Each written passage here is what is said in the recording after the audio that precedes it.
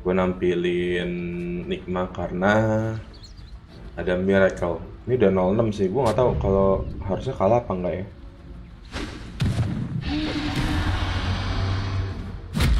Ini Nikma mainnya jelek banget karena dia nggak ada offlaner. Harusnya nih sekarang offlanernya si Kuroki. 30 seconds to battle. Ya harusnya Kuroki. Ini gue nggak tahu nih kenapa nggak ada komentatornya. Komentatornya, oke.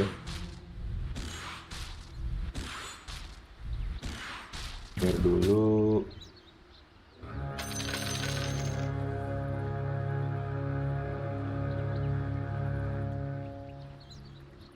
The battle begins.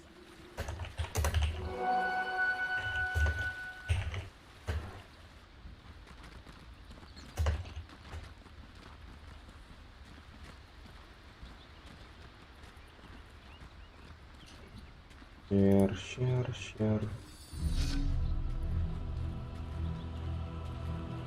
Gue nontonnya si ini aja lah.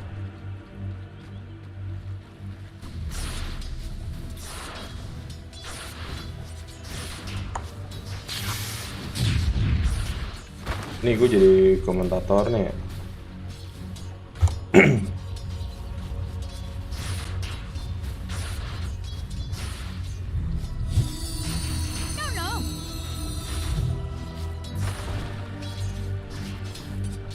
Oke. Yuk kita share pop up. Denied. Semua aman.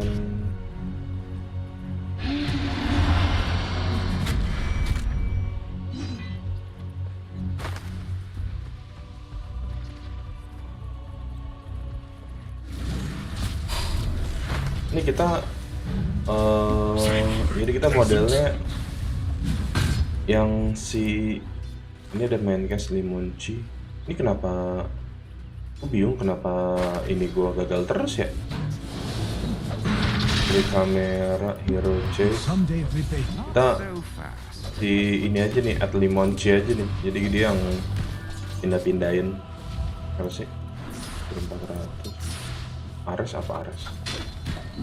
Apa Ares? A bit fast.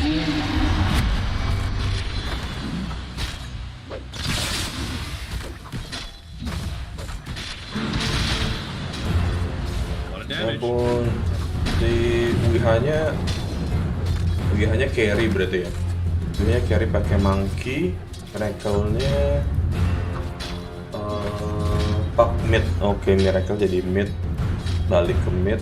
WH-nya jadi monkey, carry-nya. Menurut gua ini aneh sih. That 17% now come into effect. You've got the Greater Bash skilled up on the Spirit Breaker. The W as well has the Hex though, so it needs to be a little bit mindful of that. Oh, ini ada komentatornya. Tapi kok putus-putus ya?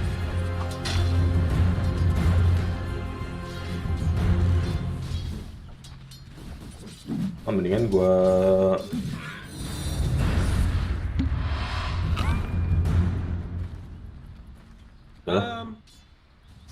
I think the fact that DY is able to get away with doing this, yes, he probably got the worst cam in existence to try and do one of these small pulls, but you know he's still taking a lot. Kita ngelap sendiri aja. Ini gue nggak tahu nih midnya siapa. Miracle dibully sama dia. Astaga, dia masih berani lo balik.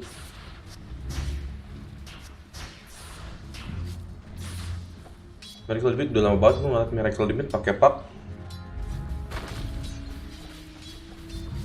Musuhnya, nih gue nggak lihat draftingnya, tapi menurut gue draftnya VG Gaming cukup solid.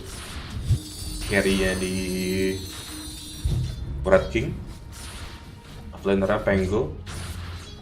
Dia ada Shadow Shaman, is good karena bisa langsung hex, instant hex. Ya ampun, ini biasanya kayak gini ngepoking aja. Karena udah mau menit 4, menit 4 mah gak ada apa-apa ya. Menit 4 run atuh. Ada rotation PYW ke mid. Mereka udah bisa ngeliatnya. Oh, JS main Mirana ya. Miracle dibully terus sama midnya VG. Siapa sih midnya Radiant VG? structures are fortified. Kita lihat di Wikipedia dulu guys. Singapore Ledger 52 Dire's middle tower is under attack. Wikipedia. Thank you. Miracle-nya mati di rotation sama DY. DY itu pos 4 seinget gua. Mereka udah pasti mati di mid karena dibully banget sama si itunya Star Spirit. Ya apa sih? PG Gaming wildcard Ori. Oh itu Ori. Oke. Basically dibully. Jelek banget mainnya.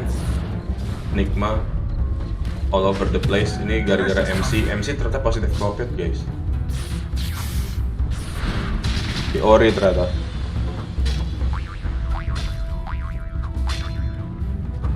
Wihanya juga dibully juga, atas mid dibully. Gua nggak ngerti gimana caranya Enigma menang sih.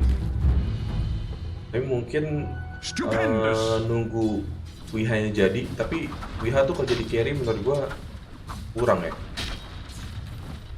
Dia bisa main di mid, dia hero nya kayak Bat Rider, Nature, enggak Nature Prophet yang salah. Apa namanya? Apa sih namanya nih? Radiant's bottom tower Dead is Prophet. under attack.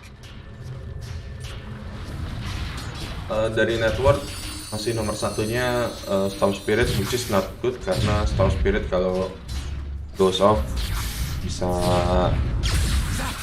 matiin semuanya. Apalagi udah Aganim. Mereka dibully lagi again and again. Tapi ada rotation yang bagus dari teman-temannya Miracle. Tetap tapi masih sehat walafiat si Storm Spiritnya. Dan dia bisa dapat kill. Oh nggak dapat. Oke, good. Broknya nggak jadi mati. Masih dikejar. Nice. Oh nice. Nice. Nice one Miracle. RMN-nya itu coachnya Liquid sih sebenarnya. Itu main pos 3 sekarang pakai Dead Prophet. Second network.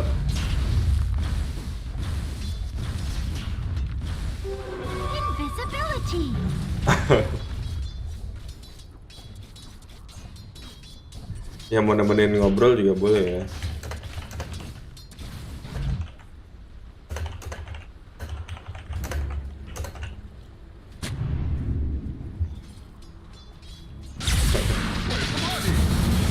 Ya Wihanya dapat lagi. Ini sebenarnya ya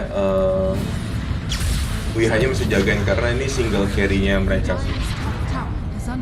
Menurut gua si RMN-nya ngapain tuh? Emang ada dia solo coy, dikeluarin ultinya, dikejar coy, astaga. Radiant's middle tower is under Pusing attack. gua, astaga dikejar Kuroki juga. Aduh gua pusing liat mainnya asli. Gua oke, ada 4 di atas, nggak mungkin di atas cuma berdua guys. Ini udah fix mati Kurokinya sih. Tinggal dilompatin sama si Storm Spirit. Tapi mananya cuma 1/4. Jadi kayaknya nggak bakal dikejar. Oh si nggak mati coy. Poyoyo, siapa Poyoyo ya? Cigini, Poyoyo bener loh carry nama Radiant's Poyoyo. top Oh, tower is under attack. si Shadow Shaman tuh udah ada Arcane Boots jadi mananya udah banyak, enak banget. Nice. Nice pick off. Nice. Kalau bisa snowball terus bagus sih. Yang penting bisa snowball terus. Nice one, dapat 2 pick off. Offlane sama supportnya lumayan. Networknya masih nomor satunya Dead Prophet, bagus. Dire's Miracle bottom juga tower is under attack. tau gua Pak itu bisa carry yang jadi carry juga sih. Dikejar. Di lock fix mati Miracle-nya. Pas banget timingnya. Pak itu punya talent yang naikin Dire's bukan middle sih? tower is under attack. Dire's 30 damage. structures Jadi are dia fortified. triple rapid fire namanya. Ya. Biasanya ujung-ujungnya pakai Desolator. Dire's top tower is under attack. WH-nya harusnya dapat space nih dari yang lain. Lumayan, gue nggak usah klik-klik, ada yang ngeklikin si main cast-nya. Dire's top tower is under Lumayan main attack. cast-nya jago. Ngeklik-ngekliknya.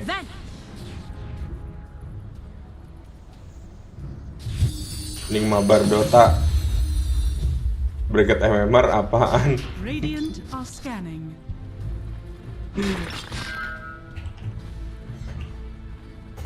Dire are scanning. Radiant's middle tower is under Mabar Dota, gue mainnya cuman ability trap doang dan itu juga jarang banget. Aduh, IH-nya astaga. Radiant's middle tower is under attack.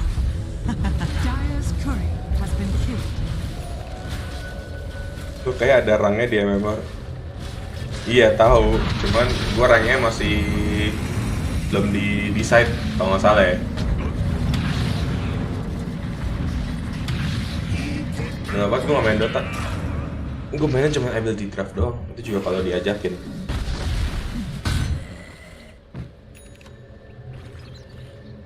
Tadi disengage yang bagus dari si Enigma. Tapi at least gue pernah menang Battle Cup sih.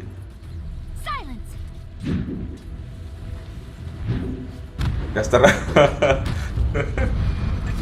Aduh, Miracle mati lagi, sedih banget ngeliatnya, ya ampun. Maksudnya, itu Broknya mati juga pula. Aduh, JC ikutan pula. Dire's middle tower. Tapi nggak bisa dikejar sih harusnya. Aduh, Miracle-nya apa ini barang Miracle? Kita cek barang dulu guys. Miracle. Dire's middle tower Aduh, has pakai fallen. triple talisman pula, belum ada yang jadi barangnya. Basically Enigma belum ada yang jadi barangnya. Jadi Head of Midas, jadi ini udah Eternal jadi puyeng nih udah si Enigma. Basically progresnya bagusan si PG itemnya. Pengolir bagus sih. Si Snowball sih sebenarnya ini si kalau nggak mau farming si Monkey King-nya dia mesti Snowball, mesti ada impact. Basically ini barangnya masih nothing. Dan dia ya Radiant's oke, bottom crack-nya. tower is under attack. Dire's top tower is under Late attack. game gue nggak tahu guys, kekuatan mana nih? Udah nonton film Dota belum bang? Udah. Baru 3 episode. 3 atau 4 ya, 4 episode. Skillnya disebutin dong om, skillnya. Aduh, skillnya lupa guys, namanya guys. Menang siapa? Dire's top tower is under attack. Yang PG sih kayaknya. Enigma jelek banget mainnya guys. Ini udah 4 kali Has fallen. mainnya all over the place. Kayak mendingan nonton Ice Monaco aja gak sih? Males banget.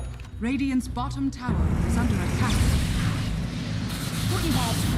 Aduh, arrow-nya nggak kena lagi. Rolling Thunder-nya udah ngelok siapapun.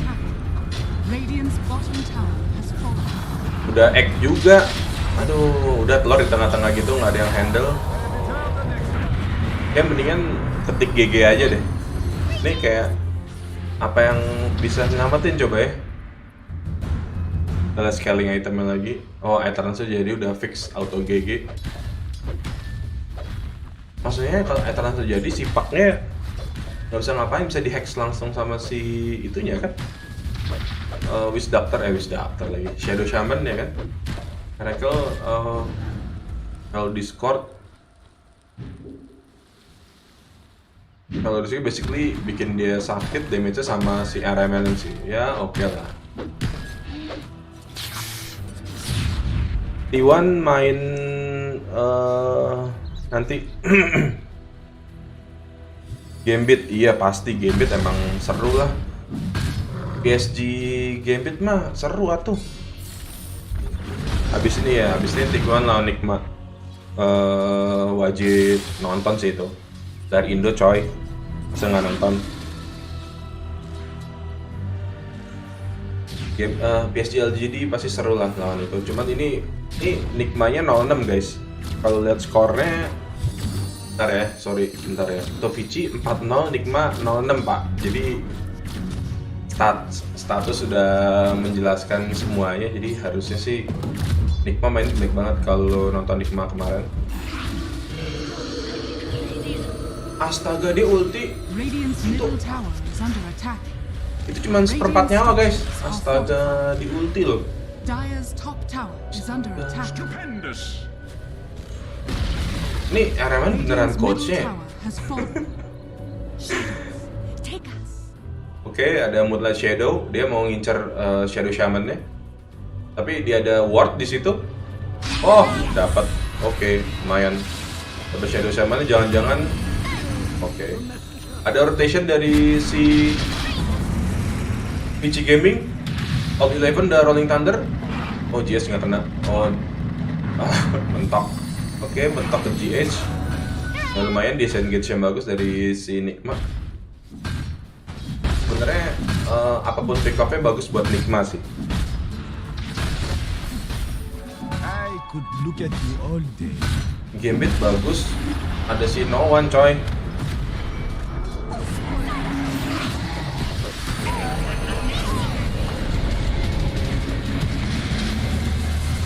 Ini RMN jelek banget. Oh bagus, nice. Dapat Oyoyo. Ini yang dibutuhin sama Nikma. Oh Kuroknya kabur basically. Oh bagus, nice. Pick off yang bagus. Ambil haste-nya. Nice. Bagus, so far so good. Tapi top net worth masih Red King. Basically dia karena punya si Midasnya, jadi lebih cepat. Oh, udah Shaker Lyric. Kayaknya dia main Radiance. Main Radiance susah buat si Monkey King-nya karena dia melee juga. Basically Radiance bagus buat counternya si Monkey King. Ini gue nggak pernah tahu nih Overporation. Pasifnya aura ya. Deal 3 per second. Flying movement if their equip hero is melee.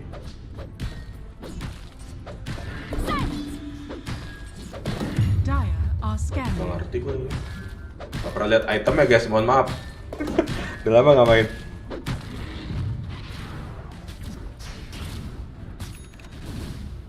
Iya, network.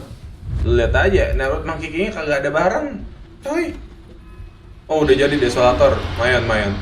Jadi Desolator. Oh, dia gincer. Oh, nice. Kena ultinya. Nice timingnya. Please. Astaga, silentnya kecepatan. Oh. Short-lived creatures. Nice pick up yang bagus. Ori, dia gincer atas.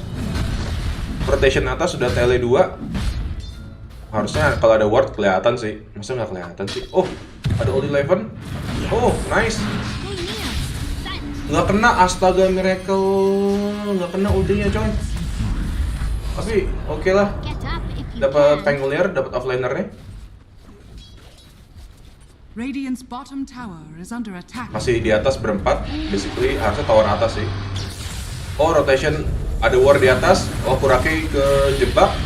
Ulti sama dari Monkey King. Ada egg-nya nggak dijagain guys. Egg-nya goes off. Basically oke. Kalau egg-nya keluar sih mati semua sih. Tadi clam up semua di sekitar egg, nggak ada yang mukul. Fix mati.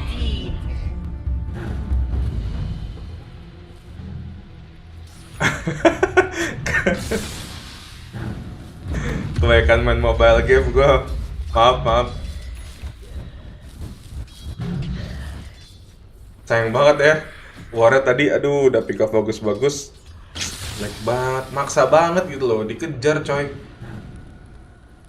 Dikejar itu si Red King-nya. Sayang banget, udah Pengulier udah gitu. Is under attack. Miracle nggak kena ultinya soalnya tadi. Aduh, Miracle lupa pakai pak kayaknya. Maksudnya Dendi pakai pak nih yang jago. Oh, beli Medallion of Courage. Oke. Oh, Radiant sudah jadi. Basically Monkey King udah di itu dia ada Radiant's middle tower is under Lul. attack. Oh, ini kan ada miss chance 17%, jadi jelek nih udah si Monkey King-nya. Berat sih. Dire's bottom tower Oh. is under attack. Udah jadi orchid guys. Nice. Kalau dapat, oh nice banget. Astaga, kena semua. Mereka mati lagi, ke-lock sama si Rolling Thunder-nya Pangolier, di-lock sama Shadow Shaman. Oke, the end. 4 mati, red yang jelek banget. Astaga, team wipe guys. Cuma buat satu.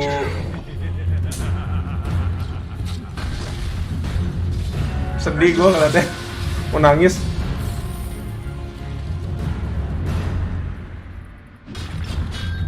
Iya, problemnya Enigma tuh MC-nya kena COVID guys. Duh sayang sekali. Kayak In Your Dream, In Your Dream kan kena COVID. Kalau In Your Dream nggak COVID, dia gantiin main control nih sekarang nih. Aduh, sayang sekali In Your Dream. Kalau nggak COVID dia bisa Enigma In Your Dream nih. Tapi nggak ada offliner juga sih, sama aja ya. Cepet banget matiin Roshan-nya. Roshan menit 20 tadi, menit 25.8. Oh, udah punya dagger. Aduh, gila ini Shadow Shaman tajir banget.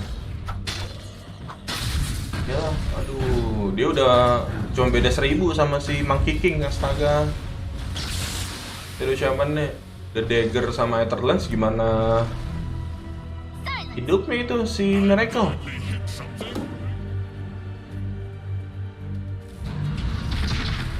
Habis ini nonton AS Monaco aja gimana guys? Aduh, baik banget nih. Masanya tuh nggak ada perlawanan yang tadi udah ada perlawanan tiba-tiba begitu lagi.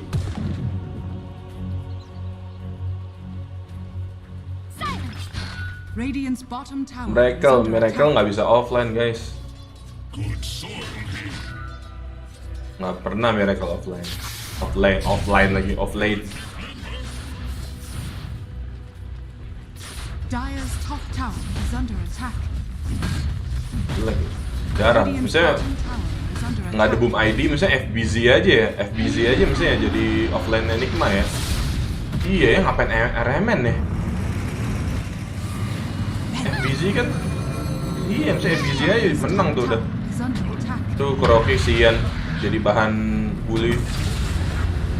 Sedih. Minum susu dulu deh.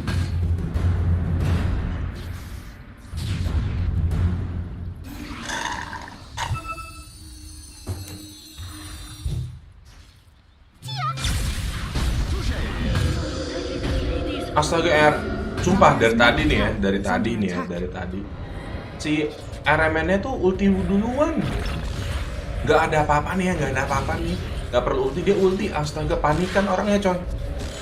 Astaga, Radiant's bottom sayang tower banget. is under attack. Berapa sih cooldownnya? Anjir, 125, 2 menit. Wah. Dire's top tower has fallen.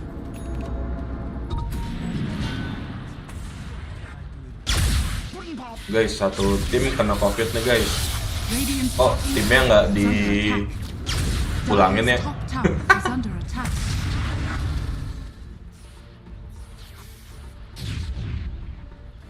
Aduh, Rocky selamat loh, bisa gitu loh.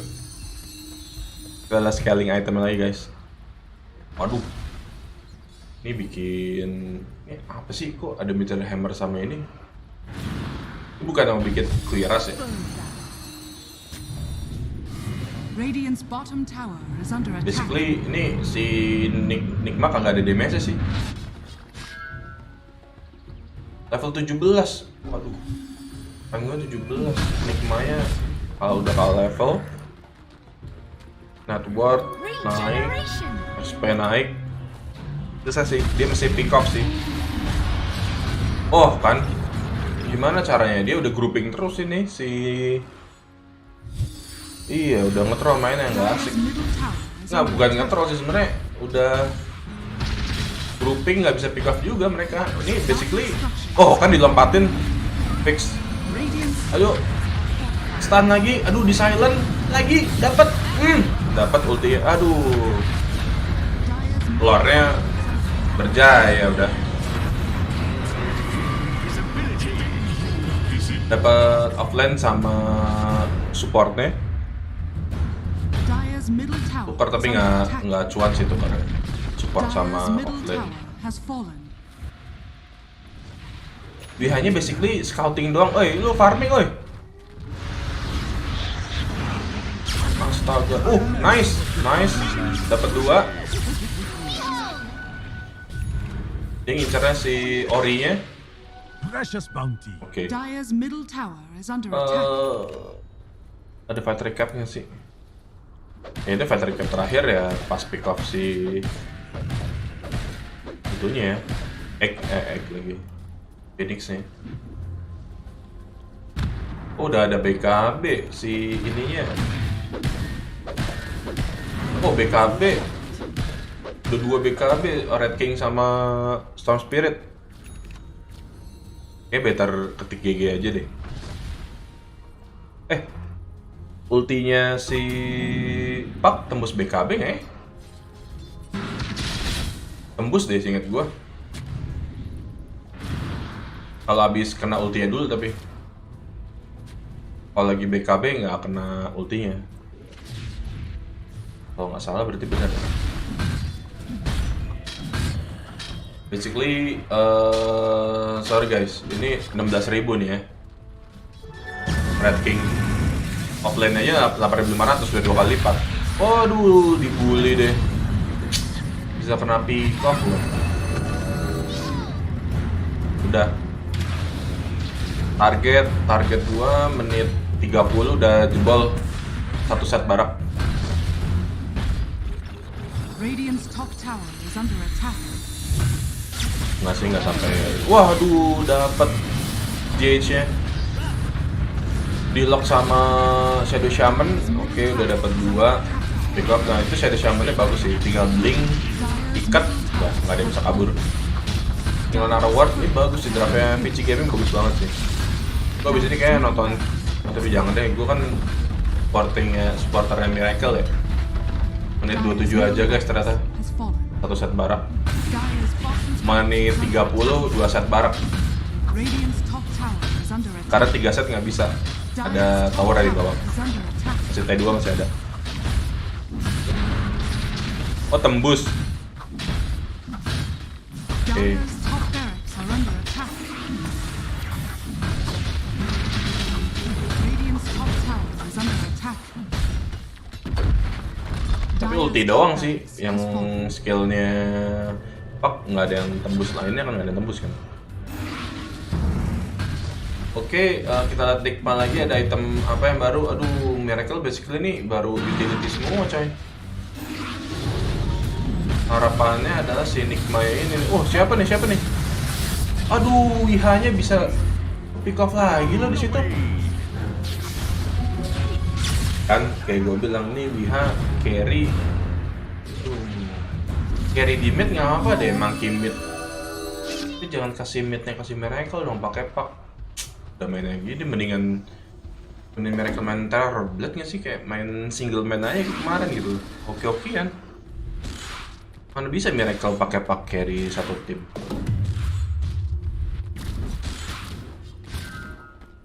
Ini kayak menunggu nasib doang ini sebenarnya.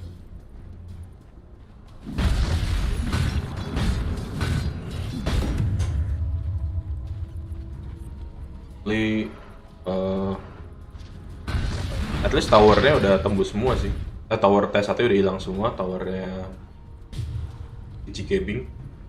Ini apa sih 59?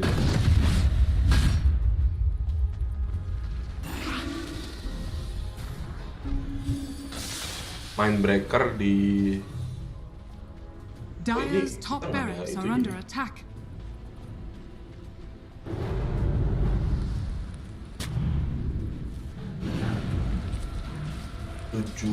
Oh, top killnya masih Pengolier ya. Oh, nice Stigma. Oil ke burung. Dire's Nice, barracks nice. are under attack. Lumayan dapat pick up burung, tapi tukerannya supportnya Nigma hilang dua-duanya. Dire's bottom tower has fallen. Cuman pick up burung bagus sih karena telurnya burung di kalau goes off tannya banyak dan kebiasaan nggak ada yang bisa bunuh selain si Nirana. Dire's top barracks has fallen. Semuanya sibuk mukulin yang lain soalnya. Dire's bottom tower Dan is mukul under X attack. bisa miss juga pakai Radiance. Stupendous. Astaga, 4-4-nya dapat rune-nya, bounty rune-nya. Kenapa nggak push GG aja sih? Gue udah tragisin nontonnya.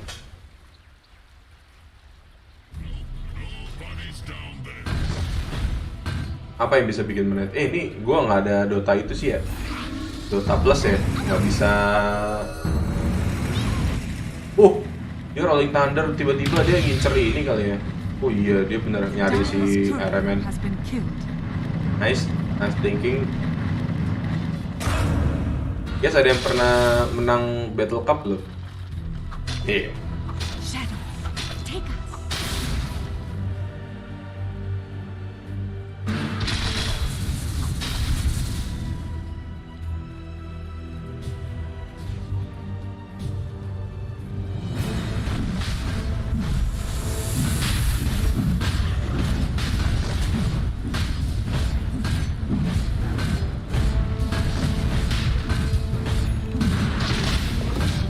Iya.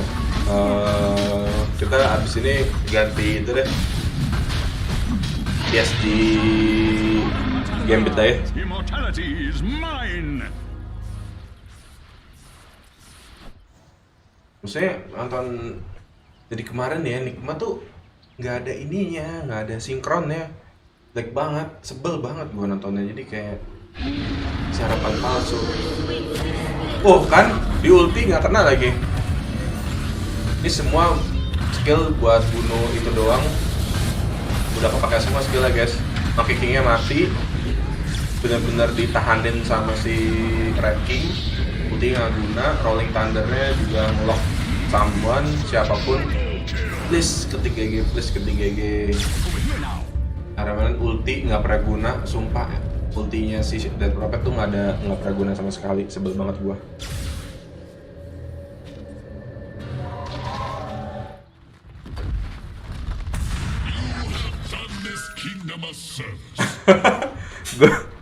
Gue habis ini beli Dota Plus aja ya. Gimana kalau kita ngeliat Dota Plus guys?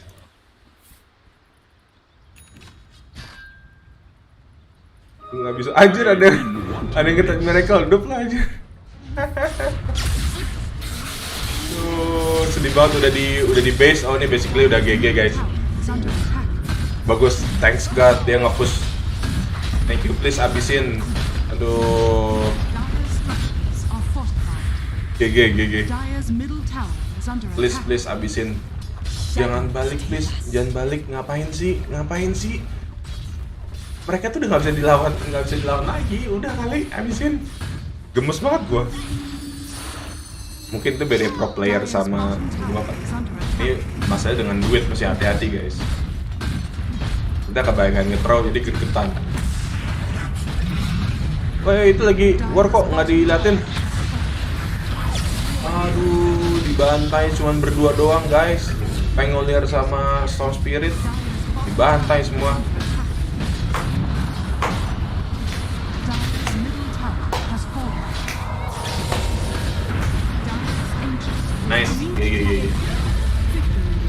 Jadi lag banget nih main astaga.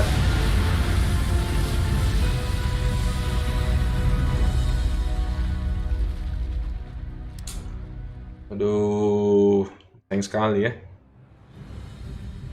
38-15 nggak ada perlawanan sih basically dari awal.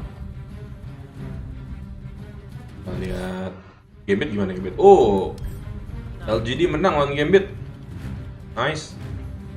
4-3 menurut. Oh, PSG LGD jelek juga ya skornya. Cuman 3-2. Kalau ini kalah dia 3-3. Nice. It's Tsunami. Let's hear what he has to say. Oh, kita matiin dulu. Nothing to say of PSG. Nothing to say. Welcome back to Southeast Asia. Welcome back to LAN Dota. I say welcome back because Nothing to say. got your start in Southeast Asia. Now Wah, you're sekarang ngomong pakai masker I ya. was curious, what are some of the differences that you've experienced between the two? Ini siapa sih? Oh, IG. In terms of lifestyle, culture, how the Dota is, anything. 中国的食物跟东南亚的食物就比较不同了，就那边就我们 Food and training. Oh, jadi dia guys ini di bubble juga sih setahu gua.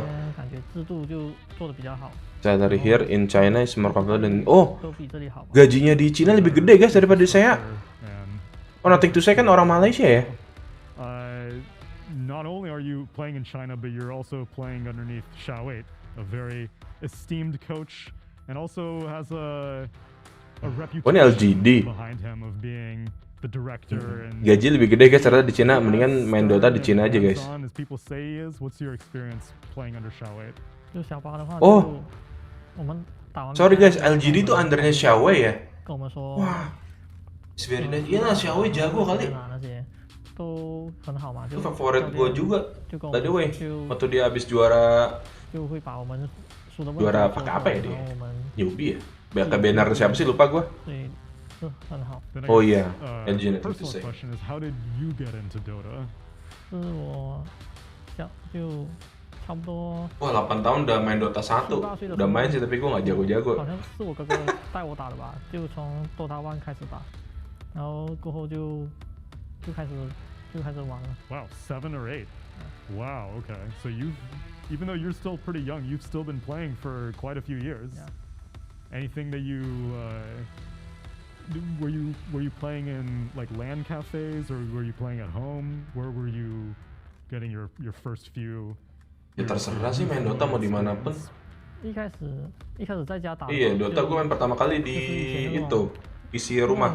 正方形的荧幕怎么说？就那种正方的荧幕，然后就我哥哥教我打嘛，然后我忘了就好像 Tunggu deh, dia kan 教我怎么用 bahasa 技能 Cina ya, 就说 dia ngomong bahasa 这个技能 Inggris. 怎么甩。 Oh ini kayak dia cuma ngeliatin doang, jawabannya dia nggak ngerti 就 apapun. 会玩的时候， Tapi ada list questionnya gitu ya.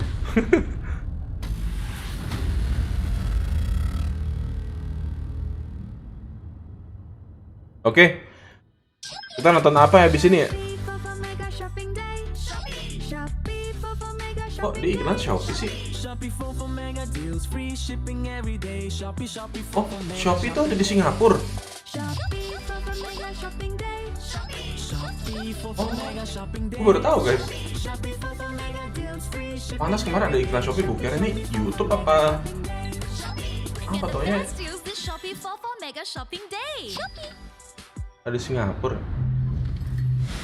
Lama banget gue nggak Singapura. Nah guys, sebenarnya kita cek dulu monthly subscription, annual subscription. Ini untungnya apa sih guys beli ini? Guys, untungnya beli Dota Plus ada apa nih? Bisa tahu kalah menangnya berapa ya? 10.000. Coba kita lihat Steam kredit kita ada berapa? Duh, udah habis guys.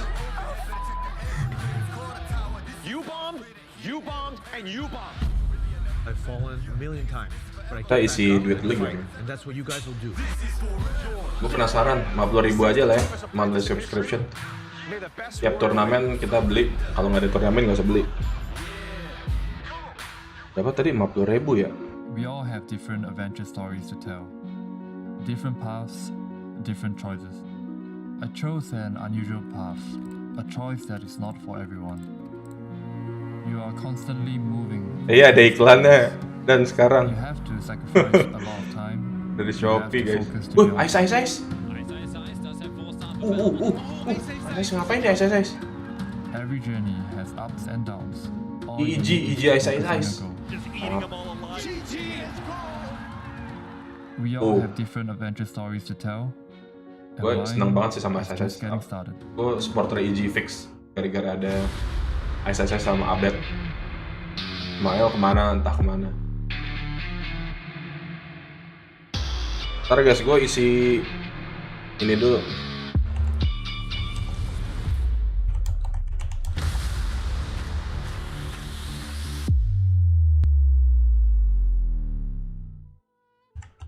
Welcome back to the One Esports Welcome Dota Singapore back. Major. We are in the series of the first series of the day, the wildcard day 2.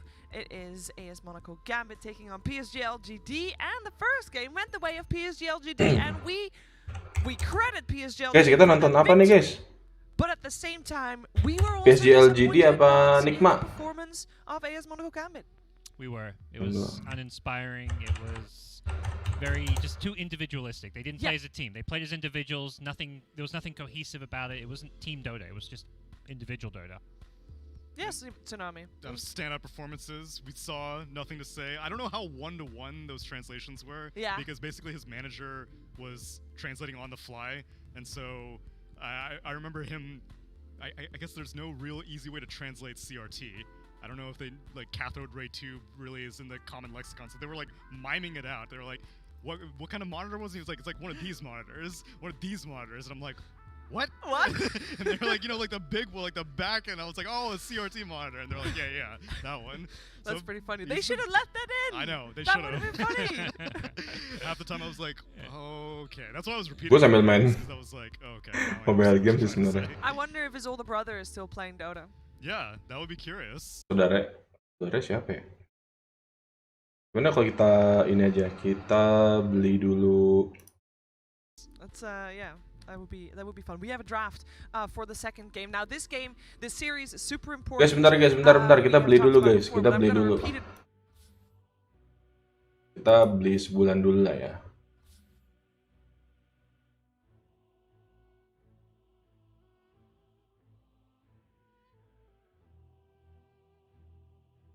Nggak bisa? Gimana sih? Nggak usah dipindahin. Update my billing. This game requires authorization or recurring transaction. Renew with my wallet instead. Iyalah. Wih, Dota Plus kita. Nggak pernah beli ini apa sih? Oke, kita langsung balik nonton. Kita udah punya Dota Plus guys.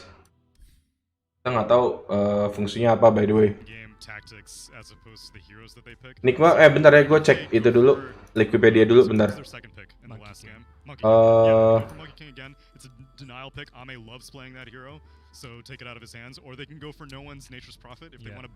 Ini jadi ini hasilnya. Kita lihat kalau di group stage Nikma. Oh, Nikma belum fix pulang guys.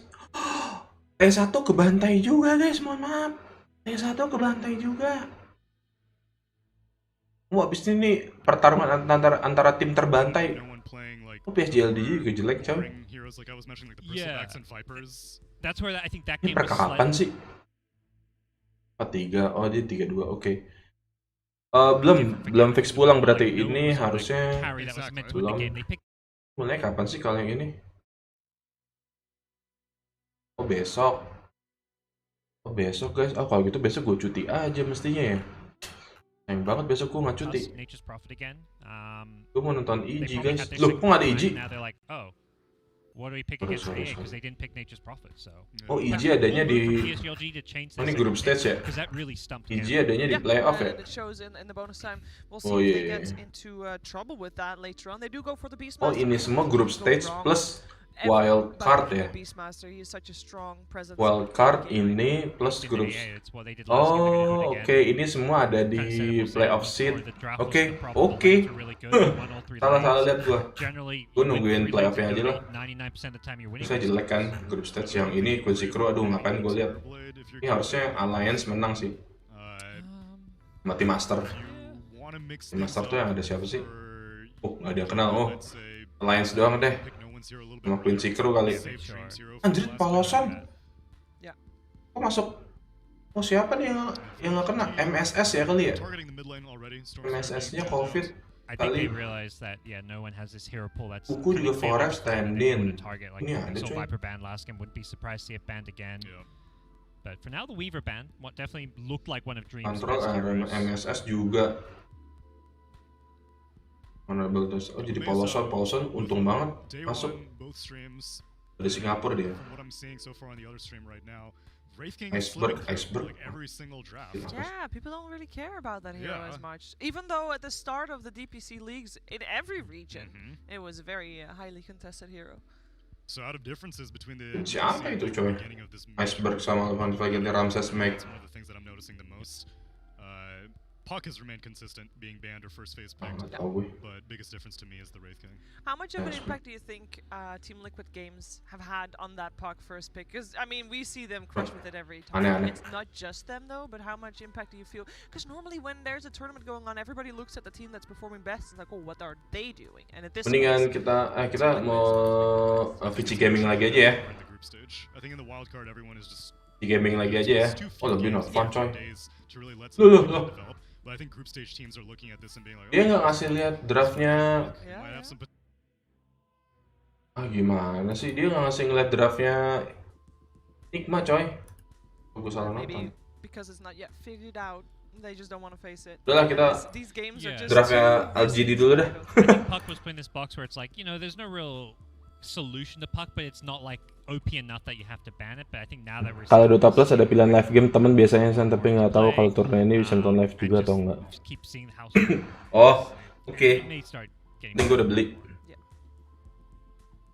LGD do indeed ban out the Viper. Oke, Gambit ada No One, Dream gue lumayan suka. Carry-nya bagus, dia kan dulu asli Gambit main sama GPK dulu mid-nya.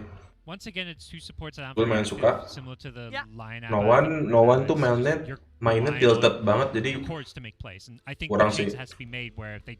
Tapi oke, tadi kemarin mainnya solid. Basically ini tim CIS kan. There's the Mars, one of the favorites of the si Monaco Gambit belum pick mid sama carry-nya. And a strong offlaner as well. There's nothing dia nge-ban Terror Blade, Monkey. He can at least, I guess, if he's on the close to the end, he can get the spear. Dia nge-ban, oke. Oh, Weaver sekarang di-ban ya. Oh, Viper hero-nya si No One. Silver linings. It's still not Enigma di-ban, dia basically Enigma kemarin star player-nya si Gambit sih man. That's true. That is true. Yeah, we got the PA. Oh, PA. Oh, masih meta ya PA sekarang ya. We like that. Comfort pick for sure. Very good against the AA, getting on top of AA. I think it's just good against both supports. You can very easily get away from the TUS tag team or ya dia bisa kabur cepet sih dari tag teamnya TUS. Ya bisa lompatin AA, ya bagus. Kalau lagi Mars, si PA-nya ngeblink, ultinya Mars keluar dari ultinya Mars kan si PA-nya harusnya sih. Typically a very very resilient offlaner may suffer a few deaths in the laning phase. I really don't want to play AA in this game. Let me tell you that. This is gonna be brutal. Because he already knows how the laning phase is gonna go. Yeah. Semester is gonna be miserable to deal with. I mean, don't get me wrong. Y is a good player, so I'm sure that he'll find the ways around it. But it's just it's looking very spooky. Kira-kira apa lagi ya? Ini picknya siapa sih? Picknya PSG LGD. Mid sama carry-nya belum. I think the teams coming from the Chinese region, they don't prioritize the lanes as much as some of the nothing to say, gue nggak tahu sih, nggak pernah nonton gue dia main hero apa sih biasanya. Their team fight is so good. And that I think has always been the Chinese team strength is their team fight, their ability. Yang bagus buat lawan PA siapa guys?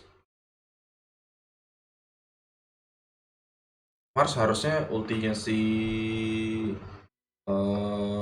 ulti lagi. Kalau Mars ulti, PA ngeblink keluar sih, seinget gue. They go for the Void Spirit again, nothing to say. Void Spirit. Take that one. And for AS Monaco Gambit, we're looking for the hero for No One, of course. What lanes well against Void Spirit?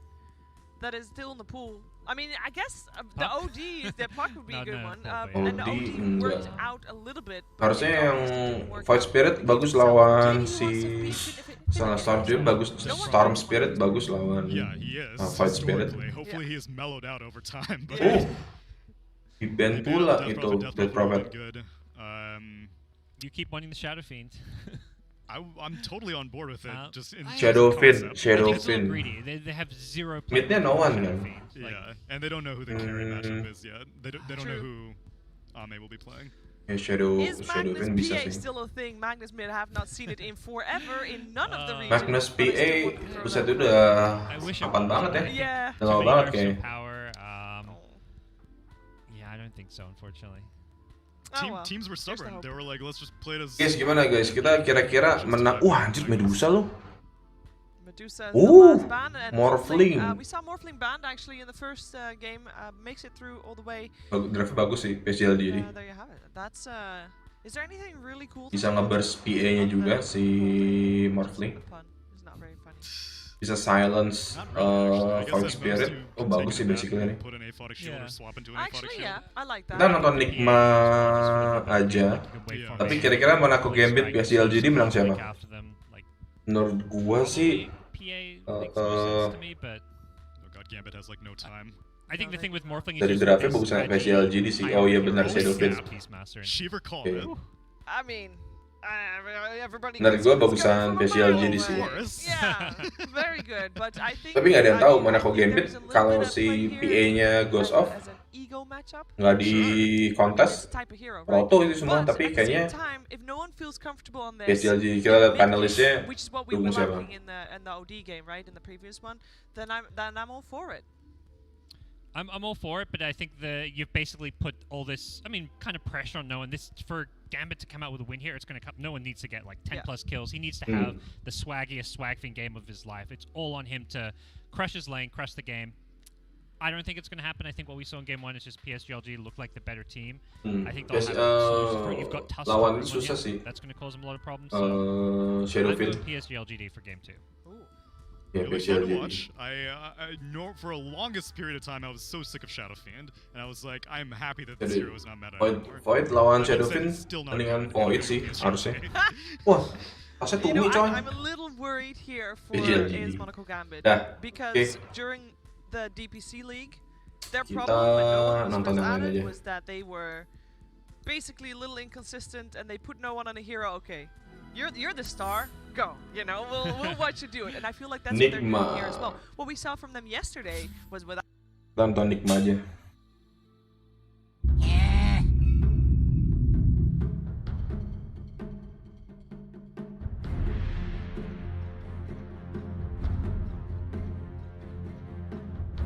Oh, Nikma baru draft coy. Jadi 10 seconds remaining. 5 seconds remaining. Abaddon, Sand King, Luna, VG Gaming. Langsung dia first pick-nya carry. Sand King bisa offlaner, bisa posisi 4. Void-nya juga bisa carry, bisa mid, bisa offlane. Tapi menurut gua RMN nggak bisa main Void. Jadi pasti ini either Miracle atau Wii. Probably di mid.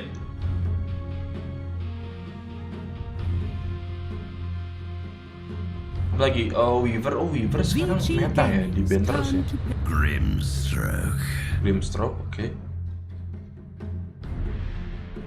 VG Gaming tim Cina suka pakai Mars ya, tau gua. Alchemist di ban, Morphling di ban. Oh, offlaner di ban coy. VG Gaming nge-ban Tidehunter sama Beastmaster. Oke, tahu aja.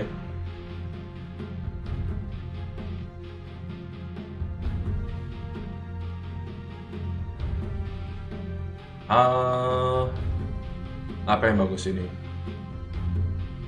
Void Spirit ini masih kebuka. Storm Spirit, which is tuh comfort hero-nya si Ori.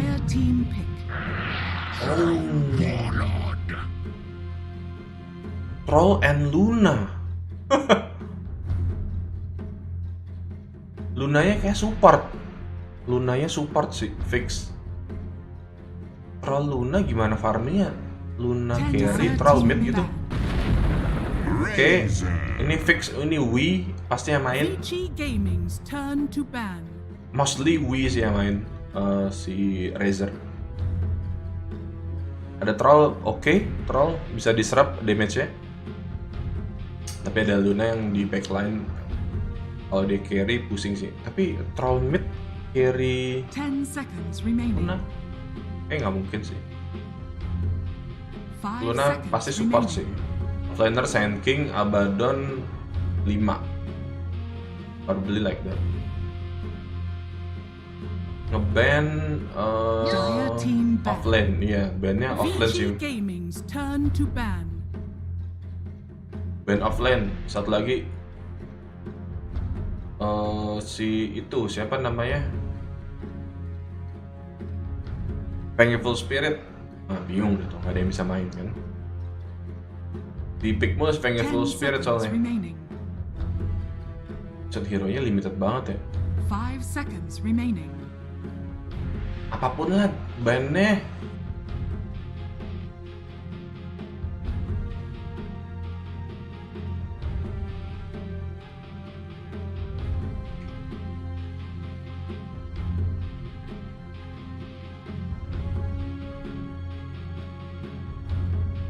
Abis ini seru sih, T1 Nikma coy.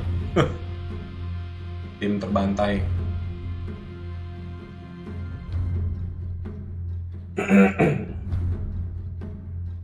Dire team pick. Oh, Panda. Tapi nggak ada yang bisa main Panda. Siapa yang bisa main Panda coy? Rocky. Di offlane. Itu bener maksudnya tuh si itu tuh.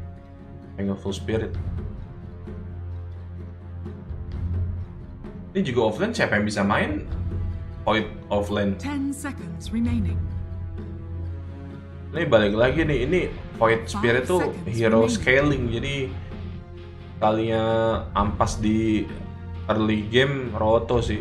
GH kayaknya GH harusnya Phoenix. Terror Blade offline-nya si Razer. Tapi jelek sih Terror Blade kayaknya. Lawan si lumayan sih Terror Blade sebenernya. Random nih coy. VG Gaming's turn to pick. Astaga, Elder Titan. Oh, GH Elder Titan nih. GH Elder Titan. Offlane-nya Bird. Pos 5-nya Grimstroke.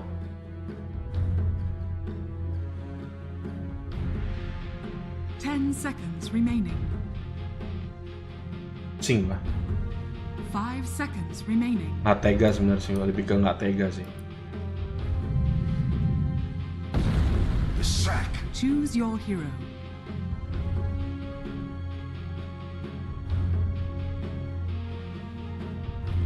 Ya kan, Miracle of Spirit. Nah, serak coy. Oh ya, PYW kan, Lunanya support. Nggak mungkin Lunanya carry. Mid-nya Lesrak, oke. Oh, RMN-nya Grimstroke. Offlane-nya siapa coy? Rocky pakai Elder Titan, aduh. Ini mah.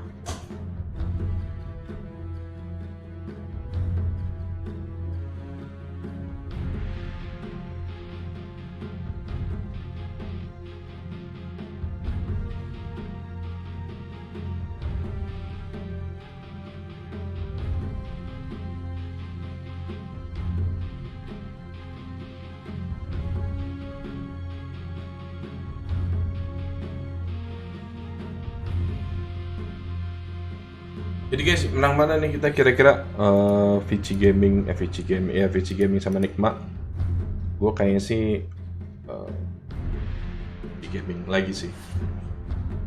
Jadi hari ini tim Cina harusnya menang dua-duanya, VG Gaming sama PSG LDD. Habis ini sambil nunggu akan ada T1 sama Nikma.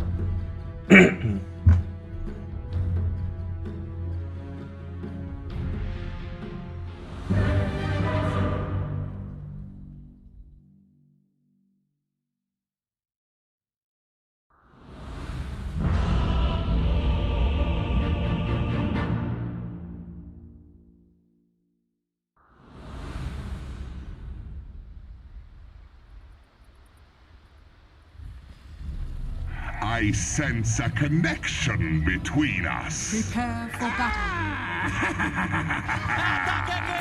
AGG. Too good.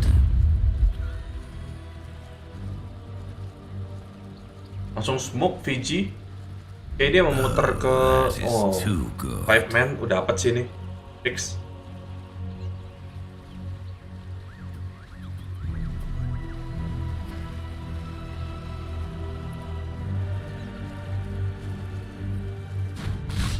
Oh, ngincar dapat GH tapi kayaknya nggak dapet sih kalau dia kejar GH. Oh, smoke-nya tapi lumayan fail.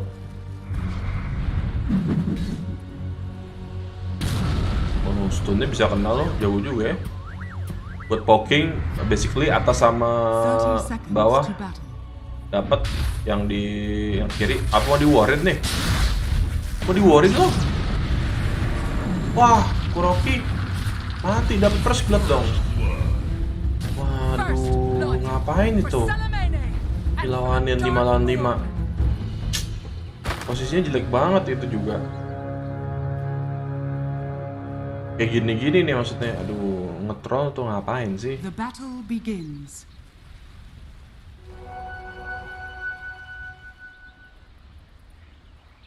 Yang bounty kiri dapat semua harusnya dari si Nigma. Dua-dua rata. Di midnya sebenarnya matchupnya harusnya sama-sama bagus, tapi kayak bagusan si Lesrak pada dia range. Technically ya, nggak technically sih. Secara teori. Tunggu deh, gue beli.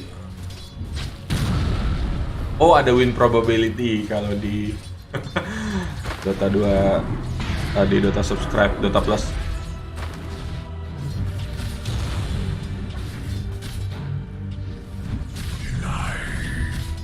Kagak, oke nggak main.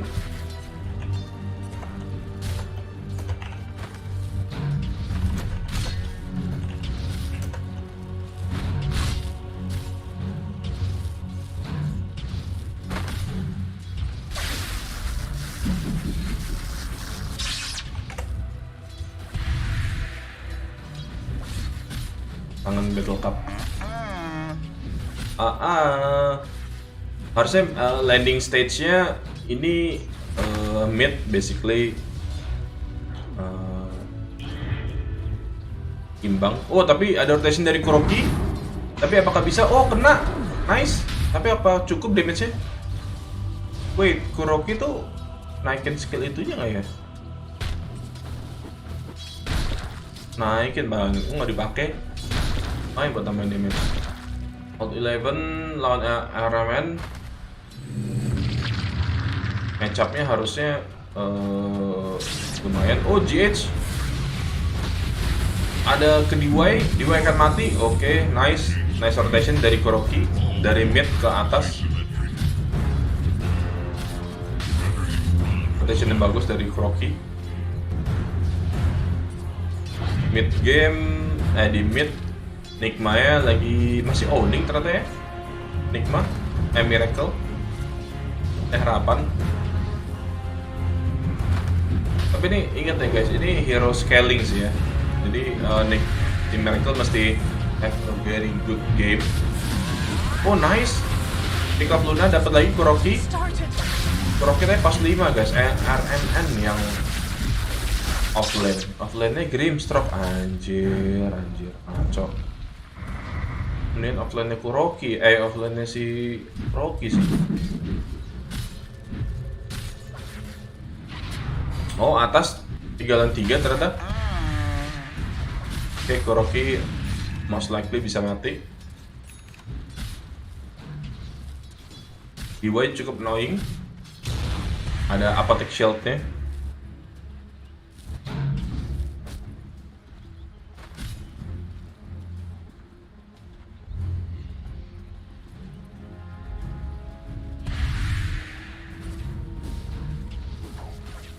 Posisi masih imbang, masih ada rotasi, tapi atas lebih tight nih karena 3 lawan 3.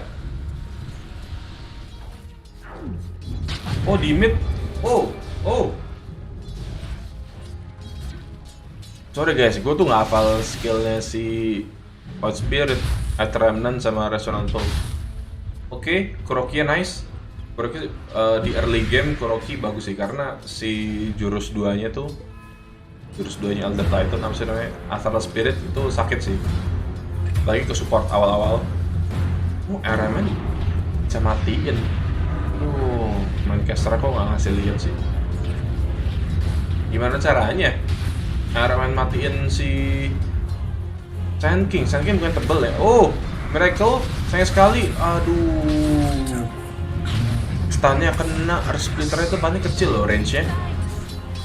Tapi ya pro player bisa dapetin. Sayang sekali, Miracle tuh nggak boleh mati sebenarnya. Dia mesti having a very good game.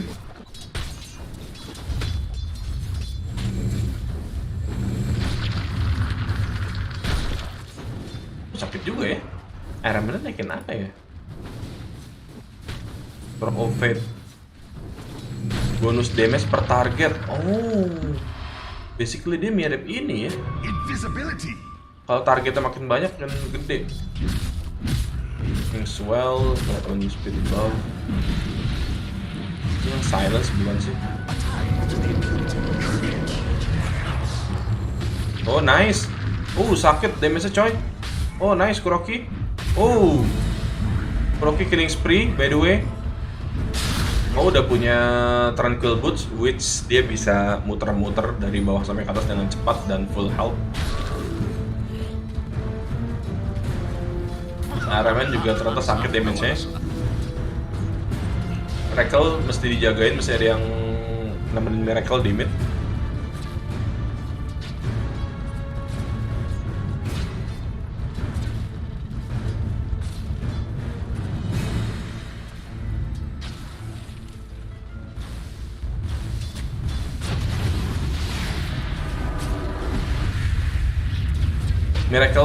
Miracle sangat-sangat berani sekali.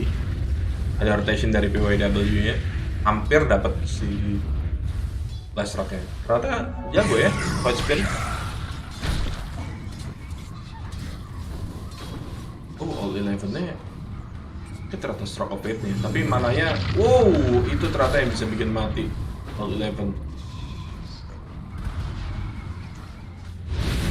Ada war di atas, DY. Tapi ada apotek shield-nya. Gak jadi mati. Mati sama siapa dia? Jage kena burungnya. Kena apa nama jurusnya? Radiant's middle tower is under attack. Launch Fire Spirit. Wiha sangat berani, padahal dia nyawa tinggal dikit coy. Astaga. Oke, masih dilawan coy. Itu bisa stun coy. Astaga, Wiha.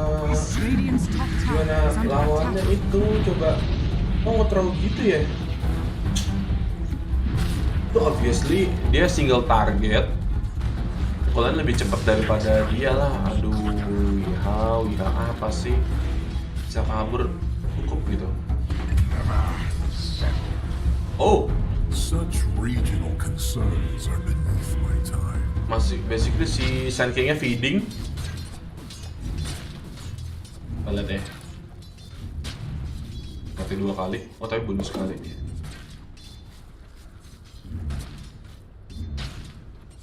Wihanya sih, aduh.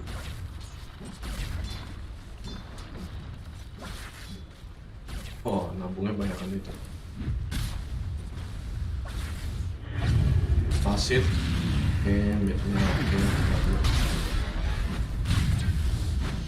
Mereka tuh si shieldnya apa ya namanya ya? Resonant Pulse. Mungkin karena ada Resonant Pulse dia bisa nge-tank damage-nya banyak ya.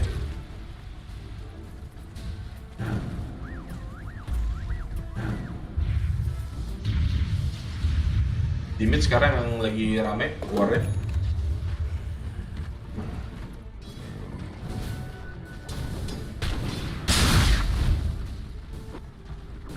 RMN biasanya having a great time.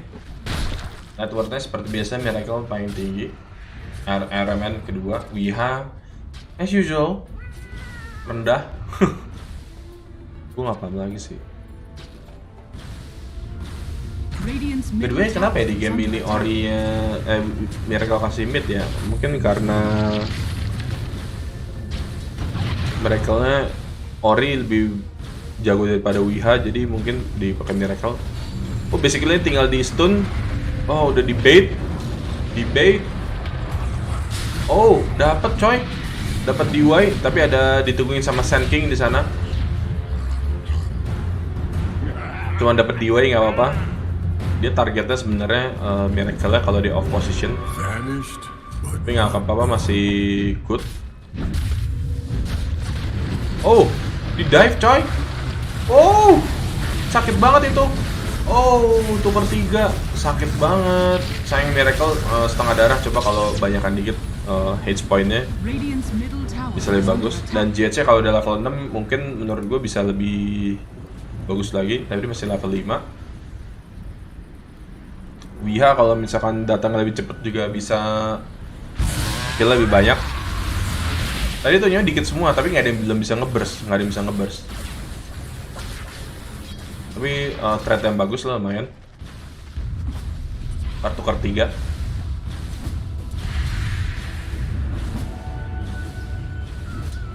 Tribute to my house.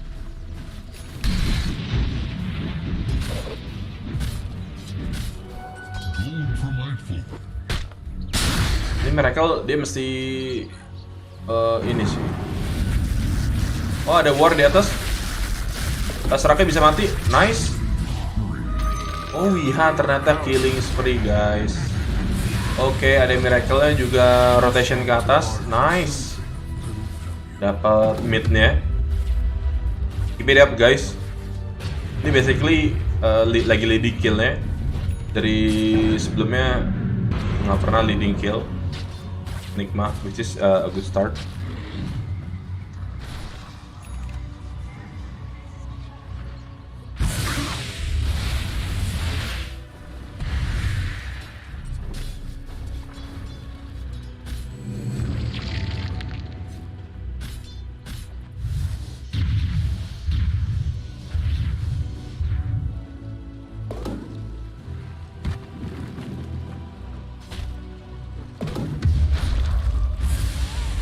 Radiant's middle tower is under attack.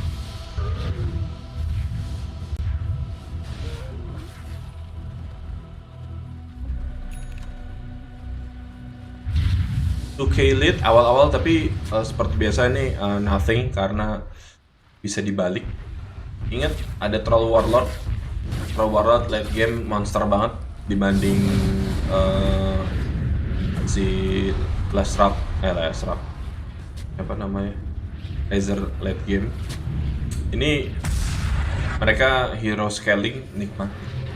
Kalau si Vici bisa scaling, tapi kalau nggak scaling nggak apa-apa, yang penting carry-nya scaling sendiri aja jago. Kalau Nigma both Razor sama si Voidnya masih scaling karena mereka yang carry. Dire's bottom tower is under attack.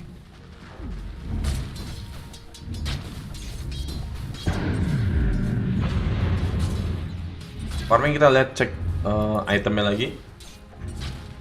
Miracle, oh ada boost travel, dia bisa mobile, mobility-nya tinggi. Nigma udah ada Falcon Blade, oke.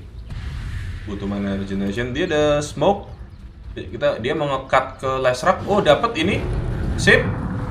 Ulti aja, nice. Targetnya dapat, DY juga dapat. Aduh sayang ultinya nggak kena ya. Coba kalau stunnya kena itu. Mungkin salah satu dari Nigma dia perlu beli Eol Scepter biar ultinya Abaddon nggak kepake. Bisa wasted. Oh, Miracle masih sendirian di depan. Timnya mohon dibantu ke belakang. Oh, nggak ada yang nggak kena, ya ampun. Radiant's top tower is under attack. Itu masih asik farming di bawah, ternyata si Sun King-nya. Radiant's top tower has fallen. Dire's bottom tower is under attack.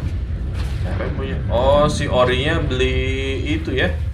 Ori beli boost travel lagi, mobility Dire's tinggi. middle tower is under attack. Nice. Nice one.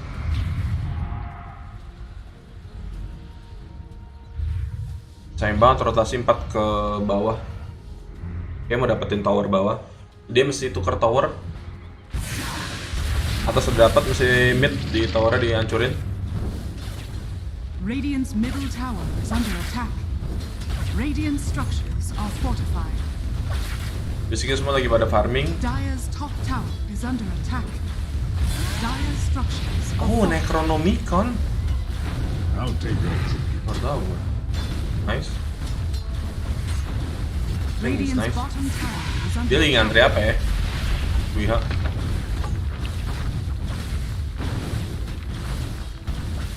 Nice. Mesti kayak gini terus. Top tower is under attack. Terus pelan-pelan jangan bawa ke terlalu late game karena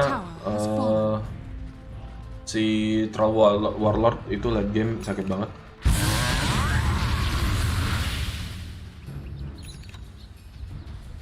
Radiant's bottom tower is under attack. Oh, ada war di atas. Ultinya kena, tapi kayak ke pick off hanya si DY aja, jadi kurang oke. Oh, dikejar terus. Itu di atas ada Wiha lagi ngejar-ngejar yang lain. Out 11. Sayang sekali. Oh, oke. Ketemu Proki. Tinggal pukul. RMN dapat si Luna. Oke. Dapat sleep. Nice. Aduh, dipukul sama itu loh. Kamu Wiha ngapain sih? Wow. Wiha jangan mati guys, itu carry-nya guys. Aduh, sayang sekali. Itu kalau tadi Wiha nggak mukul si... Kalau Wiha nggak mukul trollnya, karena itu ultinya si Elder Titan. Dipukul loh. Sabar aja. Sayang sekali. Tapi ini bertiga. Oke. Oh, udah nyala aja nih ultinya. Berapa lama sih jadi? Menit coy, cepet banget ya.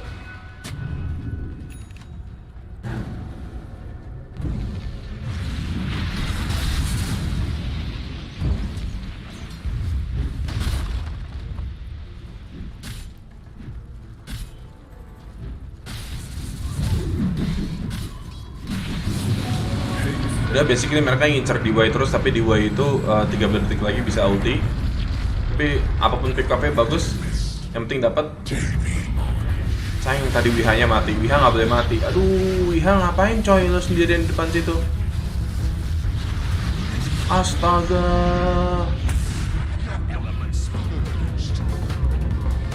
Sayang banget Wiha. Kayak gini-gini nih, ngeterong-ngeterong nggak jelas gini. Aduh, lu dari top network coy. Main sih. Hah? Scepter. Dire are scanning. Oke. Ngincar PYW-nya. Oh, ketemu. Nice. Dapat. Oh. Nice one. Pick up yang bagus. Lunanya kalau nggak scaling sangat-sangat nggak guna. Luna nggak guna.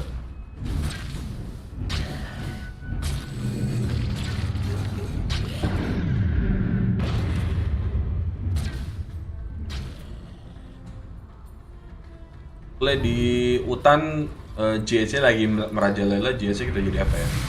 Belum jadi apa-apa. Harusnya GS main Dire's middle Spirit tower Vessel. is under attack.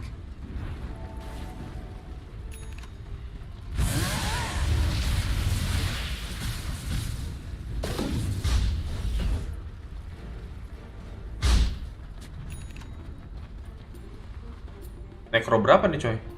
Necro 3. Wow. Lancar maning nih si RMN ya. Anjir nih. Oke, push tower. Oh, di mid sayang sekali. Wiha 3 kali. 3 kali kena pick off guys. Oh, nggak jadi. Tadi mereka rotationnya bagus. Nice. Nice, hampir bisa 3 kali. Iya, please tebelin badannya karena TB-nya tuh lu.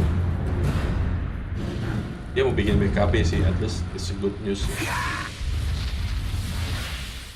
Biasanya kalau BKB udah jadi si Lesrak capek banget sih, karena Lesrak benar-benar heavy rely sama magic damage.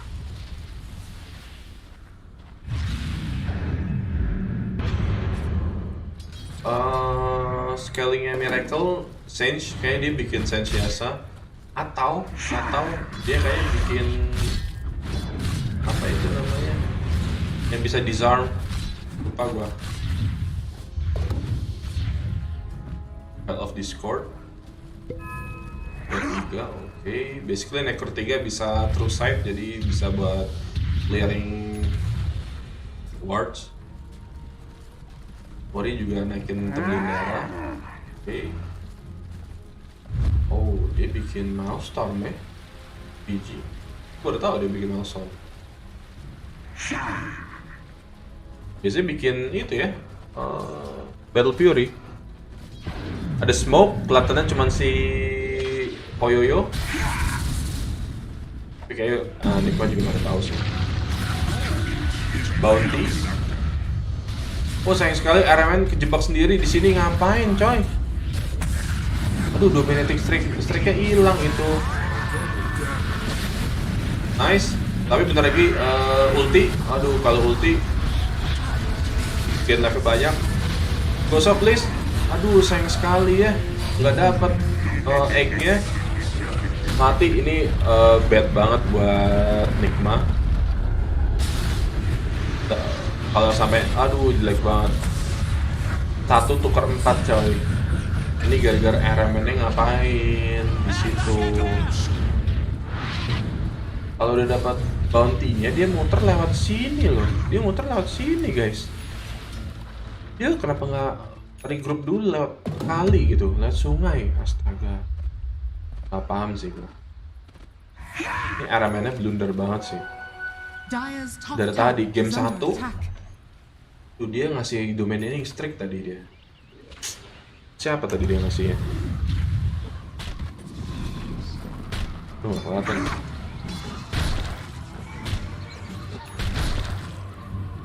Dia ngasih dominating streak.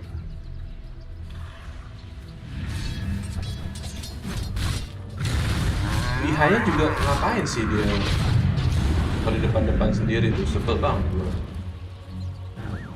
Mati 3 kali kan, aduh. Sebel gue yang kayak gini-gini loh. Networknya digedein dia lagi, mati gara-gara dominating streak, mati. Jadi mereka nge-pick off-nya Luna. Smoke dapetnya Luna, jadi Luna tuh udah bottom network banget, nggak guna.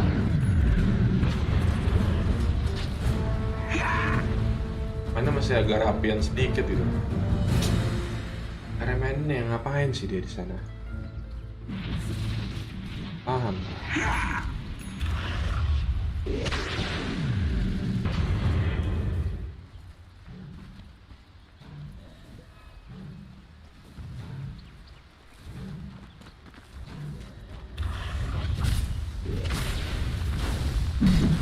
Yang di mobile si Oki.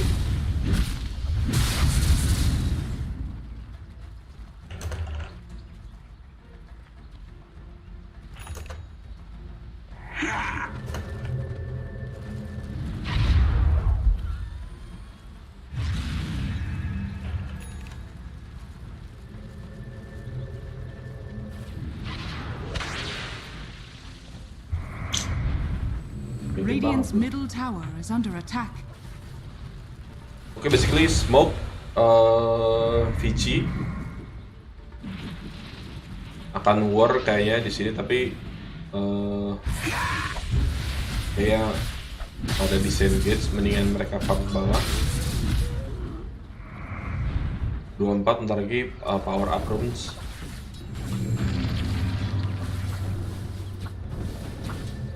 Radiant's middle tower is under attack. Oh, pada tele ke bawah akan ada war. Mereka langsung ngejam ke 5 orang, coy. Astaga. Oh, udah jadi. BKB-nya udah jadi. Tapi basically di All 11 dapat offlane sama supportnya. Persio BKB dapat 2 itu, which is menurut gua masih kurang oke. Susah sih dia ngincer si Abaddonnya karena Abaddon itu punya borrow time, jadi borrow time-nya bisa nahan lama banget gitu dan ngasih waktu buat timnya kabur.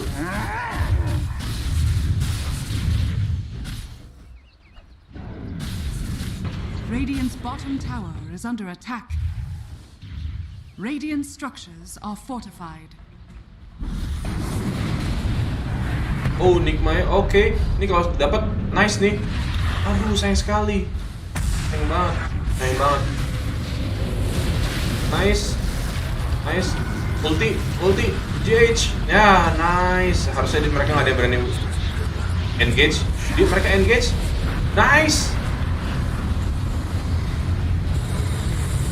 Oh, nice ultinya. Aduh, sayang ultinya nggak dapat. Dapat. Oh, dapat mid-nya. Nice one. Miracle masih di depan sendirian. Hah, ulti lagi JS-nya. Oh, nice banget bisa dapat. Oh, JS bisa ulti lagi, guys. Radiant's middle tower is under attack. Radiant's middle tower has fallen. A bauble from the void. Ternyata JS-nya first itemnya dia refresher orb. Astaga. Jadi basically ya semua skill digunain. Ini enggak ini dulu refresher orb karena perlu lagi mananya dia. Nice juga ya. Nice. Gue nggak lihat tuh. Radiant's bottom tower is under attack. 7 kali coy. Nice. Itu war yang dibutuhin. Please jangan ke pick off dong. Radiant's bottom tower has fallen. Nice, PYW kayaknya mau diincer lagi. Lumayan. Pick off yang bagus. Sebenarnya Luna nggak ada gunanya sih. Lain. Oh, Miracle udah punya Aghanim. Nice one. Karena Luna cuma buat stun doang. Oh, nice. Kalau sampai BKB-nya ke utilize. Tinggal tungguin 9 menit. 9 detik. Harusnya ini BKB keduanya si dia. Ya, sisa 8 detik. Oh, udah gunain 2 kali. Ini BKB kedua bentar. Bisa 8 menit. Oh, high ground menit 26. Arman mana itunya? Necromiconnya? Udah pada mati coba.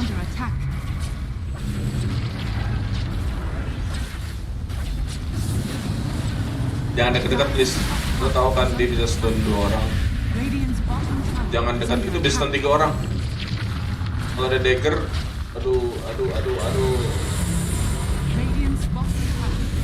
Wow, di dive coy. PYW-nya oke, mati. Oke. Egg, dapat harusnya egg, biarin ghost off. Oke, nice, 5 detik lagi ulti. Oh, di refresh langsung coy. Karena mau high ground ya. Oke, bisa oke. Kukira dia mau tahanin. Oh, nice. Satu set Rex ini kayak menang nikmat. Kayak menang. Sorry, ini ada seri kan? Group stage. Sorry, ini nggak ada serinya. Ini best of 3 dong berarti. Ini sumpah menangnya gara-gara GH pakai reflection orb. Kalau GH ghost off, biasanya kalau Phoenix ghost off ultinya bisa menang.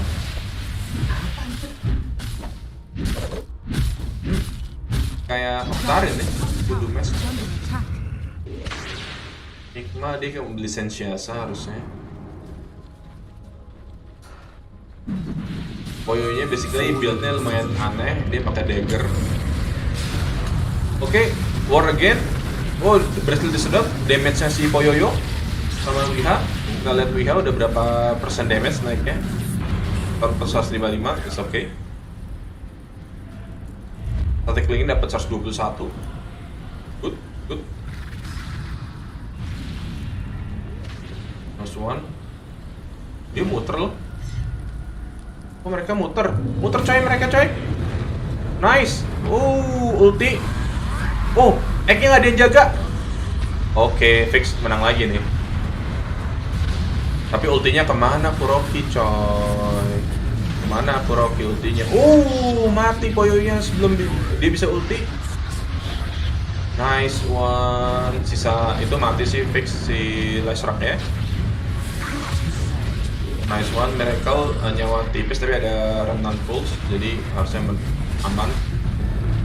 Siapa itu yang maju? Astaga, Miracle kemajuan coy. Miracle kemajuan. Udah, oi.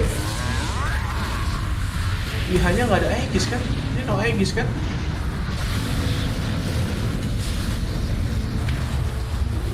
Anjir.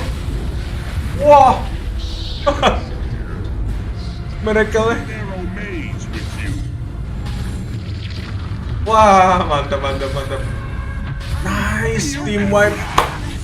You should run. You are dead. Dead. Radiant's middle tower is under attack. Betul. Gila itu Miracle dive nggak jelas, astaga. Wiha-nya tebel banget coy. Bentar ya, kita lihat Wiha dulu ya. Dia deh kan, lagi nggak ada kan? Middle tower is under attack. Nggak ada nyedot nyawa loh dia. Berani-beraninya loh dia. Siapa pakai? Rocky bikin Dagon. RMN ngapain sih sendirian di depan? Biasaan deh kalau udah gini-gini nge-throw deh. Betul ya. Kayak Enchant. Udah ada agannya biasanya enak buat silence. Oh nice. Intervalnya ada 1. Nice one. Oh dikejar Poyoyo, hati-hati. Void Spirit itu juga bikin Dagon. Apaan dah? Kenapa pada bikin Dagon ya? Kenapa pada bikin Dagon? Oh nice. Aduh, Kuroki jangan mati guys. Egg-nya gosong. Team wipe lagi 2 kali team wipe.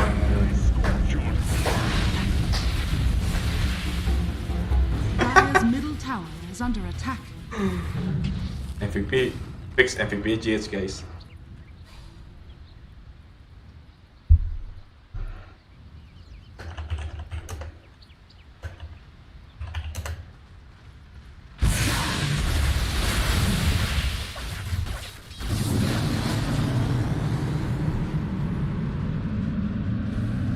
Radiant's middle tower is under attack.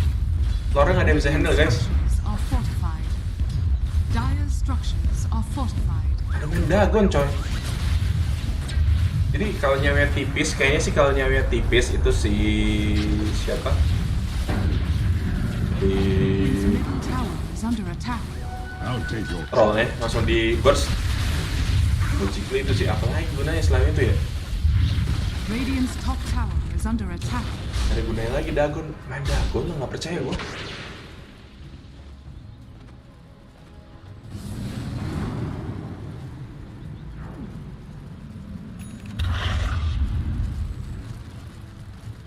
Radiant's top tower is under attack. Oke, akan war lagi di mid udah dapat towernya, tower atas.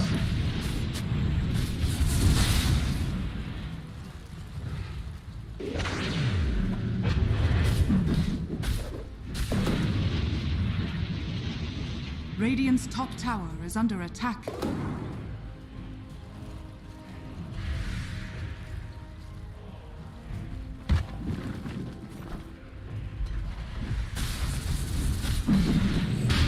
Lagi ada war lagi Roshan. Radiant are scanning. Basically, tapi Roshan cukup lama ya. Dire's bottom tower is Kok under dia attack. keluar-keluar gitu sih? Nggak ada damage ya coy. Ada self clearance. Nggak ada damage ya itu. Wah, ini bisa turning point nih. Dia ngincer poyonya, Wiha-nya, oke. JS-nya pas banget di tengah situ. Sayang sekali nggak dapet siapa-siapa, tapi Miracle-nya sendirian di sana. Nice one. Taunted. Dapat dua support plus offlaner-nya. Ini fix menang.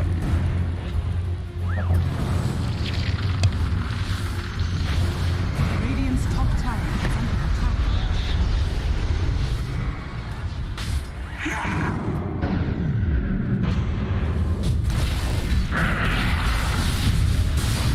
Radiant's top tower has fallen.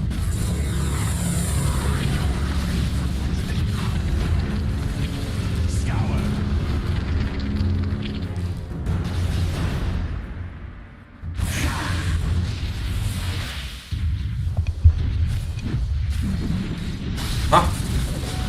Kok mati?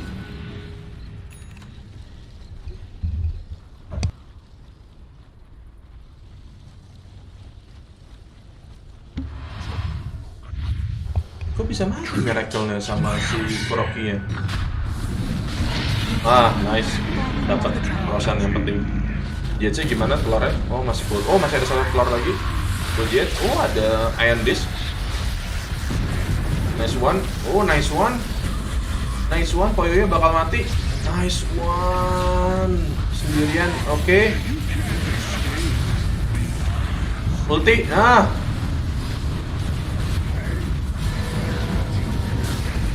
Aduh, nge-throw banget.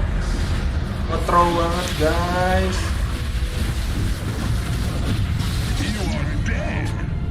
Dead.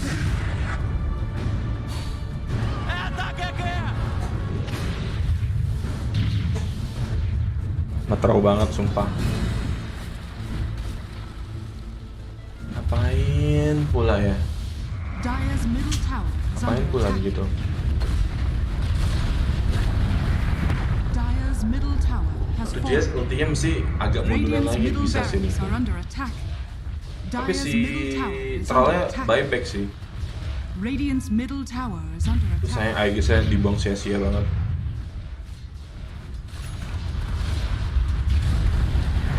Dire's structures are fortified. Dire's middle tower is under attack. Dire's Naik, middle nggak tower naik high has ground ya. fallen. Ke atas mendingan ya. Radiant's middle tower is under attack. Sayang banget, nge-throw banget.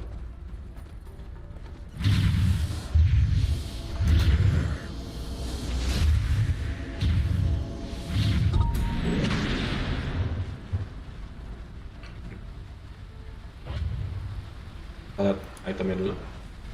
Michael dan dia kok Dagon. Kenapa naikin Dagon semua ya? Jangan dong, kenapa nggak scaling item aja sih?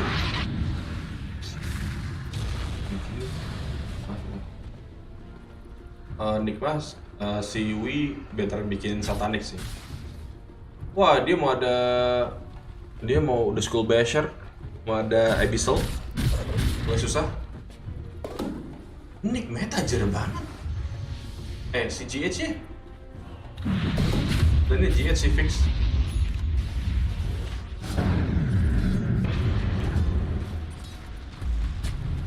Jangan dibawa ke LED dong. LED kan ada si itunya. Ambil. Nice. Dire are scanning. Nice. Damage. Full damage WH. Ngebelin atau nice, dapat. Dapat si PYW harusnya. Astaga, Wia kedepanan. Astaga. Terus Diwanya nggak mati lagi. Mereka masih mau lawan. Itu mereka dilawan. Wow. Miracle-nya mati, coy. Radiant's middle barracks are under attack.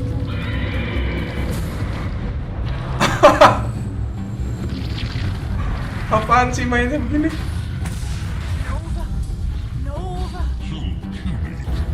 Si trollnya nggak ada buyback karena dia tadi udah buyback. Ini buyback seharusnya no trollnya dia udah buyback. Radiant's middle barracks are under attack.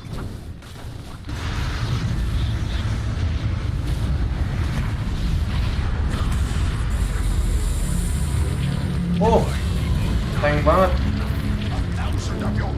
Radiant's middle tower is under attack. Wah bahaya coy, bahaya nih. Lunanya ada item apa sih Lunanya? Nggak ada apa-apa sih. Oh Lunanya ada ini. Itu tadi bener-bener itu si Wihanya kemajuan. Kalau Wihanya nggak kemajuan tuh bisa tuh tadi. Tadi berani banget. GH di tengah-tengah. Oh GH di tengah-tengah karena udah semua BKB udah kepake. Jadi dia bisa Firebird dan bisa heal. Oh ya. Angry. Mukulnya lambat semua. Nice, Jades. Siapa yang buat itu?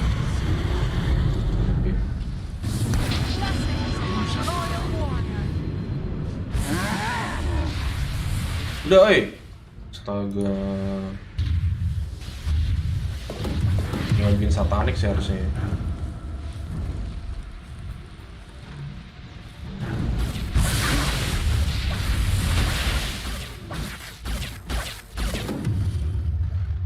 Leveler. Nice, dipakai langsung sama si itu. Udah pakai father like.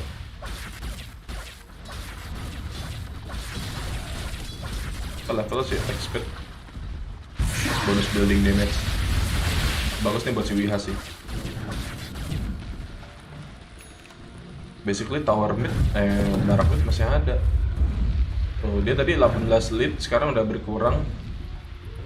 Tadi Wiha posisinya jelek banget. Dan kenapa Organsek pada bikin Dagon sih?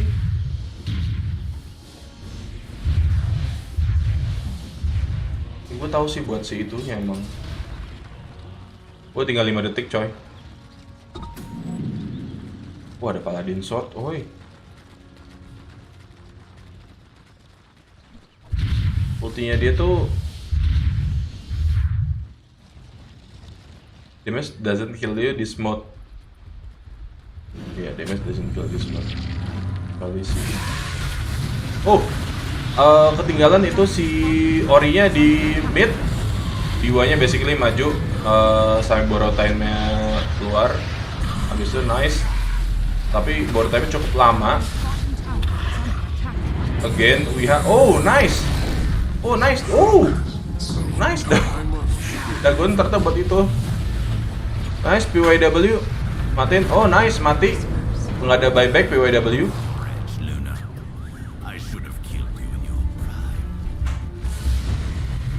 Udah pakai semua ulti buybacknya. Harusnya nggak bisa lanjut lagi. Harus lanjut lagi maksudnya nikmat. I restore your connection to the void. Better push mid menurut gua karena PYW juga udah nggak ada. Illusionnya siapa sih? Nggak ada punya mata kan?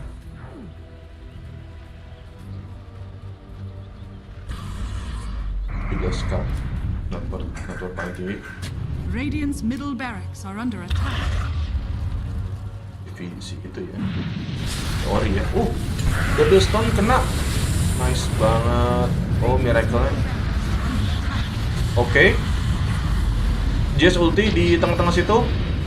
Nice one. Mati Poyonya sama GH. Nice, nggak ada buyback juga si Ori. Oh, egg kedua. Dijagain egg kedua. Wihanya again kemajuan. nggak ada yang bisa bunuh si Ori-nya. By the way, last rock-nya nggak bisa bunuh. Ini apa sih barangnya?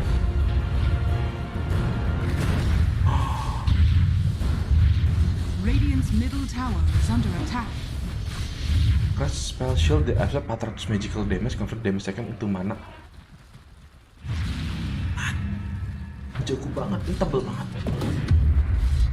Gimana kalahnya nih? An afternoon restorative.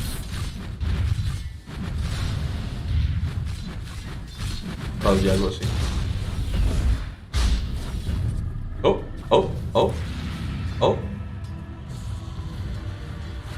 Oh, bisa di cancel tuh. Oh, sekarang bisa di cancel.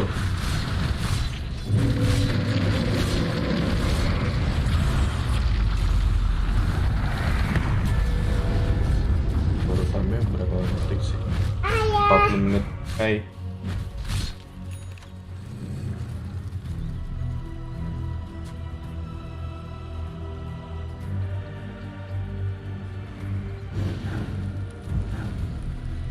Otter Shen, nanti. Awas, kejepit.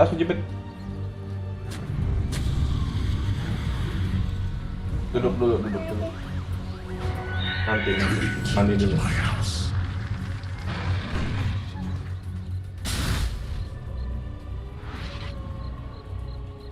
57 kill tapi belum bisa tembus juga. Oh, nice. Itu ternyata udah dagang. Buyback status, udah gak punya buyback.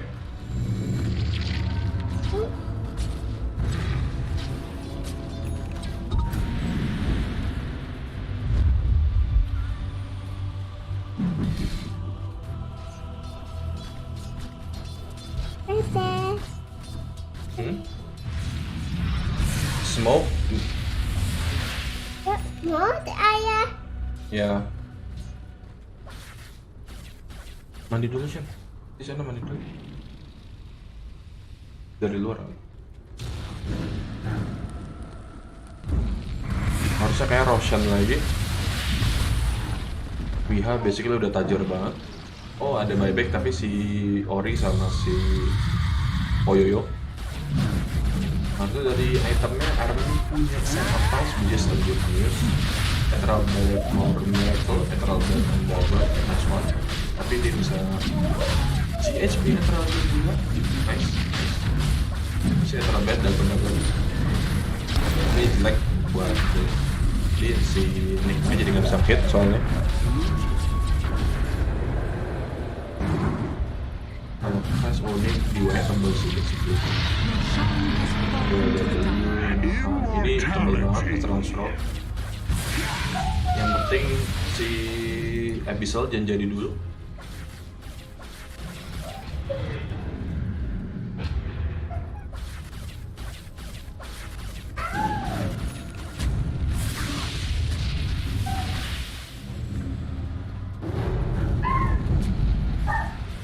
Kita mau push atas.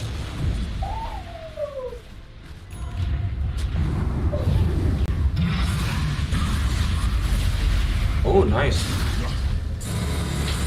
Aganimnya itu di Wiha kan? Iya. Biasa di Wiha. Nice, Wiha cepet banget matinya. Oh, di burst langsung mati. Oh, dapat pertama disarm. Nice, ulti coy. Nice one. Dapat stun. Nice, stunnya dapat. Itu lama banget coy. Wah, dapat. Tapi bisa buyback.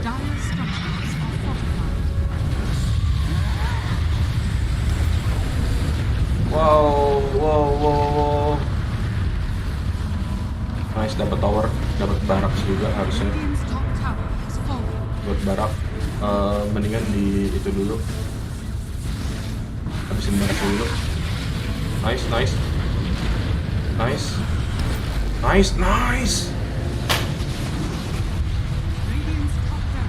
Ternyata gitu caranya. Jago lateral. Yang mendingan buyback. Oke, apa gunanya kalau buyback tapi si pihaknya nggak ikut buyback? Biayanya oke baik 200 lagi. Tuh ada si PYW, ada si Poyoyo. Oh, that is too good. Regeneration. Bagus banget ya tadi. Real Dagon 3 nih, Dagon 5, Etra Dagon plus Veil of Discord. Yang ini kayak butuh satanik, satu satanik sih harusnya. Ewell ganti satanik.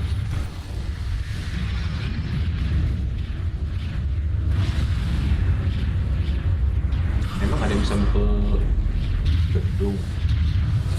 Oh, nice. Oh, hati-hati guys, 51 detik lagi.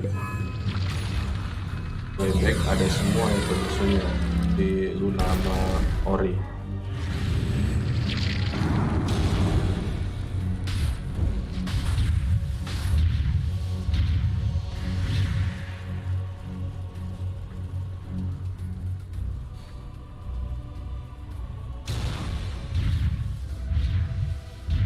Deg-degan sih.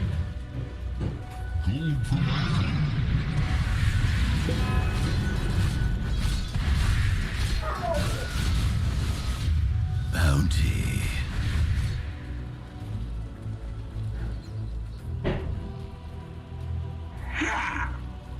Nunggu full tim lagi kayaknya buat push atas lagi. Tapi tadi udah dapat rak setengah juga, double.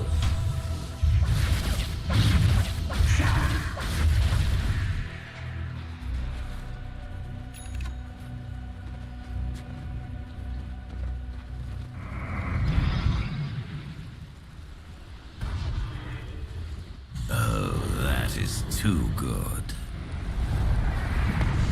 Mungkin kayaknya mereka nungguin Roshan lagi abis itu buat nge-push. Mungkinan ya.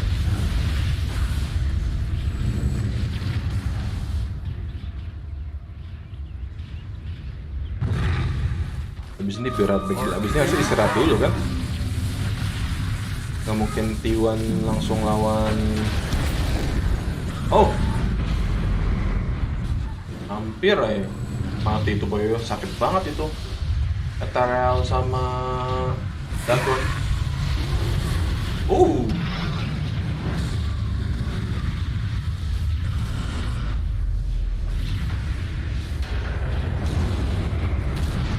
Hampir kalau kena tuh pusing itu pasti. Oh nice, high ground. Oh nice. Oh, stun Iwihaya. Ini inget nggak ada Aegis ya? Ini nggak ada Aegis. Hex dapat. Dagon sakit. GS ulti di backline pasti dapat. Poyoyo kemungkinan mati. Dia Rex pasti dapat. GS ulti lagi please. GS ulti lagi kayaknya. Tapi enggak. Miracle yang mati sekarang. GS-nya ulti. Backline of 11 most likely mati.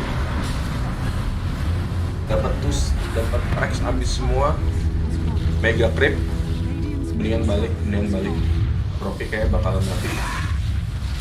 Ult 11, double banget on 11 yang hanya nggak ada damage. Sama. Nice. Lihat GH. Propi. Radiant's middle tower has fallen. Oh, sayang sekali. Desolation. Radiant's turret is under attack. Dagon 4, Dagon 5 bentar lagi. Udah tarik. Tapi kalau Miracle nggak mati tadi banget tadi. Dia sampai skill base aja di level 2. Udah banget coy. Jelas oke. Lagi 30 all skill buka.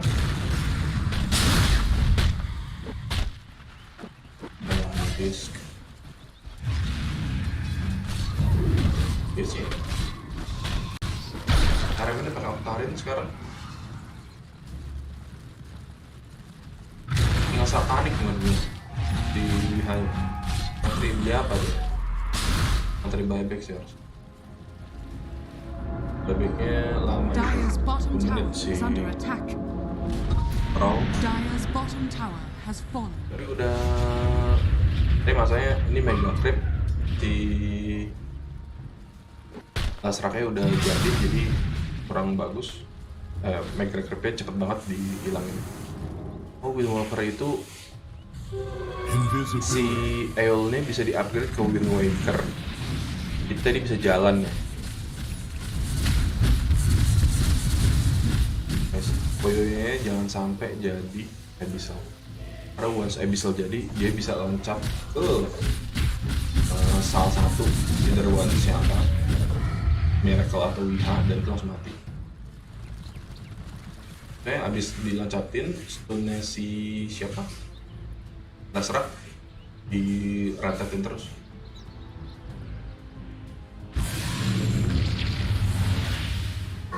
Udah ada yang setup coy. Udah kepake. Better maju aja. 1 menit. Bayangin siapa.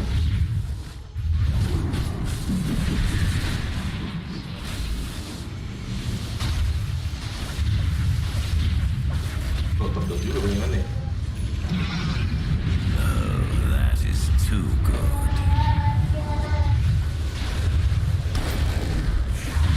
Nice. Orinya harus dibeli dulu tapi susah. Ini harusnya war terakhirnya buyback status Ori ada, gue juga ada. DH. You are dead. Dead.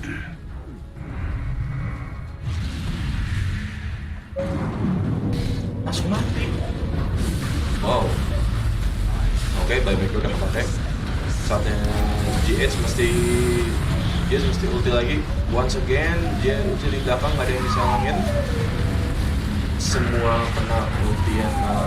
Nice, mati. Ulti lagi. Sorry, belum bisa ulti lagi. GH-nya ulti 3 kali, mohon maaf. Oh, nice one.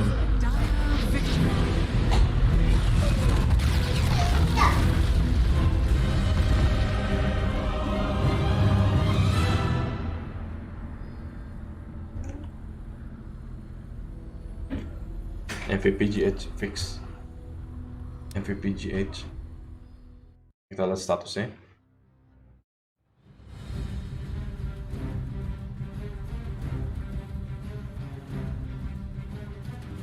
GH-nya mantap. Carry GH-nya. Astaga. Seru banget.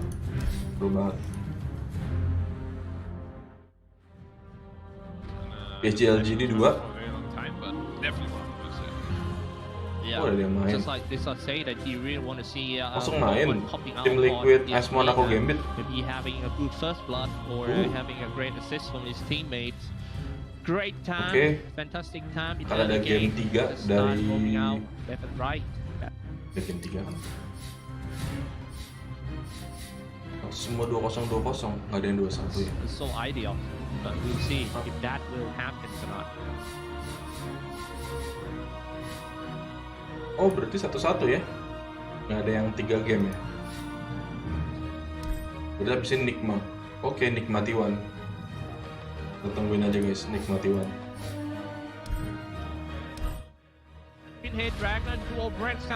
Mungkin Nikmati One nanti kita nonton Ice Monaco Gambit dulu sambil kita makan. But that solo kill was a big one. It was massive, like it's very uncharacteristic for no one to. Oke, kita ini dulu. Watch in Dota TV ya. Kalau salah pilih ya.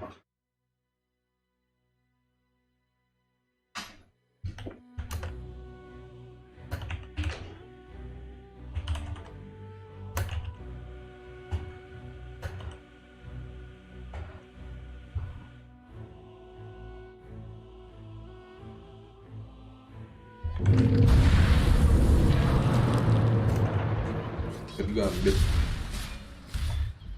Close. If he doesn't stun him there, gets stunned by the Inkswell, he should be dead. But stun there saves them. And Fortunes and Are fortified. to Afterlife. It's Oracle versus Darkseer. Matchup's terrible for Darkseer. He's getting slowed. One more nuke. Yeah, rolling no boulder, range. boulder smash connected, but it's just not enough damage to kill him. Back to the mid lane, Mickey. Man, this mid lane is so... What a hard fight by both sides. Even though Mickey get the first blood first, but... that Lina can farm up quite well. Yeah, I mean, they're both really insanely strong laners, both Grimstroke and Lina. So it's no surprise that they're both farming very well.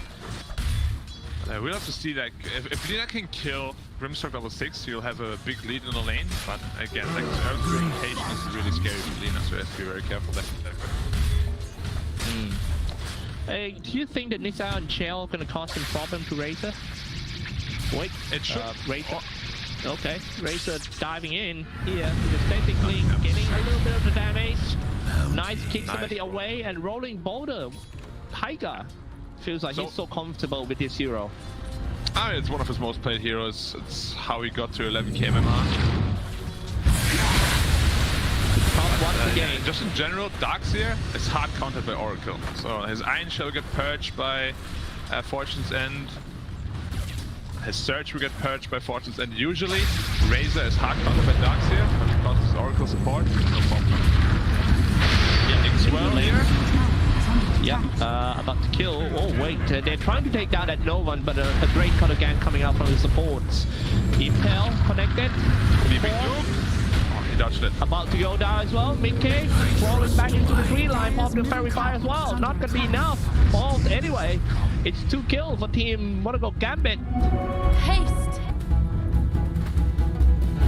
That's what we want to see. Good support rotations. This is what really set them apart yesterday from today. I feel like the support movement in the early game. That's exactly what I want to see. Earth Spirit rotates in, but you get the immediate response from the Nyx Assassin and the Jakiro.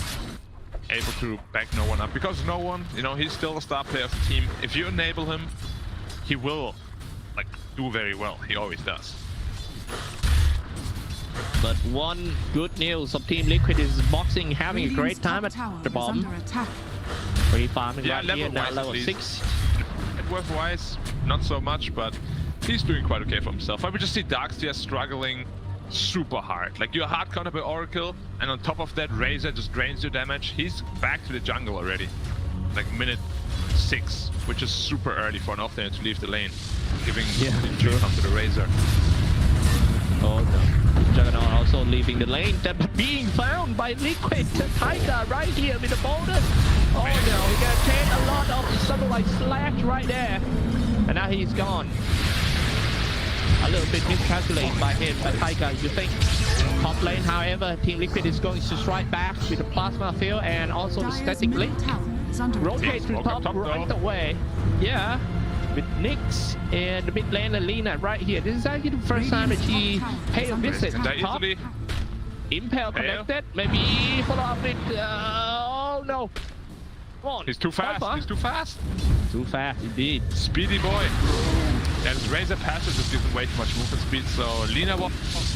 And again, a little bit of a miscommunication. If Lina was a little bit closer, you know, if Nyx waits just like half a second, this Razor is dead. Alright. Well, obviously that Team Liquid are going into this series with very good team communications. We have seen so many... Very high morale for sure. But again, like, the draft is very wonky. We'll have to see how it works out. It can fall apart really easily. Well, how many times they have left? Which minute they have to win the game with them? I mean, they're not really on a timer. It's just if they go late game, they have to go late game on an advantage. You know, like they need a big gold lead, then they can still play easily. Because Razor is quite good against Juggernaut. They have tools to work with. It's just if they go into late game and Gambit is even or ahead, that's going to be very tough for them. Coming inside for Team ASM, taking all the is from creeps and start to fight with an impel. They're setting up, they're trying to shut down the Earth Spirit first, but does not going to be able to do so. Short of fate, a hit on everyone. Falls out already for the Juggernaut. The core of Team A is going to go down. Immerse is dropping quite low. And Mikkel with a double kill. He's level 8 now. Yeah. Dream committed his spin to farm the neutral camp, which left him completely exposed. And he's going to Laguna Blade, not enough to kill him. Yeah, that's good calculation coming out from him. Yeah, like, why are they so careful with Juggernaut? Oh, top lane, going on the Razor. Here's Omni Slash. Yes, he has Plasma Field, trying to buy some time. Omni Slash is sufficient. Spinning around, right round, still diving for the Razor. Oh, died before. A save from Oracle. The Fate Edict, making sure that he doesn't take damage from the spin, and he also can't attack the Razor, who was on like 50 health. Really well played there by Insania.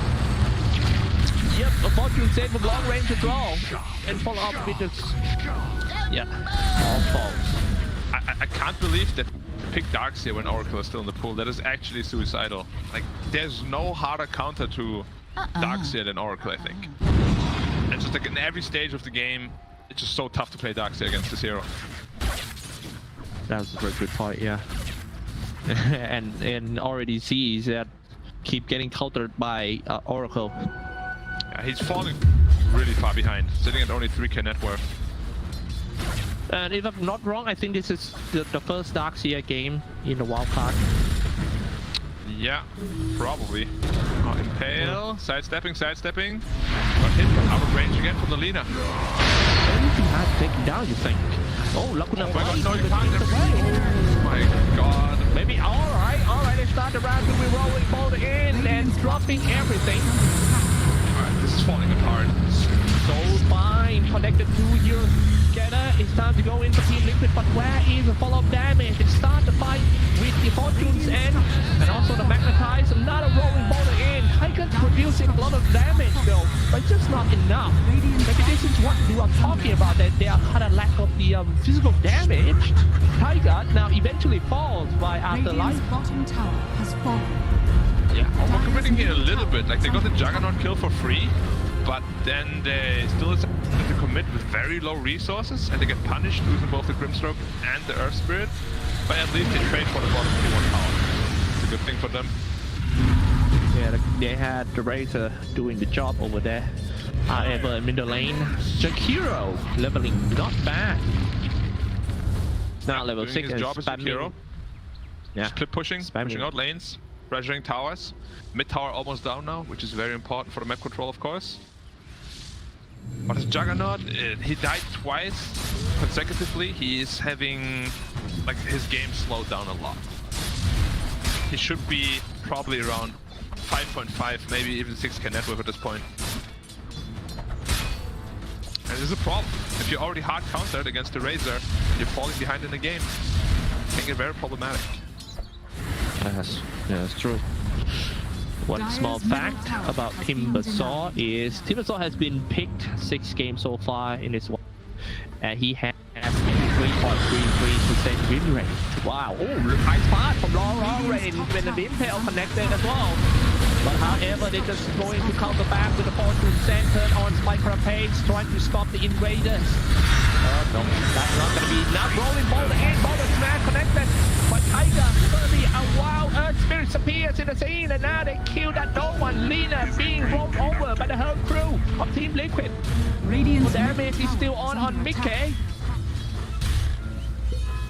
That's just the biggest weakness of Lina. Like, once you get on top of her, there's no defensive tools, and they have no hero to save her either. They don't have an Abaddon, they have no Oracle. So if they get on top of her, she will just die every time. There's no counterplay.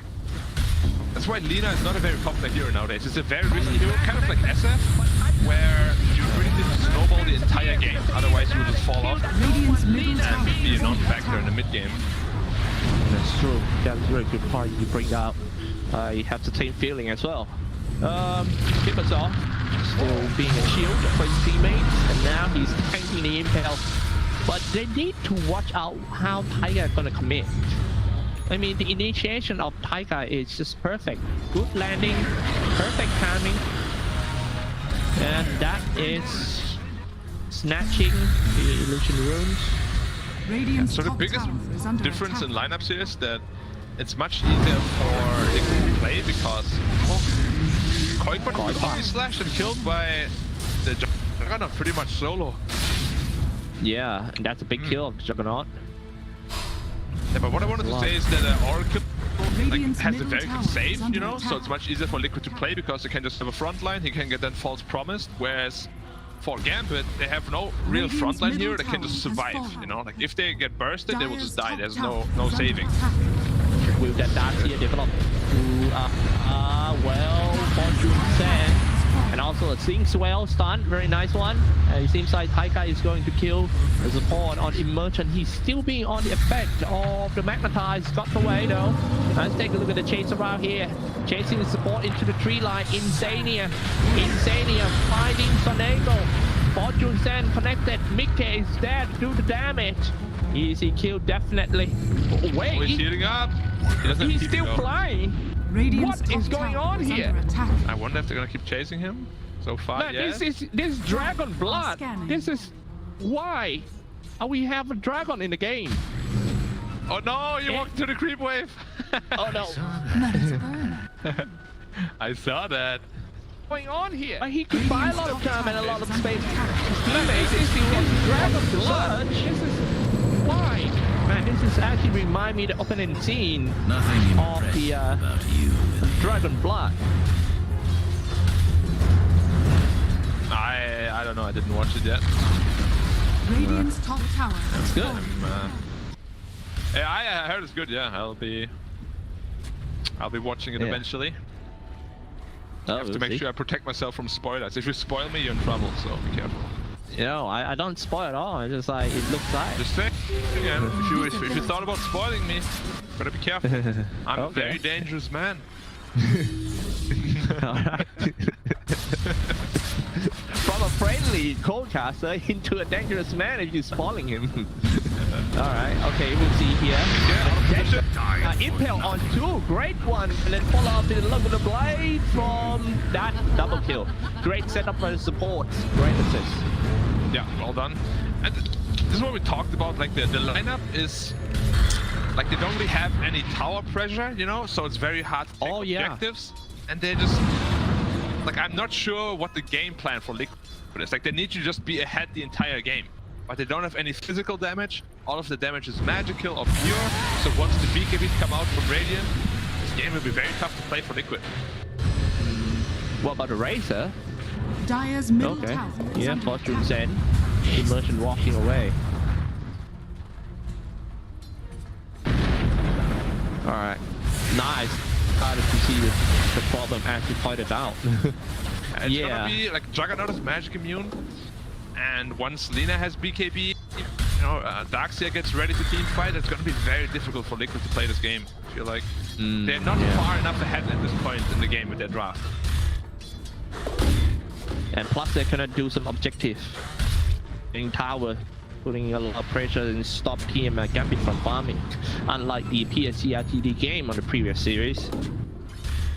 Yeah, it's all about controlling the map for Liquid and slowing down the Juggernaut's farm. Juggernaut and Lina can take over this game very easily. And they need to make sure they can control them. Like Liquid just wants to look for fights. All 5 of the heroes are just fighters. They want to fight non-stop and get ahead that way.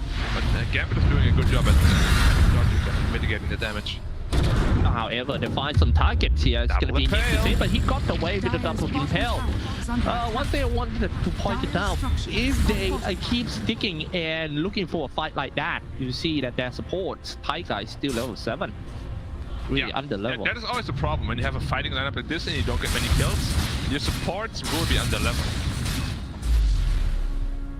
Yeah, compared to the Twin Head Dragon, I believe is already level 10. And that's because it keeps pushing out lanes, and it's just a support difference, like the different play style. Like Twin Head Dragon is supposed to push out lanes, farm lanes, pressure the tower. Oh, Dream, okay, the spin TP. Spin TP. Easy, just do it. Yeah, talking about spin TP, I remember I I used to see a guy using the tactic until the overweight on top, high spot. I was talking about Miracle from Singapore. He really loves to play Juggernaut, you remember? Yeah, he's a spinner for sure. Yeah, he spin and slashing the barracks, keep on ratting his opponent until he hit a win. Yeah, he has always been playing like that. Kill the spinner. Radiant's bottom tower or is under Merrick. The spinner. It's so hard sometimes with these names. They're so similar, yet so different. That's true. I get flamed yesterday calling Miracle, Miracle. So I'm gonna pronounce it a little bit shorter today. Alright. Top. Well, Ice Pot, not gonna be able to block Koifa, but too risky. It feels like the Gyre doesn't have enough damage. It's just kill. Good character setup. Yeah, nice setup. And then follow up with the Vendetta. And this is actually the first time doing the Wall Replica. Follow up with the Laguna Blade. Seems to be a great fight for Monaco Gambit. Definitely gonna get the second kill. And they had. Yeah. So, I told you earlier, right, that I don't like the Liquid draft too much. Usually, when Liquid has an unconventional draft, they always have a winning condition, like a Bristleback or some Bloodseeker. That's true. Weaver, something like that. At this game, they don't have that. That's just why I'm so worried, and the game is kind of falling out of control. Now Gambit with a gold lead and the much more cohesive lineup. It's gonna be very scary here coming into the early late game for the Liquid draft. And they have some true carry in the late game, which is Juggernaut. And Lina also can turn himself into a physical material damage at the same time. And Lina already has BKB, so he's pretty much invincible. The only thing that can really hurt him is the Razor. But he needs to get on top of her for that. Alright, this is interesting. This might be a comeback for Team Gambit for today after they lost the first series of the day against PSG LGD. If they can get this first game, it's going to set their morale back to normal, and definitely the second game of the series is going to be super interesting. And now, Gambit, all team smoke, going inside, trying to find target. Nearby the top tier tower, Laguna Blade, Ice Part, all this stuff, Koifa will go down. You step on himself, okay. Died anyway, another iPad drop. And that was a clean skill using by Twin Head Dragon. Great assist once again. Yeah. And this is the Gambit that we saw yesterday. They're playing very well as a team. Juggernaut, just the TP. They have no spin defense at all. Like, Juggernaut can cut creep waves forever until they get a Basher or a Abyssal Blade on the dire side. Like, they have absolutely no counterplay. He's doing very well here on Dream to just abuse that fact and making Liquid feel very uncomfortable. And what about his itemization, Juggernaut? He went, and very good. He went Maelstrom first, which is your acceleration item, which means you just farm faster with it. And then he went into Manta Style to dispel the silence from Earth Spirit and help him kill the Phantom. And even against Oracle, it's pretty good too, so it makes perfect sense. And he's going to the Aghanim Scepter next, which is just one of the strongest Axe upgrades in the game. So I like his itemization quite a lot. Now let's smoke middle. Yep, I think definitely Liquid need to make something happen. They are playing against the time bomb. They cannot, I believe they cannot win a late game, so they're gonna find someone to kill. That's what they make for. And once they get a kill, maybe a couple of kills or maybe a triple kills, get some objective. They see his target, but they all ran away quite fast. Taika's still fighting though. Just BKB TP. That's all you have to do, just TP. But BKB TP. Yeah, it's so easy for them to do, because they have no counterplay. And now they're pressuring bottom at the same time. Oh, Earth Spirit defeating alone here. Just be careful. Well, that's not looking good. Earth Spirit gonna be the first one to go down, definitely. But however, he's waiting for his teammates, and Nikkei haven't been easy. Wall, let me go. Just across, just to block all the perfect angle powerful wall replica and also the Impel killing spree already for Afterlife. Gambit looking very, very strong. It's still a trade though, but they got the core of Team Liquid. This is Mickey. On top, Tiger falls. Gambit still moving forward. Timber Chain stands in the front line. New sector. Omni slash into the tree line. Engineer. Once he's out of the fall comment, he will surely go down. Engineer shooting the Fortune Sand before. Oh wait, he's got some way actually. Plasma. Yeah. Timber Chain back. What a long fight we have around here. How does he live through that? Yeah. He went like full samurai mode on him. And he still lives somehow. I like that one, man. Dire's bottom tower is under attack. It really sounds like a Ninja Kabuto. I watched that anime when I was a kid. But wait. Yeah. Okay, nice setup. You set up with a light strike array, then follow up with a Dragon Slay. It's just so easy for them, you know, like they have no defensive tools on any of the heroes. They all itemize very offensively. So this Grimstroke in general is just so easy to kill. One Carapace is dead, one Yule setup is dead, Impale he's dead. There's just way too many ways to kill this Grimstroke. Whoa. That's kind of doubtful move for Team Liquid on the drafting table. Yeah, the drafting table. Dire's top tower is under attack. Indeed a little questionable this time around. Yeah. Because again, there's no clear winning condition. It's very hard to play Dota when there's no clear winning condition. Even the best teams in the world will struggle. Yeah, this lineup. Well, but don't underestimate the power of Team Liquid. They are a team of friendship. Power of friendship. And maybe they find a way to come back. Now here we go, looking. Tiger trying so hard to make something happen. He's still looking pretty underfarmed and under level. He's still level 10, where the rest of the support is already 13 or 14.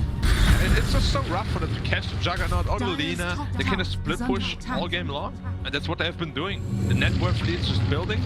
Liquid needs to be ahead at this point in the game, but they're behind by kickoff. I think they might want to experience something. I think they just want to lose. Like obviously they don't lose intentionally, but they don't know the feeling of losing anymore, you know? So they're like, yeah, we need that feeling back.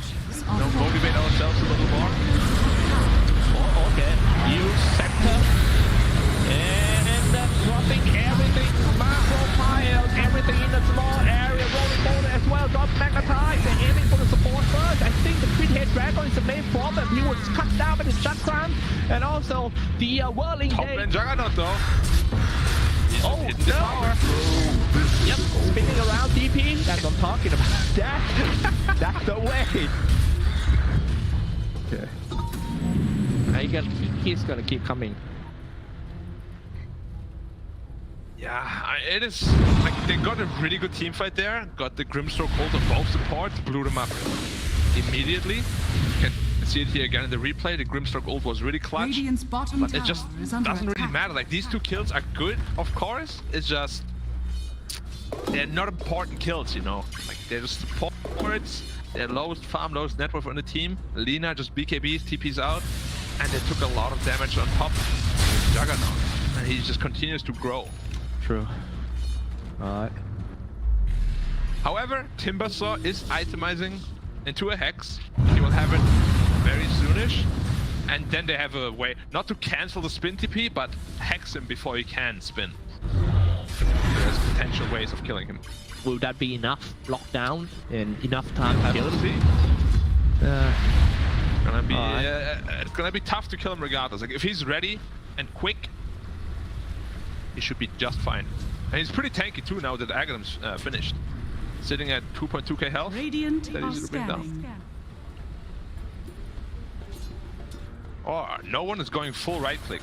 Dragonlance into Daedalus. Ooh, it's crazy. Okay, Dragonlance. All right, they are trying to. Okay, I think they are starting the team fight soon. They're trying to clear all the Roshan hits. Yeah. At the first edges of the game, and try to do some objectives. This is going to be. I think it's like, yeah, they got more potential to go for Roshan or Gambit. And the heroes they have. Power spike now. Level 20 talent, 160 spin damage plus the shard, which means he can single-handedly kill people just by spinning. This is what we call a spin to win in the business. Spin to win. Yeah. Sounds good. And that goes the first Aegis. Smoke right away. They are getting ready for the fight. Trying to find some targets. It's Koifa. Team Liquid retreated back to the high ground, getting ready and waiting for Team Gambit at the golden triangle. Smoke pops out. Emergency use spike for face already dropping an ice pod and moving in for Foxy. Triple J, Marco high drop, and also here turn on the BKB for Koifa, but he cannot find a target. So he's moving around, dealing damage to his ultimate. New center on himself. Once he touched down, he can deal with the damage from Dream. Dream Juggernaut. Aghanim Scepter. Still holding on for the edges, and now let's go for another round. Spinning, spin to win that Dream. Oh my, Foxy. Not gonna be that easy for Dream to take that Foxy down. Static Link staying on the high ground. Koifa will go down the river, but the rest of Team Liquid's already retreating. All of them. Juggernaut. Yeah, they're going for into the air and spinning around. Ball formation is going to buy a little bit of time. But that would be it. Dream is on dominating. Yeah, 2 buybacks though used here. They lost both support, they both support back. So still a very good team fight for Liquid. They did a lot better than I thought they would. Now they have Grimstroke ult plus Hex on the Timbersaw, so they can get a double Hex in those fights. But you can see, the Juggernaut is just a beast. Like, he's dealing too much damage, they couldn't kill him, and he still has an 8. Radiant team pick.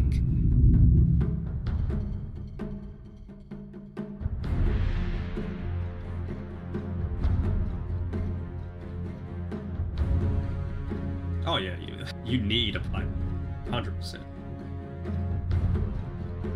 Venomancer's not amazing because you're not dealing with right click much. You've got ranged heroes, so you're not going to 5 seconds remaining. Ruin their laning phase. Nyx, maybe? Like, it's not a team fight starter, but you're going to be able to do a decent amount. They're just going to go with a Pengo. I mean, it's a team fight disruptor, but, you know, how much does it really do when it gets to the later stage? We're going to be seeing a miracle mid Shadow Fiend.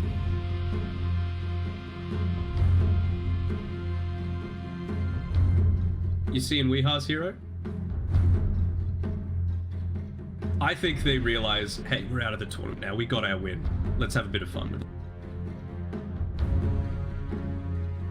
I mean, T1 are going to be happy if that's the way that their mentality towards it, because they've still got a slim chance of being able to make it through if they win every single game. But it's going to be a hard ask. I mean, T1 are playing against LGD in the next series, so a 2-0 is a nice start if they're able to pull it out, but no guarantees. That's 5 seconds remaining.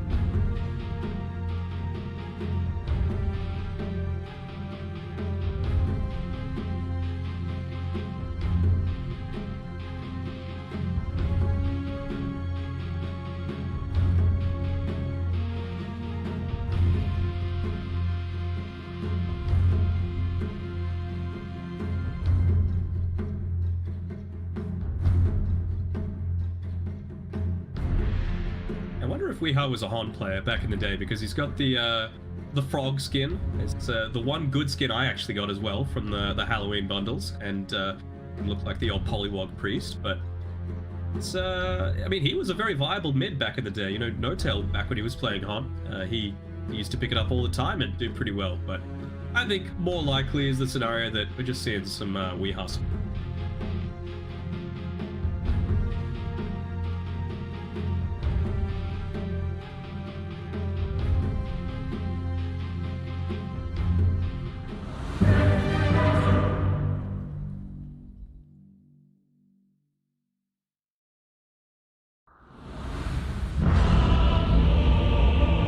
all depends on how the laning stage goes, particularly for this Mark. If he gets punished heavily, they're going to have a lot more difficulty starting fights. Honestly, the weakest points of both teams seems like they're off lane in terms of like where things can fall apart. Because, like I was saying before, Tango doesn't really do much of anything to prevent damage on Nigma's side. You're still going to get AoE damage off with this Leshrac. You're probably going to get an early-ish beak, so you're going to get damage through on this Shadow Fiend, and the disarm doesn't really matter at all for any of these heroes.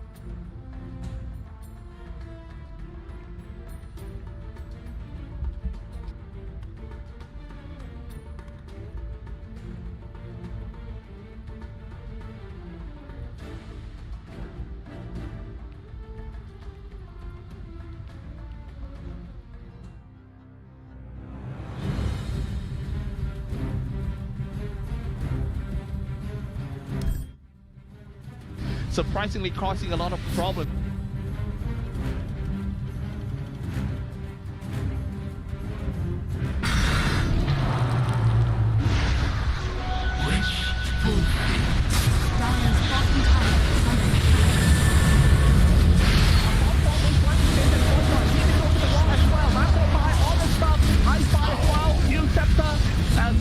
Connected on kill. Immersion falls already. Double kill for no one. And still keep on chasing. No one chasing towards the support right there. See how far. See the speed. He can take one down. Burns. Doesn't it? Pow. Pow, pow, pow.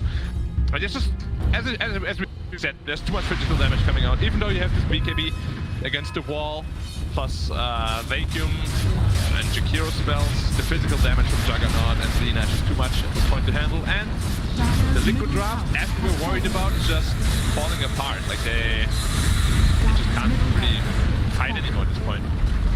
No damage, no survivability. They had to win the game much earlier. Gambit did a good job holding on. Now it's all well. Number one Venus player in the world. No one. Dire's bottom tower. No one. So do you think he will be able to pull out that Lina strat for maybe more in this tournament?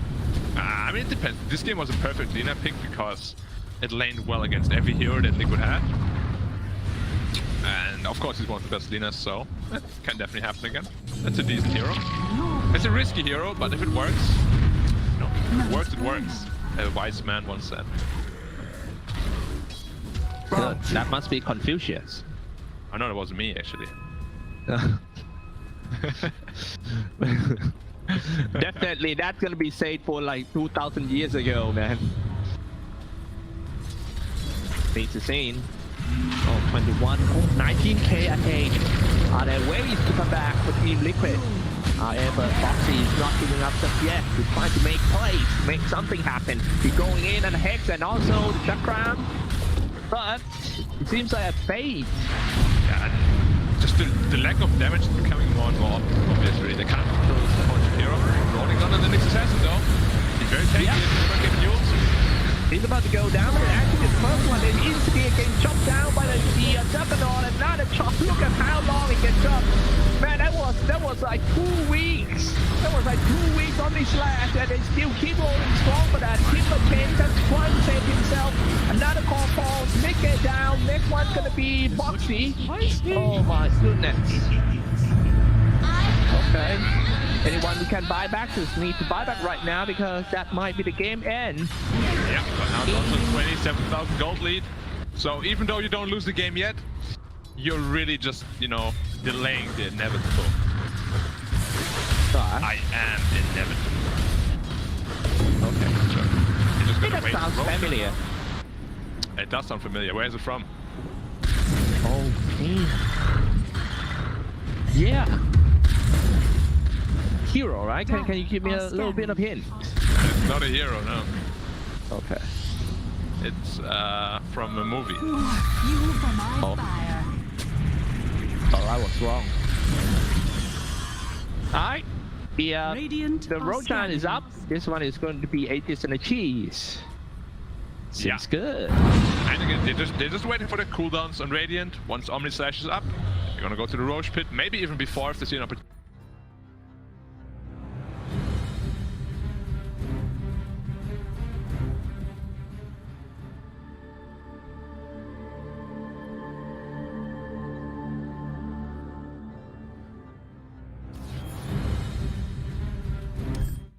Fight, and Liquid has.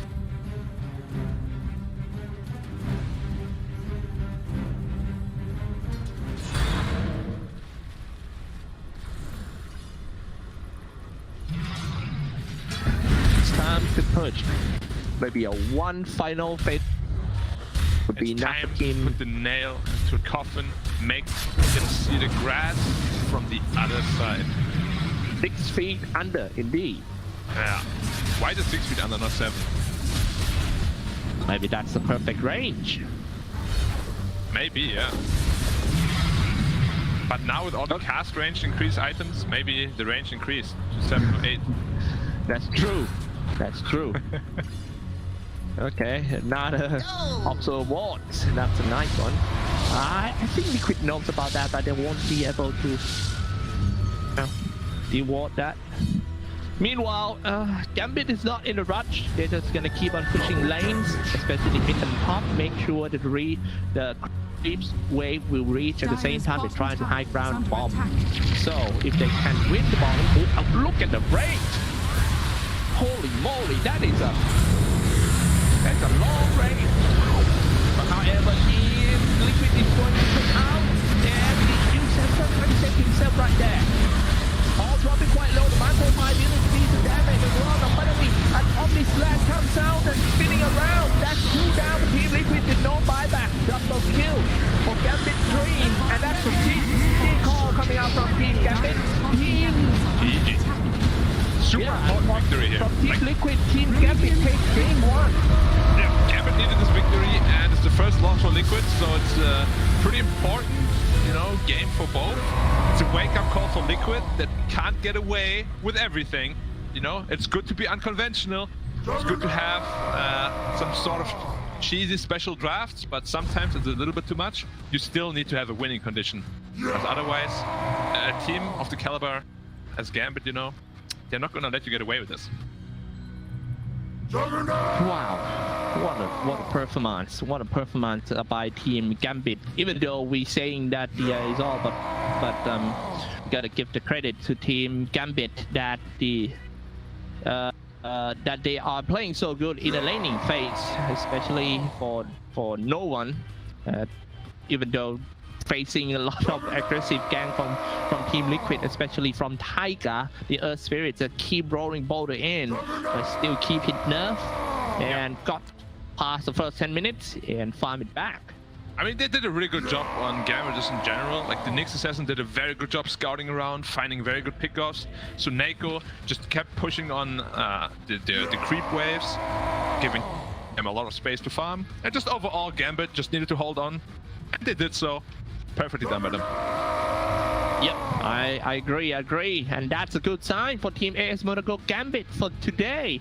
After they lost the first series against PSG LGD, they're coming back, and this one against Team Liquid, and yeah, put up the first loss to Team Liquid in the wildcard round.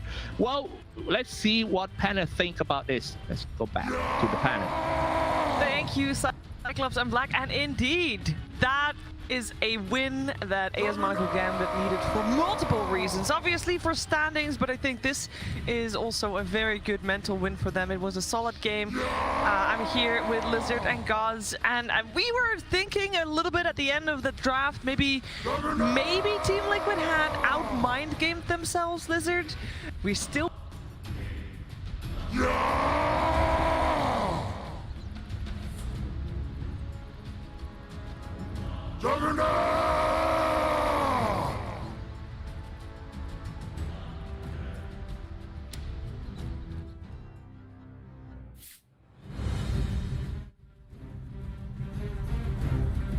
Because out-minded that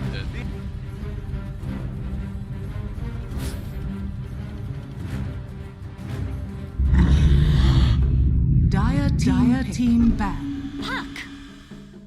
Radiant team back. Dire team. Dire team pick. Radiant Hard to say, team honestly. I think it depends on what part of the game it's at. You know, early on, Savage is just going to be sitting back, constantly farming away. So maybe it is going to be on Carl to be making a lot of those calls. But once Savage has his early items, I think that's going to be his main priority.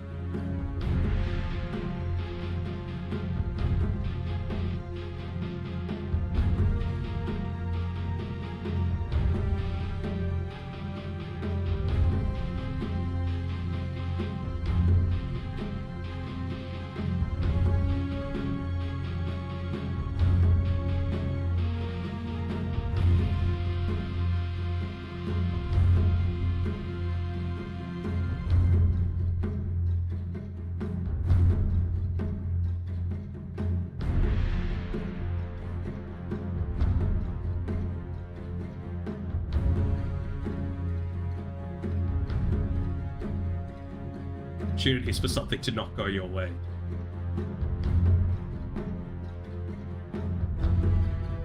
Oh wow.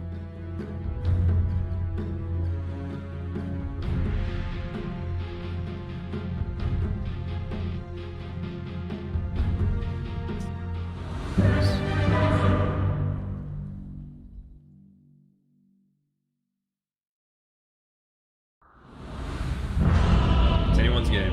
That's what I love about it.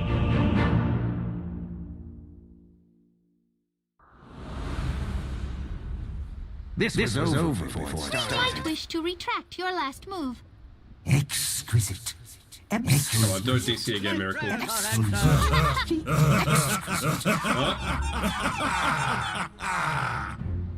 Well, this will work.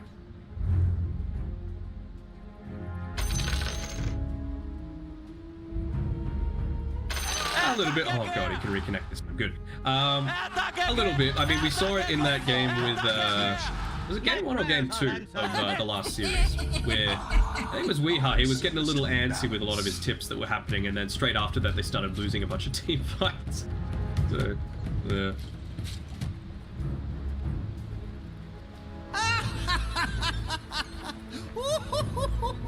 Oh, he. Interesting.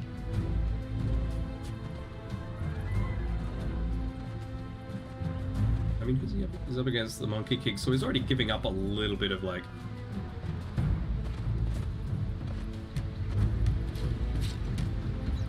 I don't know how I feel, to be perfectly honest. It's a bit odd, right? Like, it's a good cheap damage, but I feel like you got to go all in onto a certain style. That ain't right-clicking in lane. 30 seconds to battle.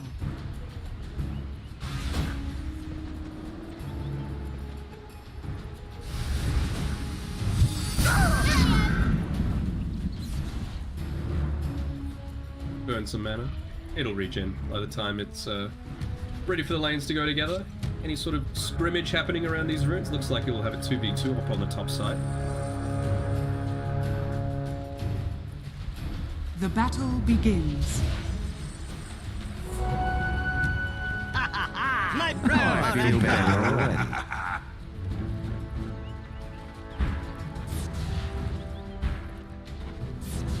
I want to see how this Mars does in lane. Is he able to get a good amount of damage, a good amount of CS secured for himself so that he can be that a little bit more tanky frontliner against the likes of the Monk, who's probably one of the better laners against, smart. to be honest.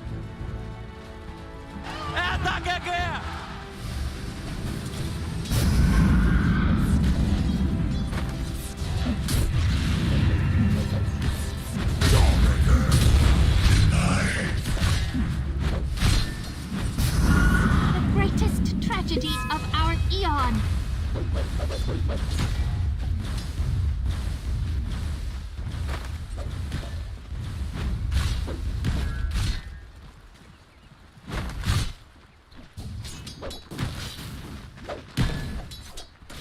And we'll see what Whitemon chooses to go with his skill build as well. We don't see any Orb of Venom just yet on either of these heroes, but you do have some really strong chase bound. Again, for example, one point in the Curse of Avernus, and he'd have an Orb of Venom. White one, he's in a little bit of a...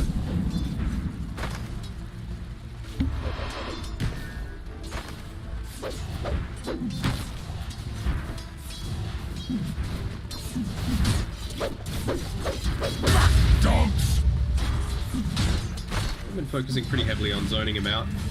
See here, yeah, he does get the 1 point in the aggressive bonus. He's going to get stacks up, give him that little bit of extra attack speed. Who are they chasing? It's GH, but I don't think you can chase the Cotton. It has to be the Mars, just because of that little bit of extra bonus movement speed that you have at level 1.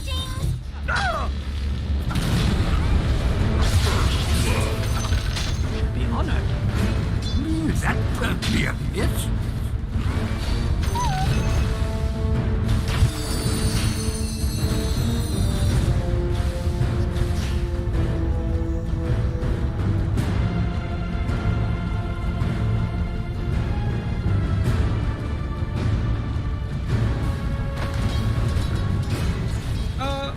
It's going to be fine. Again, this is one of those lineups where it's so dependent on these 4-minute routes, right? Like, Miracle is only able to secure some of these creeps, especially the range creep, without taking a lot of harass, kind of like he is now, unless he's got the mana to just be able to use the raise for that protection. He's got a limited amount of mana.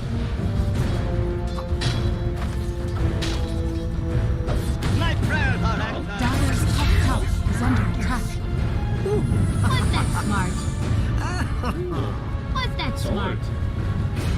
Dyer's middle tower is I'm under loving attack. this as well. He made sure to pull the wave around so that he's able to safely farm underneath his tower, losing a full lane's worth, full wave's worth of energy moving the Dire tower.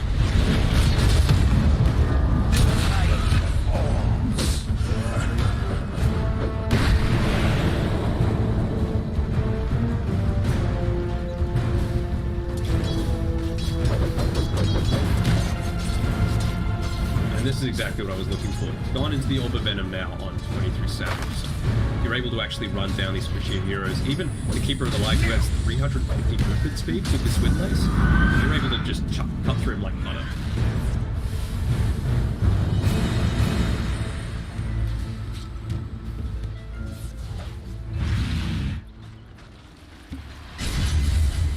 Four-minute runes coming up. Radiant structures are fortified.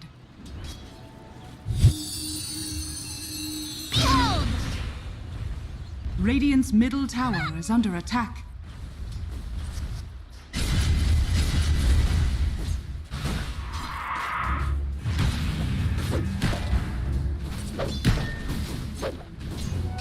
I'll take that.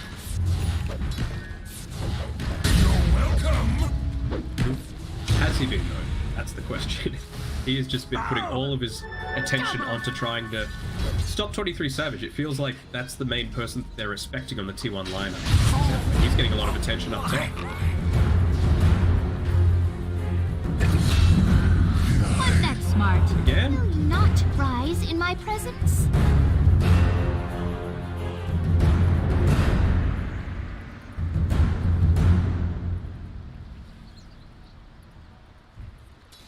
Got Whitemon just trying to protect this room for as long as possible.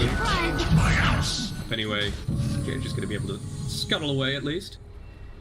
A nice win. Although we are, nice little rotation coming through here. Zephyr's Rubik, he was sitting back, not wanting to TP up to secure the runes, just going for the bottle refill. I wonder how much extra attention they might put onto this mid lane, because if you're able to kill Miracle again, that'd be huge. Plus, you've just had the glyph used to try and get that creep equilibrium correct. Radiant are scanning.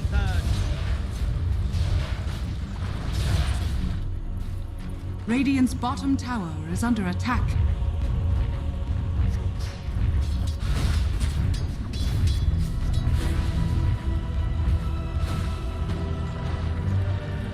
It's nice though. They've got, again, Whitemon's TPing through, they re-feed the bottle, you've got 3 heroes mid now, you can look to dive Miracle. Oil.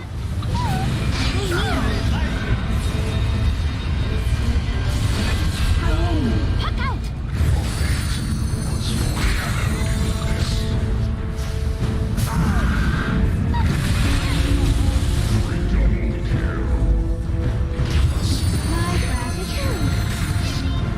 The only way they could have gone any better for T1 is that it was just one extra hit from the tower onto the siege creep. Radiant's top tower is under attack. Dire's middle tower is under attack.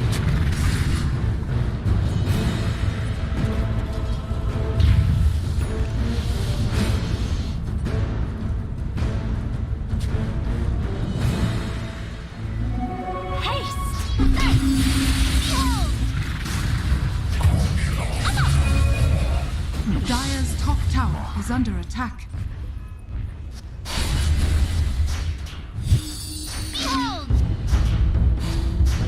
Dire's middle tower is under attack.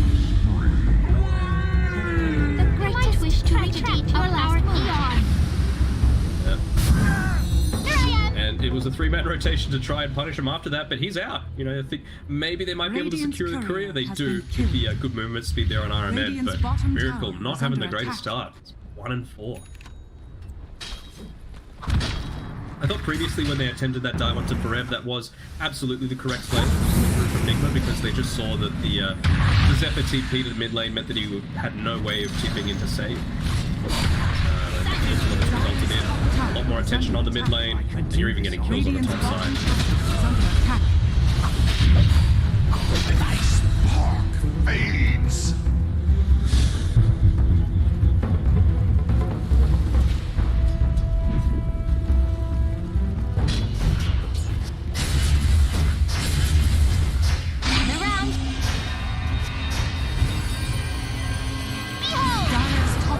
Is under attack.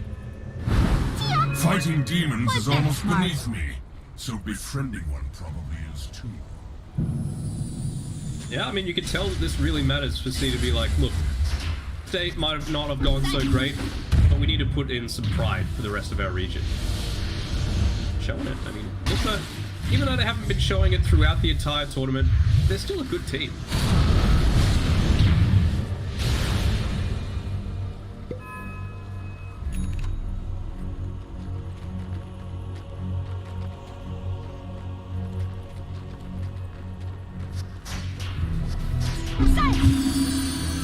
I guess it's okay, right? Like, you've got Karev playing alongside him, he's got the Javelin, whether he builds that into a Maelstrom or not, who knows? It's going to allow for a lot of burst damage, that's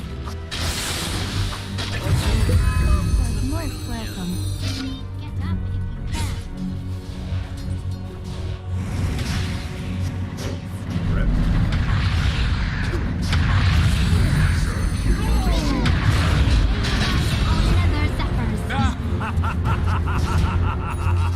Dire's middle tower is under attack.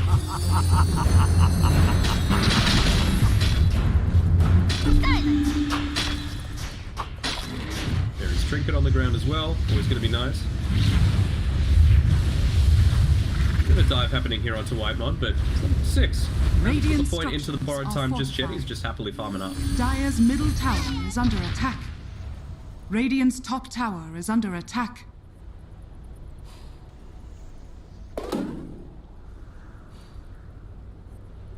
1-5, and then you look at the 5-0 and 4 on Carl. He's been listening into some of the criticism coming for him. He's saying like, oh yeah, the number 5 mid in C. It's like, no. I am just as good as a lot of these other clans.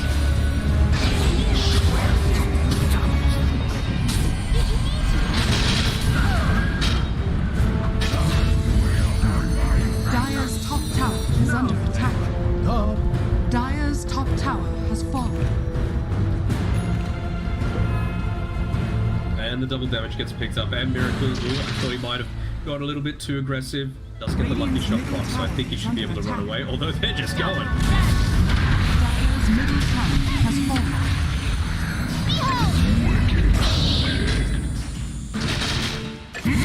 Monster kill! Fledged creatures. There I am!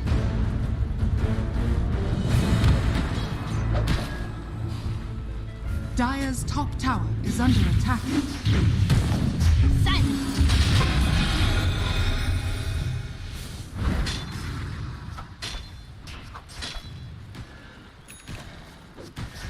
Dire's top tower is under attack. Dire's structures are fortified. Radiant's bottom tower is under attack. Woken is 5. They're like, you come to our region and you expect it? Oh no. Oh, just misses. Come to our region and think you could play aggressive. We invented aggressive. Radiant's middle tower is Molded under by attack. it.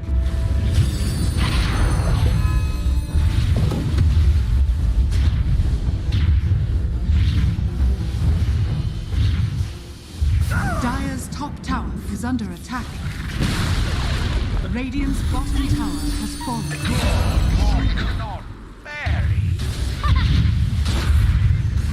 Recoil. Let the world end now. It matters not to me. Merge with the impurities. The body block's coming from Kuro. Style. Dire's top tower is under attack.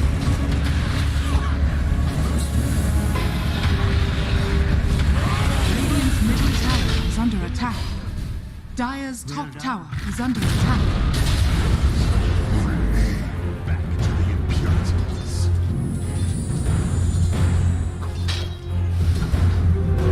Invisibility. Radiant's middle tower is under attack.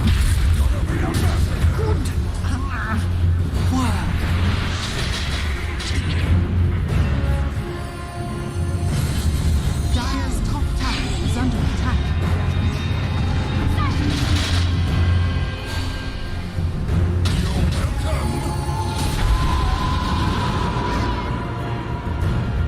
He's on the backlines.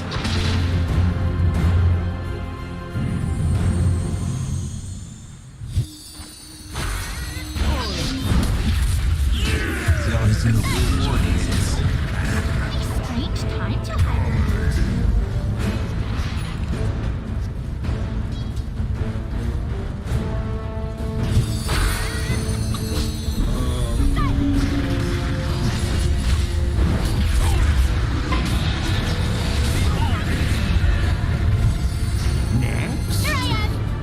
Radiant's middle tower is under attack. I'll be back for you.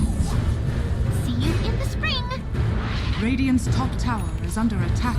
34 kills in 14 minutes, you know. This is a nice, relaxing game in Dota. This is a pump. But there was actually some really good spell usage there by, and particularly item usage coming through from Nigma. You know, they get the lockdown onto the puck, immediate use of the Yule Scepter onto the Abaddon so that he couldn't use the Aphotic Shield to break that, but it's just not enough. He's way too far ahead right now on Carl.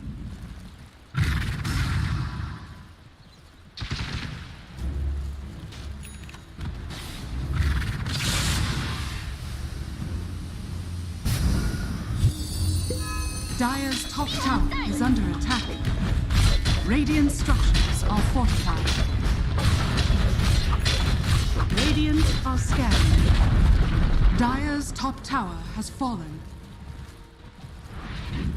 Just gonna snare this outpost, why not? Just gives them that little bit of extra information. We can't TP to it, or they're feeling a lot more anxious about contesting these topside bounty runes.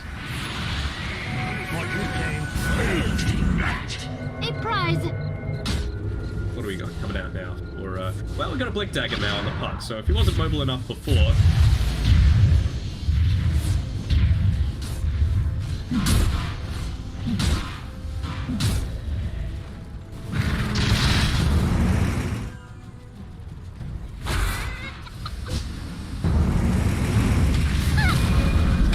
Going in. Dire's top tower is under attack. Savage is here too.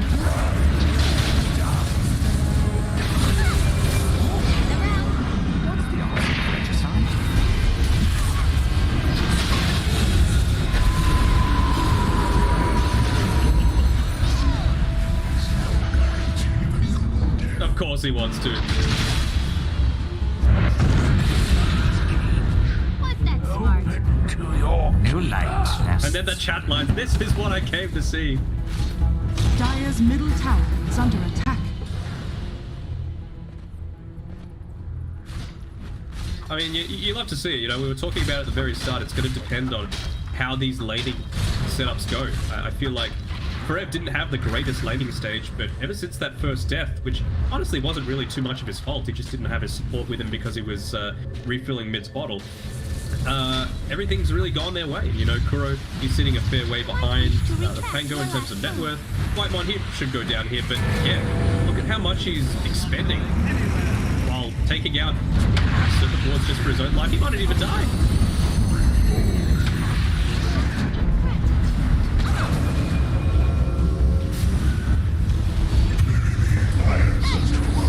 See nature's blasted core.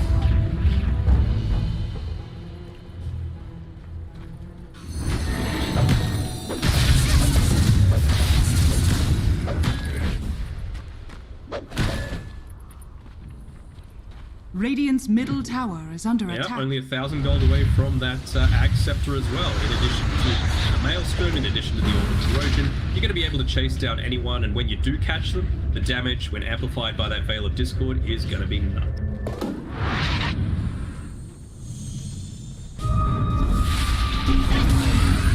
Dire's middle tower is under attack.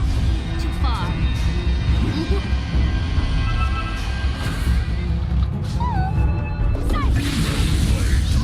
I didn't think you had what it takes.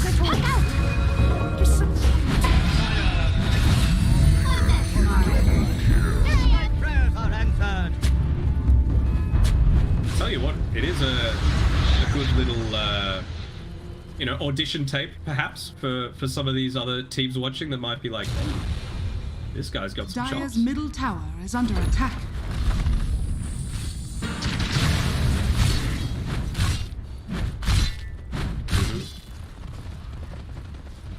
It slowed down a lot in this past 4 minutes. Like, it was going basically 3 kills a minute.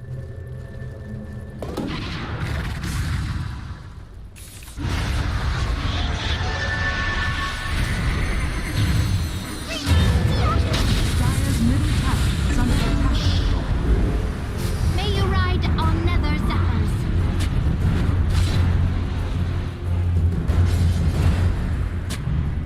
Dire's bottom tower is under attack. Thanks.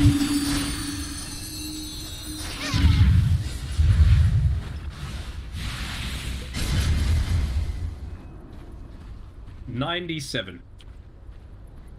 Ah, 96.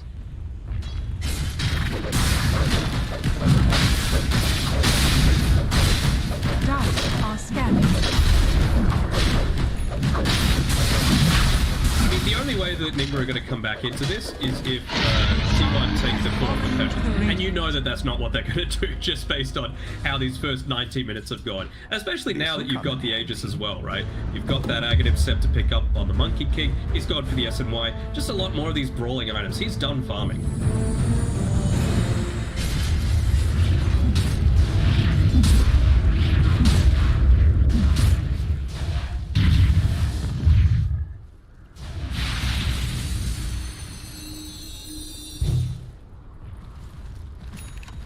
Dire's middle tower is under attack. Nighttime saves him. Another 5 seconds, he would have been dead beat. Dire's middle tower is under attack. Amazing what you'll find lying around. Dire's middle tower has fallen. Radiant's bottom tower is under attack. Why, yes. See Miracle, he's just trying to find any kind of farm that he can on the map. He's forced all the way down to the bottom side. No boots of travel, so, I mean, that's the effect of being bodied in lane, it has to be said.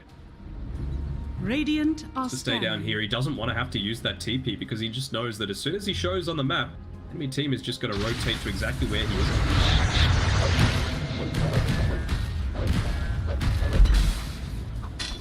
Dire's bottom tower is under attack. Dire's structures are fortified.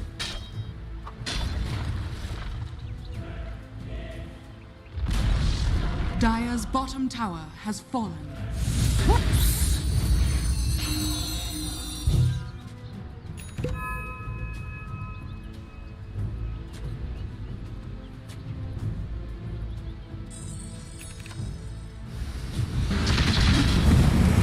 Dire's bottom tower is under attack.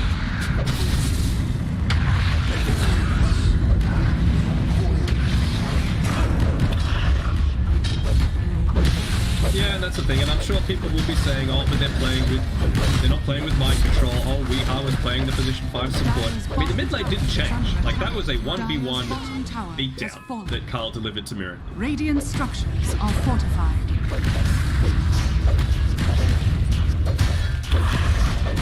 Radiant's top tower is fallen. Dire structures are fortified. Radiant's top tower is under attack. Dire's bottom tower is under attack. They're doing a lot. It pushes him out with a blinding light. But I'll deal with those serpent lords.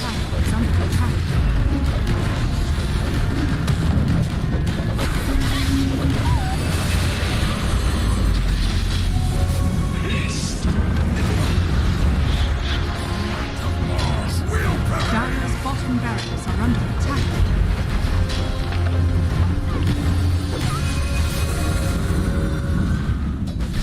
Doing his best to try and push out the wave with that spirit form. Play a lot more.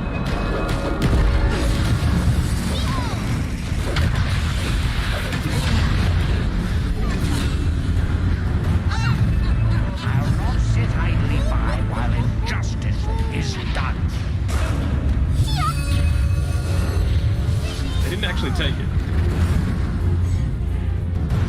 Downside. Could they look to kite them into this high ground? I mean, look at the health and mana pools on both teams. Basically, full on everyone on Nigma's side. But you see what? They don't care. They're like, you know what? We got Aegis for the next minute. We could do this.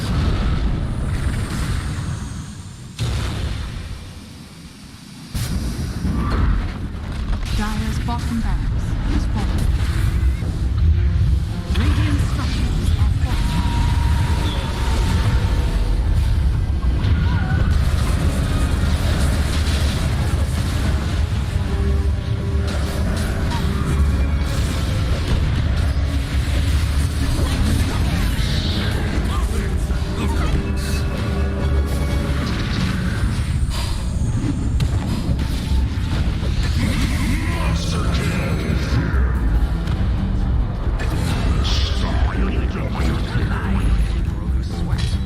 Dire's bottom barracks are under attack. Dire's bottom This is definitely corner territory. I mean, you got one buyback. It's on the Mars. He can't do anything without the rest of his team. And you don't have any outer towers remaining.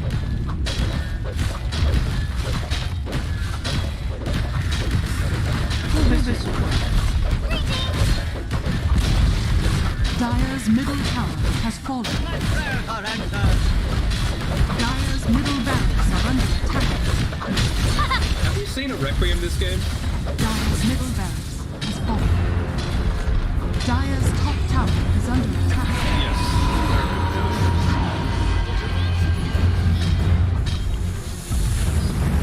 They're doing it. They're doing it. They're spearing with the base. No.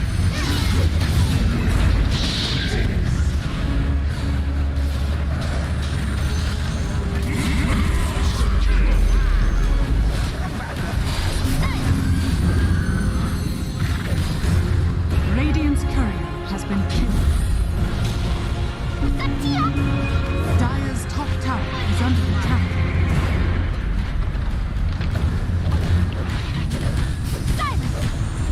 Try and tilt Dire's T1 a top little bit. barracks are under I don't know. attack.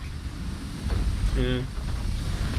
But if you go into it with like a what will be attitude, then it's not going to affect your sanity at all. Dire's top barracks has fallen.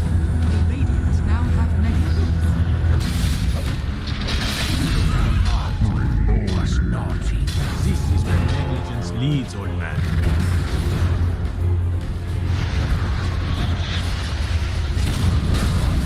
Dire's middle tower is under attack.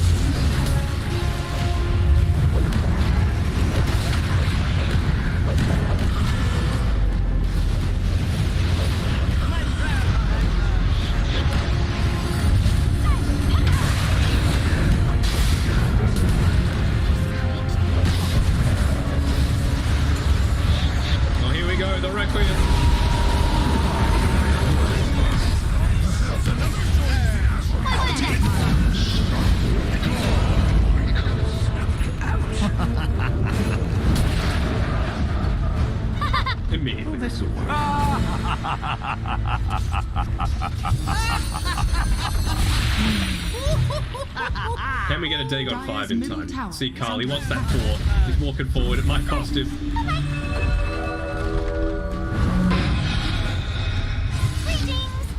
Oh. Dire's middle tower has fallen. Dire's middle tower has fallen. Dire's structures are fortified.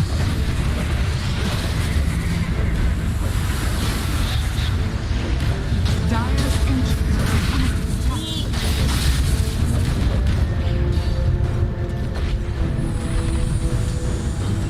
Dire's ancient is under attack. Fuck TP'd all the way back as well. And I think they're just going to let the creeps in. Radiant victory. GG. This is over.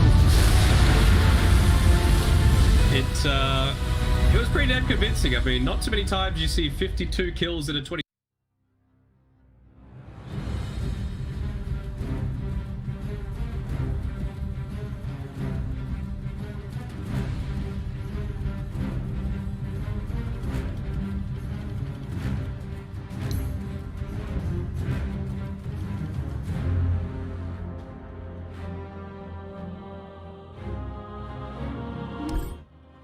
It was a disaster.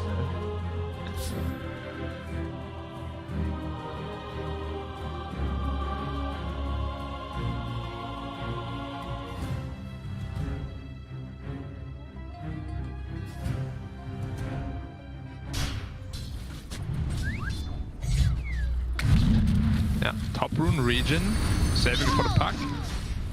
It's quite important rune picked up by Puck. Back to the bottom lane once again. It's a really tough fight between the two. Everyone just low on HP. I think everyone on that lane needs to make an entrance. Does he have a pit? Doesn't even need the pit. Too much right click damage. Puck between bottom. Coil. Illusory off. Oh, perfect. Hit the remnant and trapping on that Puck. Stop him from chasing on that Mars. He's getting into a tree line. Try to do some fancy footwork. But oh no, he came out.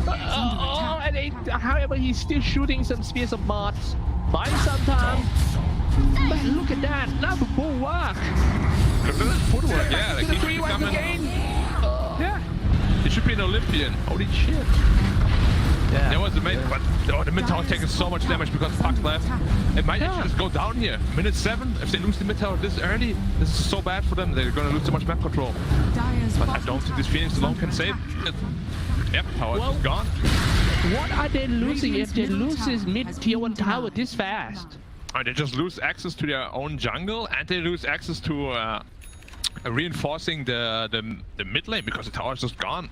Mid lane is basically the avenue to all lanes, you know, like you respawn in TP middle, you can go anywhere real quick, but now the opportunity, or rather that, what's the correct English word?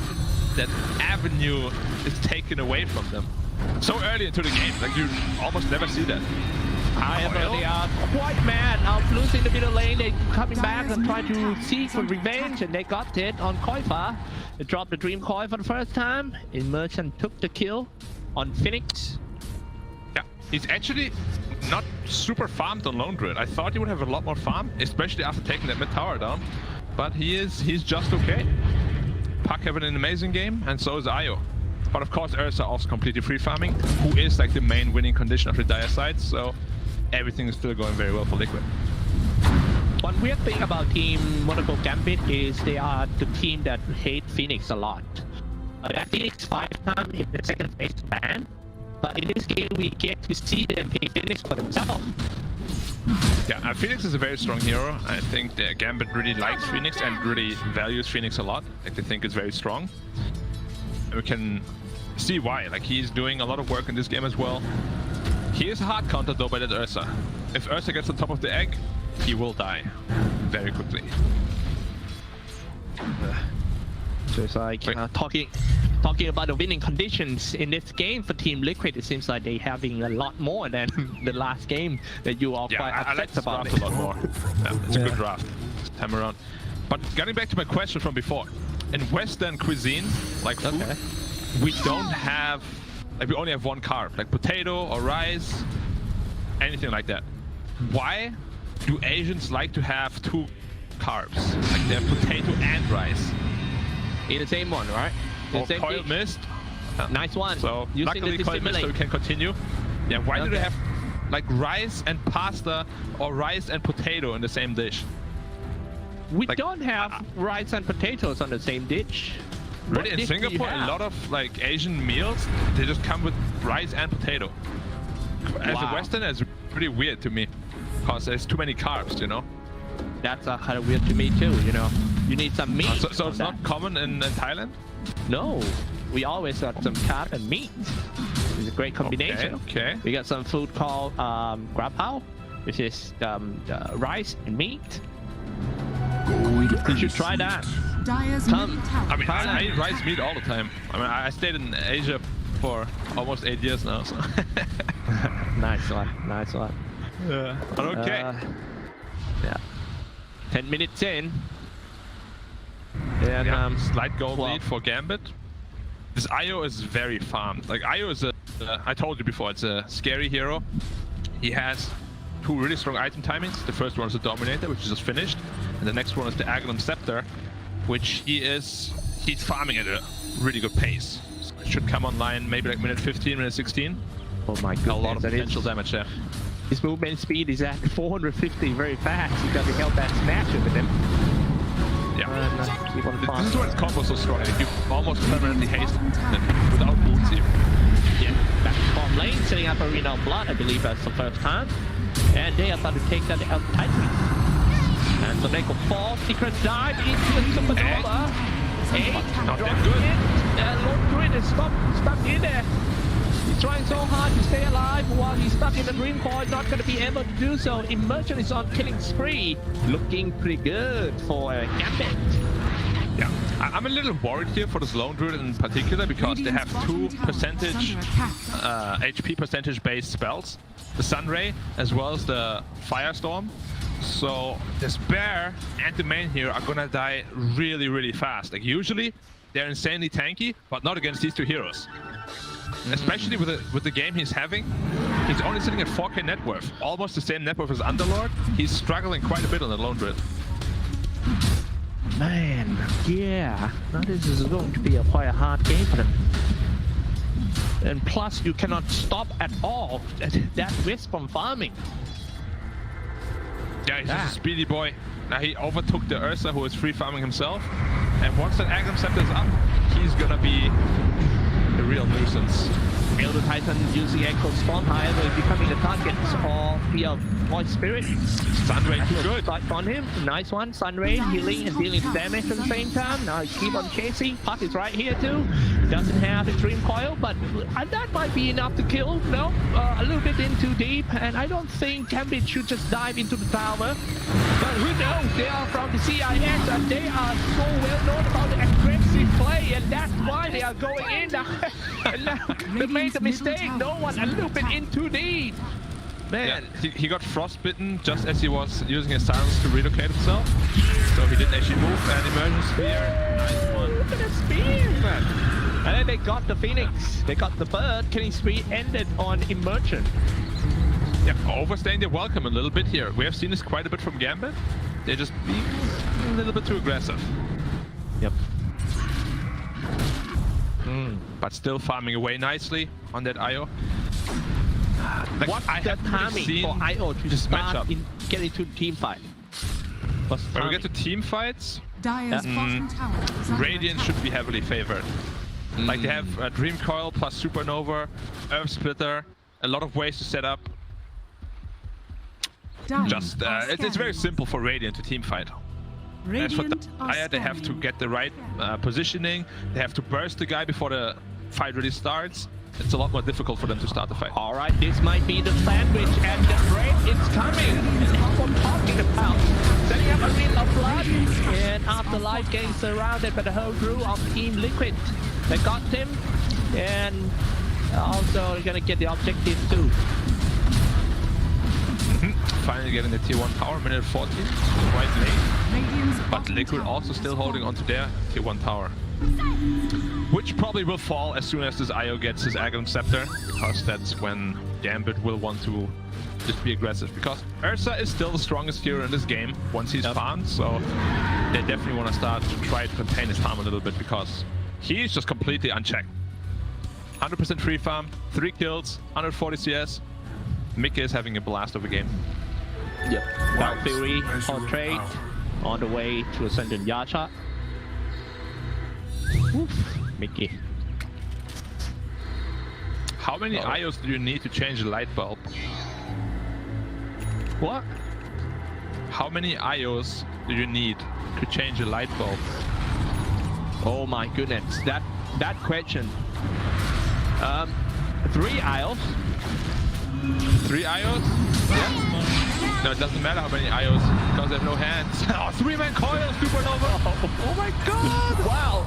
Okay, and that is going in. All 25 kills does the damage on top as well, and that is a triple kill on this whip.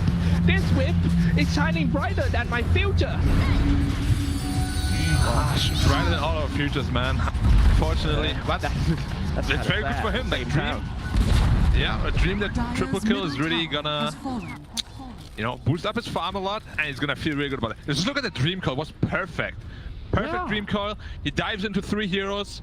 Perfect setup for it. And that's what we said about like why this team fight is so easy for them. You know, like you just get a coil, you dive in, supernova, and there's nothing Dire can do about it. The only Akila they have is Ursa, but he's probably off somewhere farming. Under attack. Man, it's getting harder and harder. Heavy pressing for me. Okay, at least we're trying to fight back. With the Arena Flood right here, showing the Sun Ray trying to use teammates, better away. It is so hard to take that IO down. He's slowly flying away. Nicholas died one more time. And it was Team Liquid instead coming in a little bit to the 3 fall down for him. And Mickey, ooh, he's lucky. Fine. Yeah, no one didn't see him. But it's there's still too much shield coming out from them. Yeah. Io was getting focused super hard, but the Sunray just keeping him alive all the time, and his team was just there right away to back him up. Another 3-0 trade for Gambit here. However, Ursa is still free farming. Once he has his BKB, he will be able to kill this Io. Will that be enough to change things around? That's the question. Yeah. Will that be enough to change things around? I hope so for Liquid, because again, this Lone Druid is not having a good game.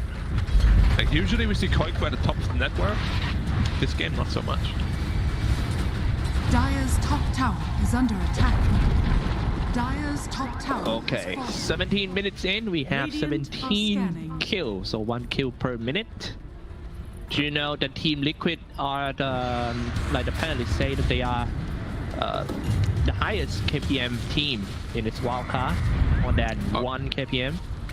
Really? Oh wait, let me just sip some water for that. Illusion! Okay, that's really highest KPM Team Liquid. Now, it makes sense. Like they play very aggressively, and their drafts are designed to be aggressive as well. This game, though, not really. Yeah, they're more content on farming. They're always being countered when they wanna come to, they wanna gank Team Gambit. And plus to deal with the Underlord is something different, man. And another recoil draft on the course of Team Liquid that will secure Boxy. Boxy down, Mickey. Boxy down, you could almost say Boxy was boxed. That one give you 2 points out of 3. Out of 2. Yeah. Boxy was boxed, okay. I'm gonna keep that one. I'm gonna play it like it was mine later. Yeah, do it. Like everyone will laugh. They'll be like, haha, Cyclops is so funny. And then you have to like say, nah, it was actually Black's joke. Okay. Koiku has to be a bit careful here. Phoenix is right around the corner. You don't want to mess with the Firebird, because you can get burned. Oh. Okay. Well, 3K for Team Gambit. They are, it seems like they are taking control all over the map and having the aggressive obstacle walls inside nearby the high ground on the hill near the top tier tower. That would be shutting down the area of Team Liquid a lot of farming. Plus, we have no one hunting around here and there ready to drop his green coil on people. I'm talking about, you see the bear. Oh, it's a Ghost Scepter on Puck, okay? Going for E-Blade, I assume. Yeah. Will be a lot of burst physical or magical damage rather. That's crazy on top. A very farmed up IO right there with an Aghanim Scepter, Black King Bar. He is, like, at this point, almost unkillable. Like, they have no spell that goes through BKB until they get that Basher on the Lone Druid as well as Ursa. Until then, this IO is gonna be kiting them like no tomorrow. Way too hard to kill. Here's a Dream Coil. If he catches the... okay, he's been caught. As you can expect, Dream Coil. Yeah, gotta spend in coin to kill this guy, Tiger. Boss 4, and Coin Spirit was caught. But I mean, when it's come to a super late, like let's say if the game goes longer than 50 minutes, will Wisp still strong at that point? Yeah, it's very, very strong. Like, he scales very well because he gets level 25 to Talon. That every time your tethered target attacks someone, you attack them too. Together with that right-click build from Puck, every time he presses E, he attacks everyone around him twice. So it's like they scale very well into the late game. Also, as we said, percentage HP based spells, which are Firestorm as well as Sunray, they will scale indefinitely as well. So if this game goes like minute 40, 50, I still think Gambit has the advantage here.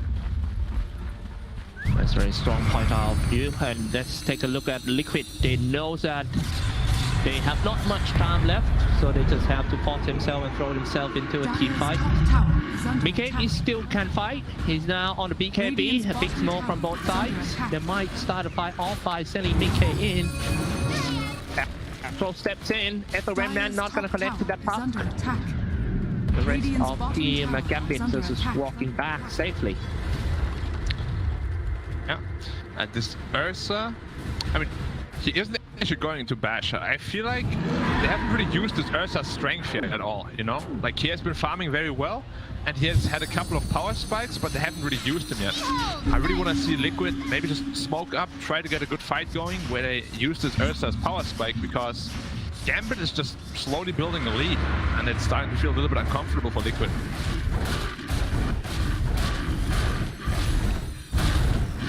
Koi still trying hard to just come back into this game with a Desolator on his mini bear already. He himself has 1.2k HP, which is not that hard at all to take him down if Liquid found him, especially when he's stuck in the Dream Coil. Yeah. Insane, yeah. Wow, barely makes it out. Yeah.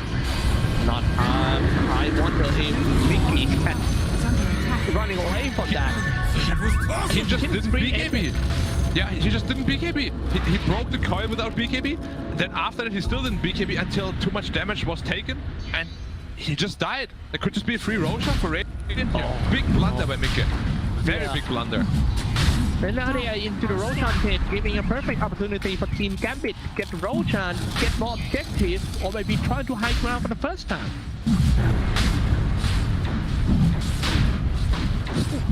This Aegis is gonna be, it could potentially be game winning, because that means they can take out all the outer towers, tier 2 middle, tier 1, tier 2 bottom, and after that, Liquid is gonna be very contained. They have two still very greedy cores with the Lone Druid Ursa, and if they can't farm, they're not gonna be able to do anything.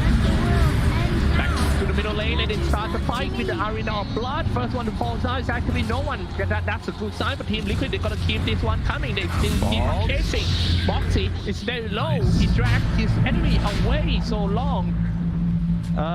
Well, he bought back right away. It seems like Team Liquid really want to contest for this Roshan. Let's go for round 2. Everyone of Team Liquid getting into the Roshan pit, getting ready for another fight. Sending in via mini bear in order to check, give some visions. Oh, some of the Liquid player was hit by the spirits. Moving in, only a few hits away. Who is going to get that ace? Shooting a Sunray, heal a little bit, Robin solo. And Afterlife trying to walk away from the danger, not gonna make it. Mikke is on BKB, he went all the damage from the spell from Team Gambit. Nice time for Team Liquid to back into the Roshan pick, pick it up finally. Team Liquid took it. Oh my goodness, Tiger, however, might sacrifice himself.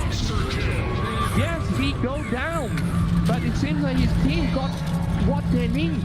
Yeah, still very worth it for Liquid. instead of Gambit getting the Roshan for free, no one got caught out mid lane. Very well done there by Boxy on the Mars. And that led to them getting a Roshan on Liquid instead, which for this Ursa is one of the best items in the game these ages. Oh no, Got coil though. He has no BKB. Got caught in a dream coil. His BKB is still on cooldown, around 20 seconds to go. It's time for Team Gambit to take this tower. They can't push, unfortunately. This is just the power of Ursa. You just press Enrage, suddenly you have 80% damage reduction. Like, why not? Like, this is the personification of anger, you know? Like, anger can make you strong, Cyclops. If you're mad enough, you can become a superhero too. Brother, but you are going dark side. No. Anger doesn't necessarily mean bad. You can use good anger. Really? Like, man, I really messed this up. I'm so mad at myself. Anger, you know, it's good anger. That's the pathway to the dark side. This'll come in handy. Yeah, but the strongest creatures are half dark and half, you know, light side. Okay, out again. Yes, they go for it and feel blood off down the pocket and the wall of Arena of Blood. First one down is Boxy. Boxy being boxed by Team Gambit. And now they're pushing forward. Not looking good for Team Liquid. Yeah, this is a typical case of call the ambulance, but not for me. Boxy actually kept himself insane negative They're gonna coil. get one more kill, definitely. Trying to do the Glimmer Cage. Extend the time of life, but he could only just buy a little more time. Just a little bit more time, yeah. We're gonna see the power of the IO. Like, he's always full health, he deals so much damage in all these fights. Dire's middle tower has fallen. And he's on his way to a heart. He finished Heaven's Halberd as well, which means Ursa can get disarmed if he doesn't BKB preemptively. This is the reason why all the teams in Wildcard first ban IO. Gambit is really waiting for their chance to pick this hero. Dream is not going to let everyone down. Well, but it's still too soon to say. I mean, Dream is having like a perfect game. He's 9-0-5, highest net worth on the map. He's playing this hero like pretty much perfectly. Dire's bottom tower is under Going attack. to top. Ursa still with the Aegis. Well, what is the condition to come back in this game for Team Liquid? Dire's bottom tower is under A smoke gang, a big smoke gang, maybe win 2 or 3 team fights. Dire's Yeah, bottom like a tower good has smoke fallen. gang, get a good initiation going. They're smoked up right now on Liquid. Like, if they can kill the prime targets, the Elder Titan, Puck, or Phoenix, they're like in a perfect scenario for their fight. But this IO is a very tough kill. Yeah, and the scenario is happening right now. Turn on the BKB for Dream. And feather away, the support is right there. Afterlife was just blown up by that Ursa. Like, Ursa jumped on him and he just killed him immediately. Ursa's damage output is just insane. No heroes tanky. And the mighty bear. And he's on the way to Abyss of the Lane as well. Ursa. Once the business online, it'll be very scary. And he just he killed the Phoenix actually. That's a lot of damage. I thought Phoenix was dead. Radiant's middle Well, tower Mickey, is under be attack. careful. I think it is about to be claimed. Yeah, still 50 seconds on it. Let's go. Could be a good fight here. Underlord is still dead. If they can catch them out of position, maybe they got something going for them here. It's so hard to win a fight under Lord presence with the auras and stuff. I hate it so much. A trophy aura just make everyone weak. Yeah, it's actually not that good against Ursa because most of the damage comes from the Fury swipes. So, which is another reason why Ursa is just one of the hardest counters to Underlord.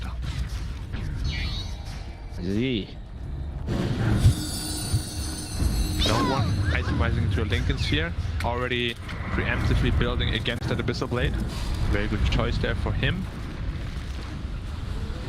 I have not seen Ursa versus IO late game. Like, I don't know how this is gonna go. I feel like Ursa is just gonna get kited by the IO and his team, but maybe not. I have not seen the matchup. Yeah, I think we'll see it soon. Team Gambit moving into the triangle, trying to take control of here. high ground, waiting for Team Liquid to just walk up. But I don't think Liquid would just fall to the bait that easy. They stop to stay under their observer wards, where they stay where they have visions. Yeah, Gambit just wants to finish the hard on the IO. Probably pressure the bottom tower. As I stated, they smoke up 5 heroes. So they're looking for a fight here. They have to be careful they don't just run into a high ground though. If our Liquid is not prepared, they're split up. 2 heroes top, 3 in base. Sonico Could gonna be the potentially first a very one. good fight here. Yeah, very. Sonico already create the visions and also drop down the sentry as well. Make sure that Radiant's team... top tower is under attack. Wait. Insania? Just to be out again. Yeah. And nobody gets caught from either side. Oh, so close. If fight breaks out just now, if fight breaks out, you think we're gonna win? Definitely Radiant, because Dire was not willing to fight at all. They were split up, wanted to get the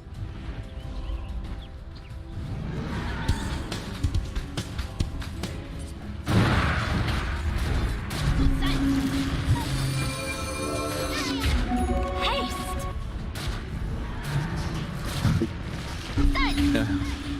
Alright. And most of the heroes of Team Gambit are so tanky. Now look at that, coming in for Foxy. Very brave one by him. Heroic play by Foxy, but can they take one down first? Yes, they can. That is an important hero as well. It was important. Oh wow, Dissimulate will deal some damage. Not that much damage to anyone of Team Gambit. Gambit will be back, usually off. Oh, they were so close. Void Spirit's about to go down. Tiger must find his way back home. I thought he was healed, but he actually was shot by the sun ray. Shooting some sun pain. Going straight in. Oh my goodness. And now finally Tiger falls. Tiger still has a buyback though. I'm not sure if he has to buy it right now. Dire's middle tower. This is what I was worried about. Like, this IO was just full health the entire fight. And even though they managed to kill the Phoenix, Ursa just can't fight his IO right now. Lone Druid can't fight his IO, he's just immortal at this moment in the game. Oh my god, that is so golden IO here. Now shooting out very the shiny. spirits. Oh, you just see the bear die immediately from his percentage damage. Foxy, no BKB, he jumped in without BKB. Oh, godlike beyond for Dream. The IO, and now they are taking it down. Everything. And Team Liquid. The bear dies and no other bear. There was the last bear. I put that as well. Mickey turn the BKB, try to crawl back to the fountain, regen a bit and come back and defend. They will definitely lose this set of racks, and maybe if Team Gambit want to go for the throne, I think they can. They start attacking on tier 4 already. Team Liquid needs to do something. This is their last stronghold, and this is not looking good. They have to defend without their core hero for at least 50 seconds. Team Liquid taking down the tier 4 towers and about to go for the throne. Oh man, any resistance at all from Team Liquid? I mean, there's really nothing much they can do. As soon as Box is alive, they need to jump in, but they don't have the damage to take down his heroes. Focusing IO, but he's not taking any damage. And now at least trying to do a bit of blood. Godlike once again. And then Godlike double kill. Oh my dear lord. Phoenix actually background as well. Yeah, this is the reason why every team first ban IO against Team Gambit, as they are cruising in, taking down the throne, forcing a TP call out Team Liquid. Team Gambit, Monaco Gambit sweeps Team Liquid 2-0 in the best of 2 series. I did.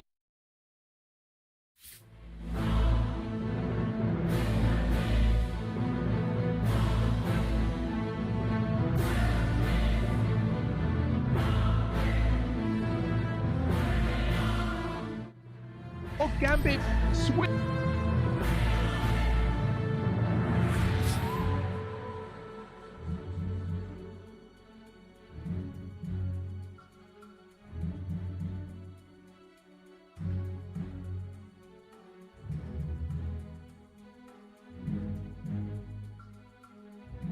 Dire structures are fortified. Not sure what's going on with Stream 1. Apparently they're having a bit of difficulty. So welcome to everyone else that's watching this game now. 2 absolute juggernauts with Nigma taking on T1. Lots at stake here for sure.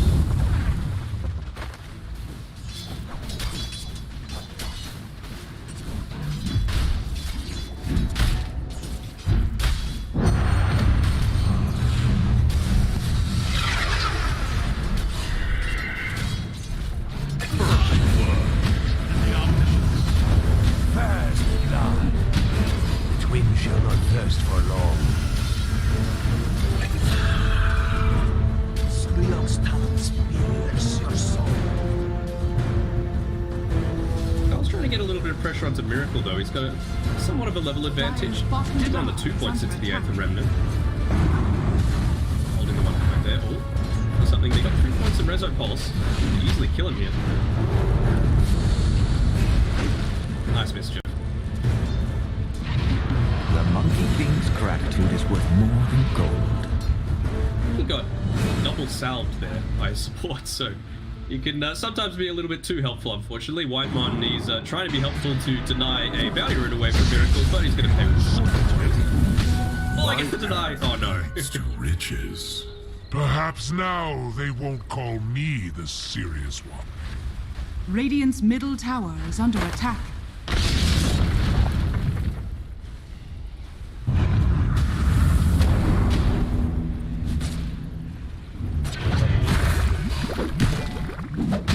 Radiant's middle tower is under attack.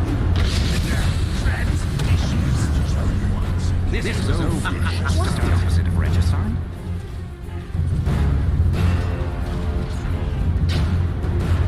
Nothing to your pile. Ooh, wrong way. Not taking full advantage of that degen aura. And I really don't rate that that ability now that it doesn't do anything to attack. So 1 point just seems a little weird. Invisibility.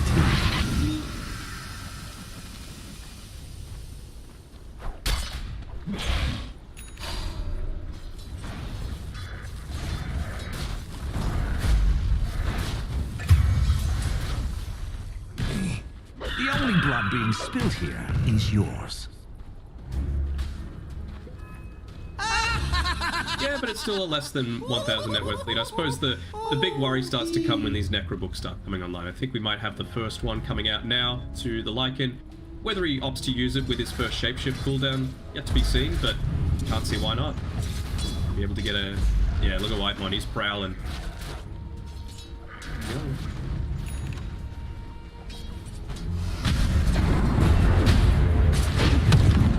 Damn it.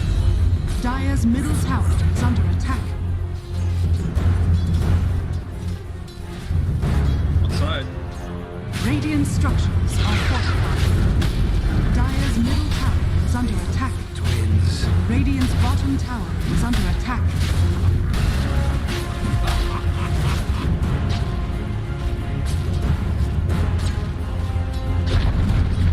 Dire's middle tower has fallen. Yeah, mid's gone, Radiant's and that's the bottom downside of losing Carl like that. So well-used gank, because you really don't have any ways to reliably clear out waves. You know, you've got a Skyreth that can at least get the cussive shot in on.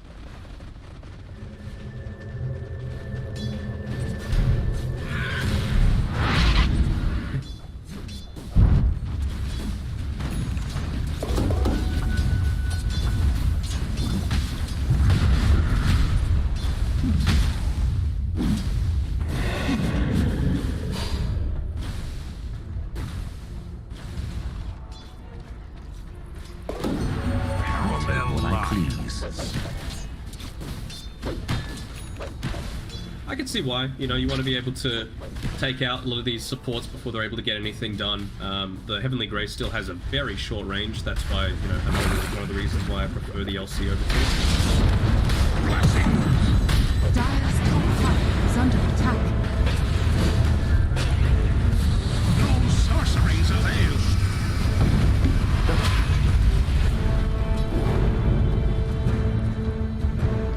Radiant's middle tower is under attack. Dire's top tower is under attack.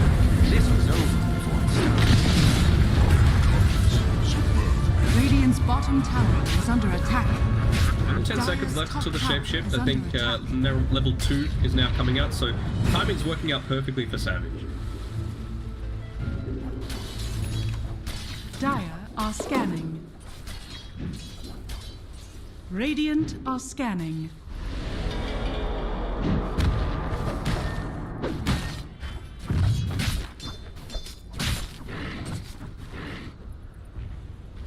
Dire's top tower is under attack. Here we go. Like, this is This is what you're worried about if you're Nigma. You're just going to be losing more and more of your map. It might even be before the 10-minute mark. You've still got the glyph available, but why not just put some pressure onto the map like this? You're going to find Carl though. We ride into the sunset. Radiant structures are fortified. Dire's top tower is under attack. I shall not report you.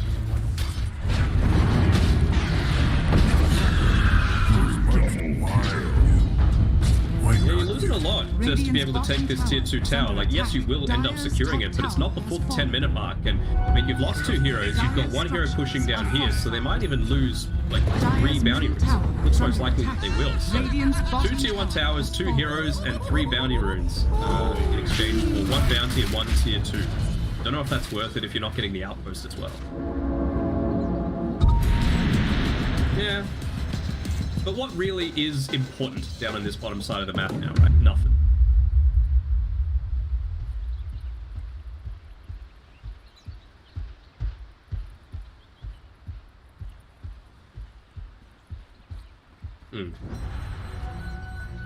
Still, with the relative amount that it costs people to level up, it could be very important. I mean, the difference between level 6 and 7 on a Skywrath is pretty decent, you know, having that extra point in the concussive shot. Stand for the light.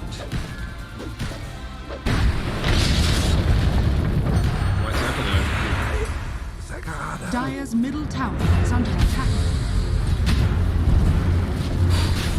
I couldn't care less. May your house. Hit the boys mid though. Radiant's bottom tower is under attack.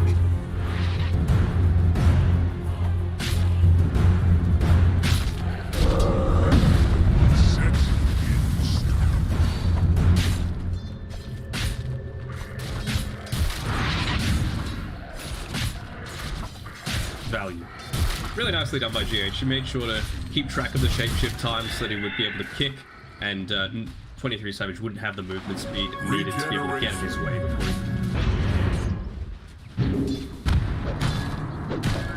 Decent amount of damage done to that mid tower though. It's sitting at about 2/3 HP now because of that rotation coming through. Again, Phoenix can basically do nothing against all of this early aggression, and you can see he just wants to go into that BKB so that he can guaranteed get off a Sunray every single time.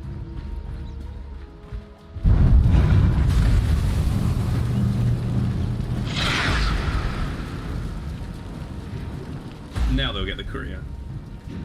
Will they? Dire's courier has been killed. Oh, no. He's coming.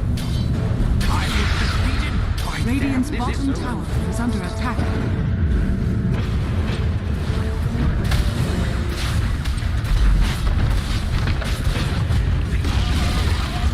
Radiant's middle tower is falling.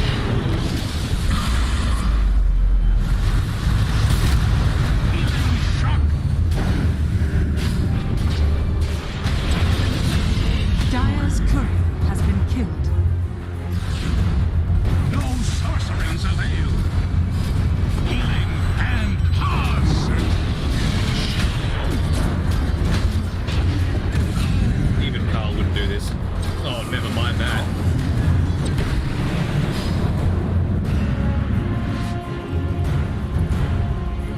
Oh, nice.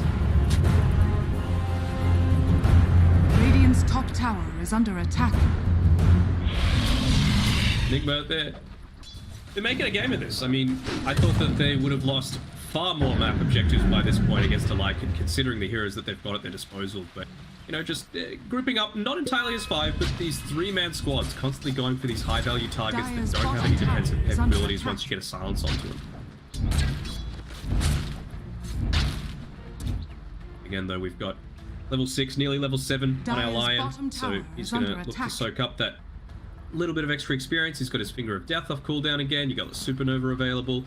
Wouldn't surprise me to see a bit of a group up happening here. To restore the void within. They're smoking. What can they find is the big thing. Pastax is the bait here. We're just going to walk on forward.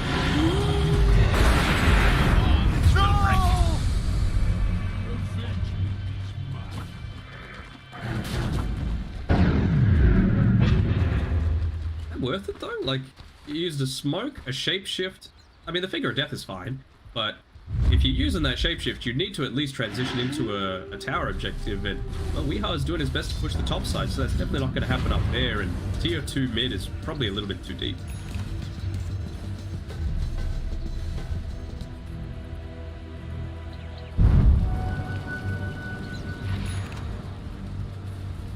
Dire are scanning.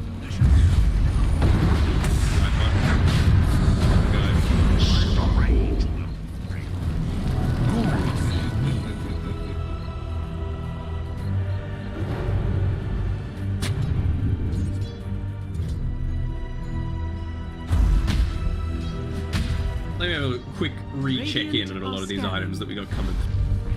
I mean, the issue for Nigma is going high ground and closing the game, but the issue, and you know, they don't have a super late game carry. The issue for T1 as well is that, you know, the Lyca drops off severely, but Monkey King, Phoenix late game, very, very strong. I mean, I still have to be favoring T1 a little bit, but it just matters how much, how many times they're going to let themselves be picked off, because I feel like it's the last 4 fights that's been the case.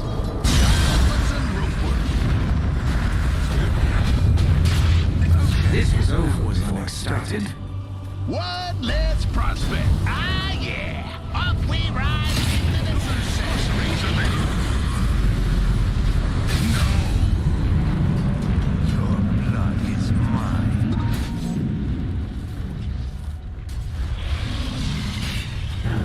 Yeah, they can't do anything. They used the Sunray already. You don't have Finger of Death for another 40 seconds. Maybe they might try and make a play here. 5 seconds.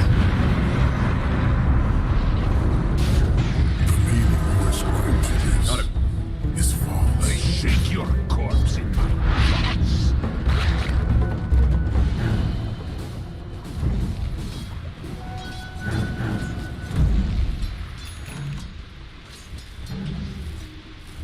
I think we need a little bit of a redistribution of items. I don't see what this Lycan really needs the Faded Brooch for all that much. You know, once he pops that Lycan form, he's moving fast enough already. Valid on any of these other heroes.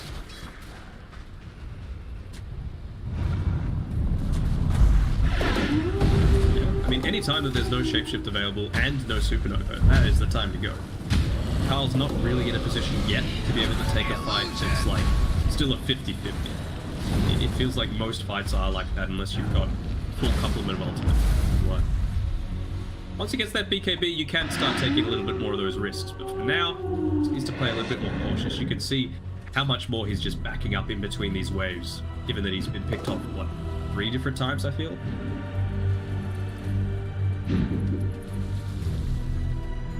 This was over before it started.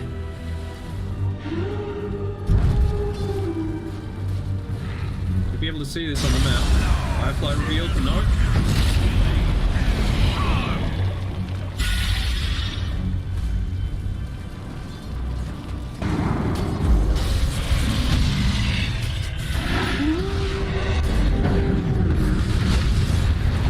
Radiant's top tower is under attack.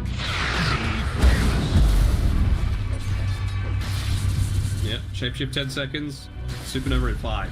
That's the big timings, and I feel like Nick would know it.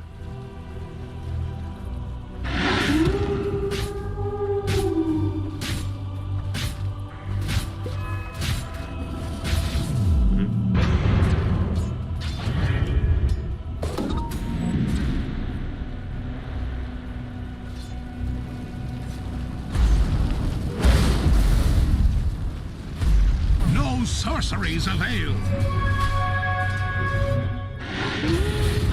Savage might be things off here.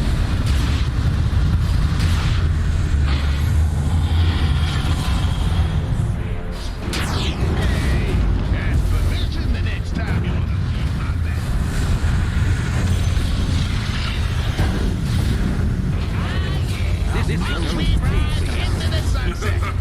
Dire's middle tower. That was a big misplay from Zep. He cancelled that Sunray because he was afraid of the being gone on him, but 23 Savage hits your win condition.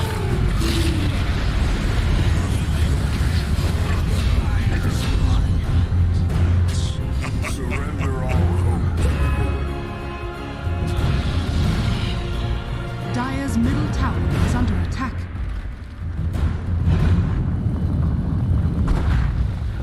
structures are fortified.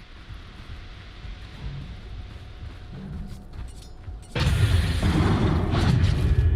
think it's one of these situations where, you know, you might need to see something a little bit out of the box, like a Desolator on the Void Spirit, just so that you can still get the minus armor procs through the output step. AC on a Bloodseeker, not anywhere near as unorthodox, but still, you need some way to kind of breach the high ground, maybe even see some Meteor Hammers come out of the sky, who knows. Dire's bottom tower is under attack. Illusion!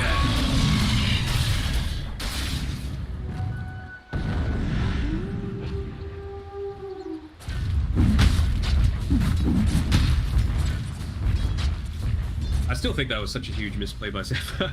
Like, there's no point to cancel that when literally the entire team has to focus on the Lycan to be able to bring him down because of how farmed he is. You know, he had the plate mail, he has the 18 strength from the Necro book, he had a full wand, I believe, and there's not much point in channeling Sunray for like half its duration because it gets so much stronger towards the end of it. Dire's bottom tower is under attack.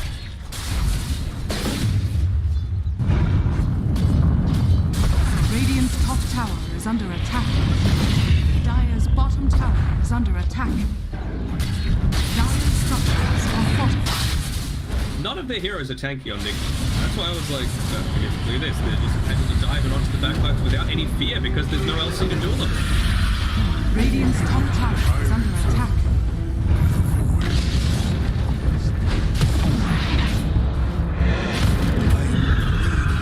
This is over before it started.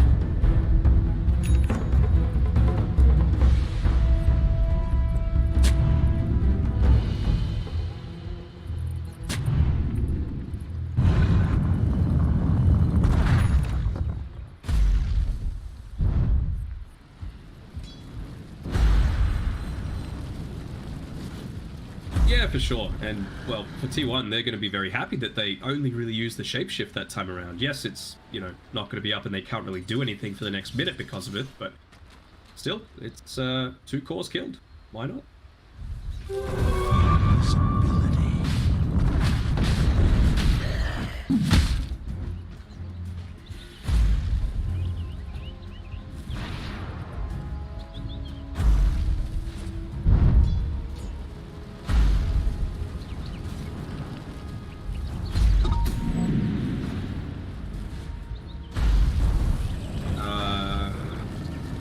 I don't know how I feel about that one. I mean, it's not like you could use it on yourself to give you a little bit of extra movement speed. Radiant are scanning. What would I have gone here?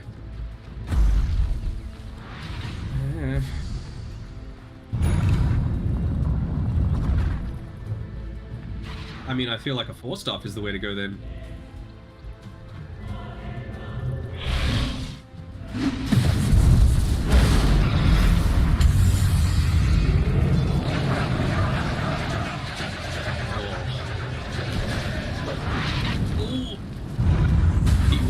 Second away from that lasso.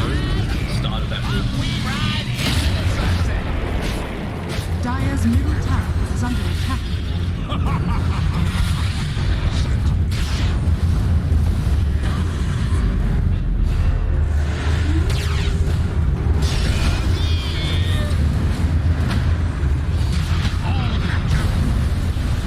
Guardian Angel? Where's the Guardian?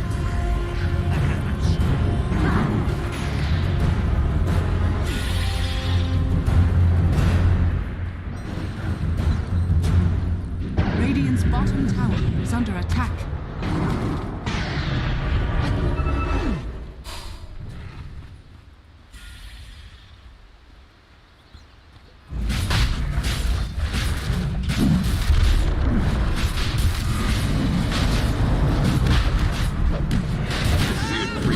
You're just relying entirely on power, just with the reduced armor coming through. Just able to scan it out with the blood, right? I don't think they're going to be able to have their full complement of heroes, and even if they did, you still don't have a lasso.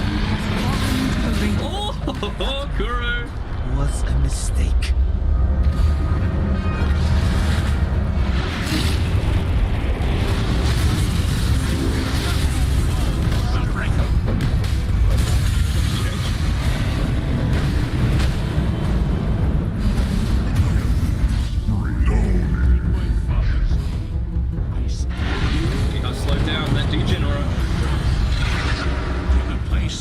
This was over before it started.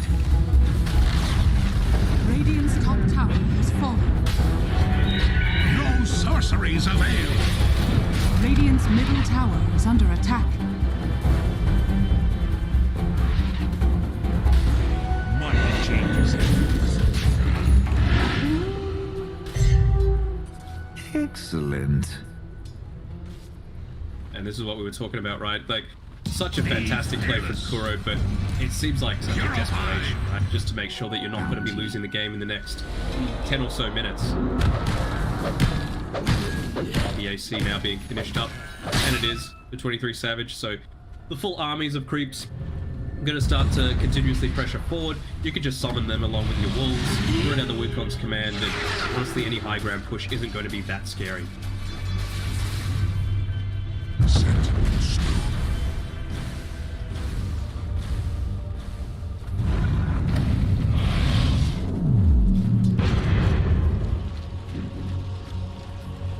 Radiant's middle tower is under attack.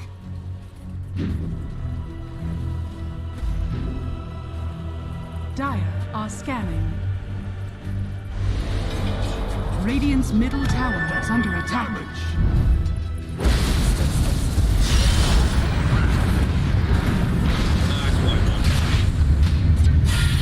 My hands are tied. Hell has nothing on me. Dire's bottom tower is under attack.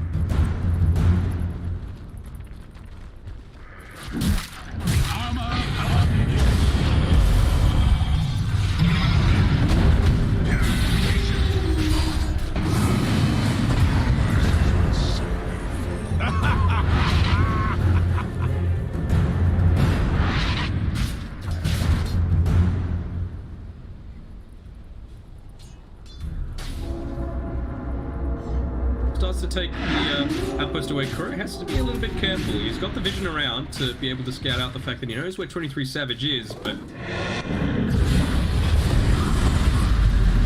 Campaigns, and this is why they call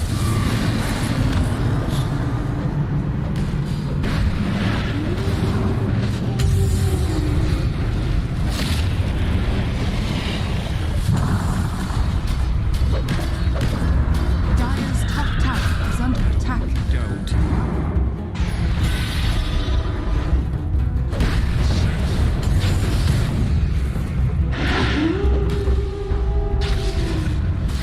He's so fast.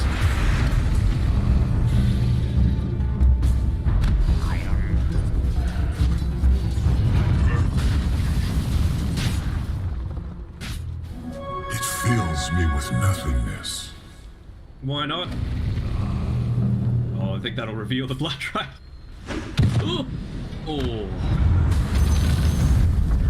This was over before it started. You love to see the respect coming out from Aramin. It's like, okay, I see what you tried to do there. Meanwhile, If you look long enough into the void, Radiant's middle tower is under attack.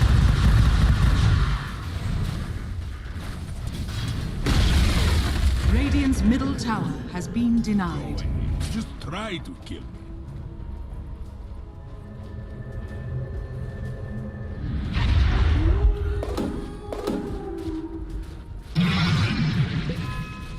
Radiant's courier has been killed. oh yeah, for sure. I mean, later on it starts to be a little effective. You're not going to suddenly get a bunch of wave clear on your supports, right? That essentially have nothing until that point. You know, maybe he can even go something like the Ag Shard just so that you get that wolf constantly pushing in the waves, putting a bit more pressure on the radiant side of the map. Trapping your will to live. Fear not. Radiant's middle tower is under attack.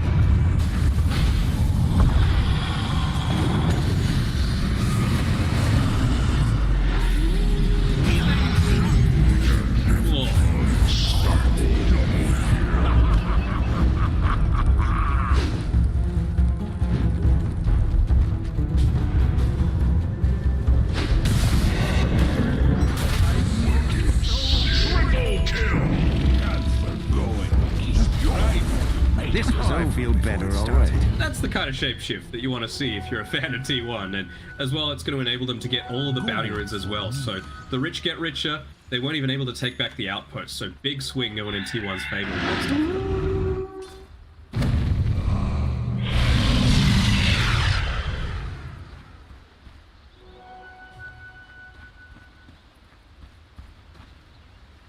I mean, the issue for me still is, where is the scaling, you know? You pick this Bloodseeker, right, to make sure that you're not getting absolutely run over by the Lycan, but that is your position 1 carry. What do you do in the late game? Like, you use the Rupture on, let's say, the Monkey King, because he's going to be the one later on that might be a bit more of the threat. And then he just stands there and uses Wukong, or, you know, moves slightly to get out of a Mystic Flare. And then you've also got a Sunray to be able to help him. You've also got the Guardian Angel, the Purification, the Heavenly Grace, the amount of times that Whitemon has blinked forward and stunned people that have been trying to kill his cause is ridiculous. So I just feel like there are so many more options for T1 to win this game, whereas everything needs to go right for me.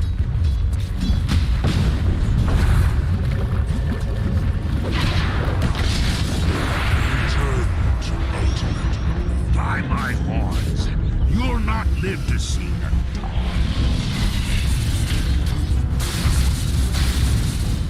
All wands will break.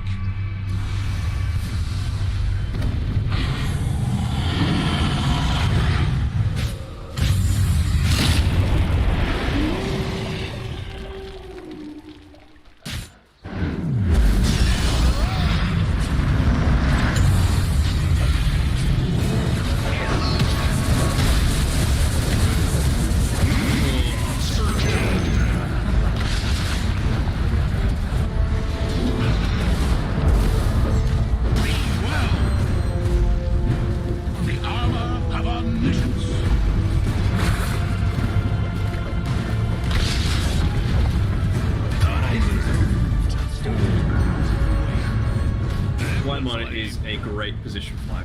Just the amount of times that he's in just the right spot to be able to lock down the heroes as they're going in onto someone like Carl is amazing. And to see that he's getting this sort of game that he deserves, you know, the cores picking up some of the slack they've been dropping in day 1. Radiant's top tower is under attack.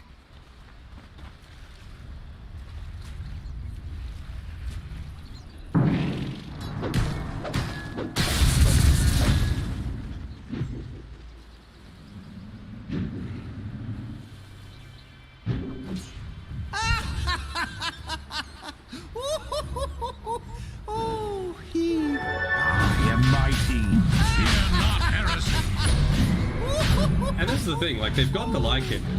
Because of that, when they win team fight, they're able to take this Roche. No Kuro Blink Steel this time around, but this is with a Monkey King that doesn't even have his axe. That just shows you how versatile their draft is.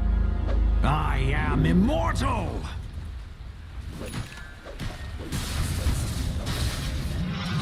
You see what else Savage is building into? He is going to bite that Monkey King.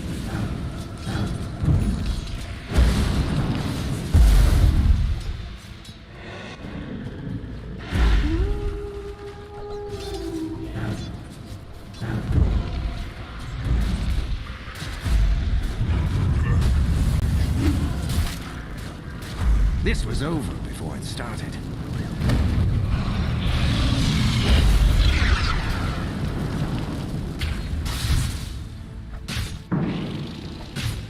You fought well and Now they're ready to go. Yeah. Axe Scepter going to be spawning. Wolf monkeys that get spawned? How does that work with the axe?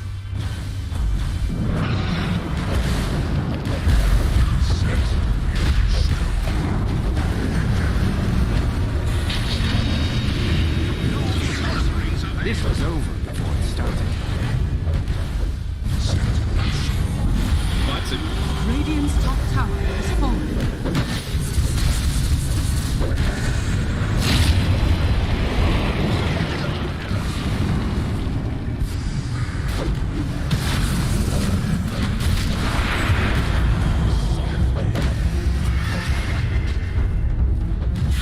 Then there's the real one, the Big Daddy.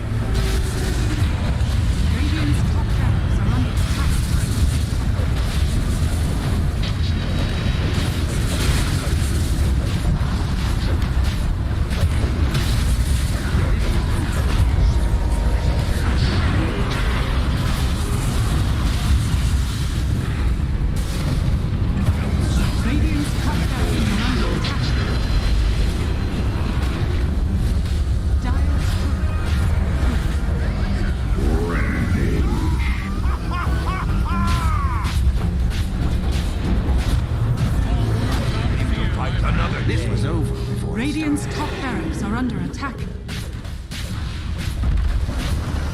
Radiant structures are fortified. Yeah, you mentioned the Wukong's command being right in the middle. They weren't standing in it, so it was fine, but it just blocks up so much space that you're able to fight in, you know? The heroes that were caught on the left couldn't join the ones on the right, and it was just picking them off one by one. They're not even worrying about the barracks, they're just going straight for these few balls. Maybe after losing Whitemon, like the mascot of the team, you know? We can't end the game if that's dead. Radiant's ancient is under attack. Dire's bottom tower is under attack.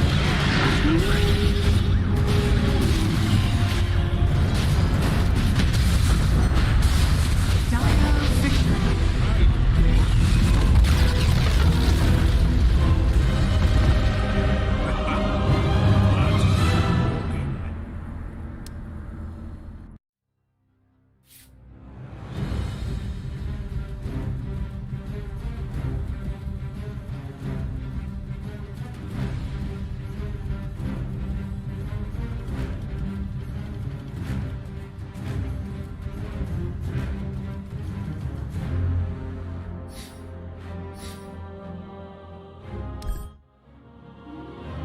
Reason is, you know, I want to be able to run out of the silence. They have a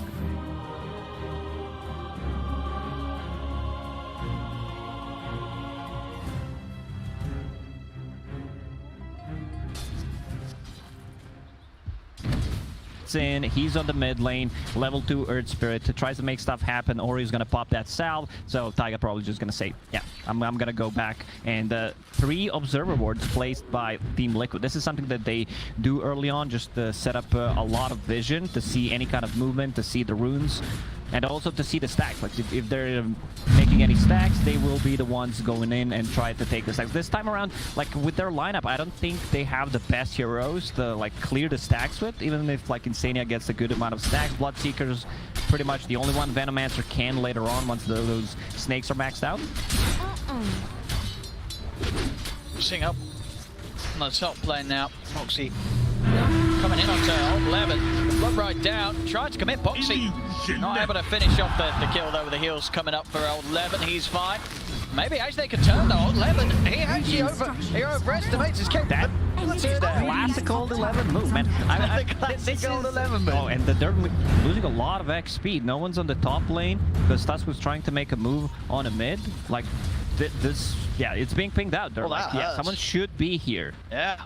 Oh, old 11, I mean, he had more than enough opportunity to turn and run mid lane. Or he's getting dove upon by Midkay. Midkay, has he got anything to throw out on this? Few seconds, Ori. Just keep chasing. Yeah, he's just got the bottle delivered, so we'll at least have some regen coming out. Remnant comes into play, though. Midkay got the damage, he does. Midkay will still find the kill, despite the bottle just being delivered for Ori.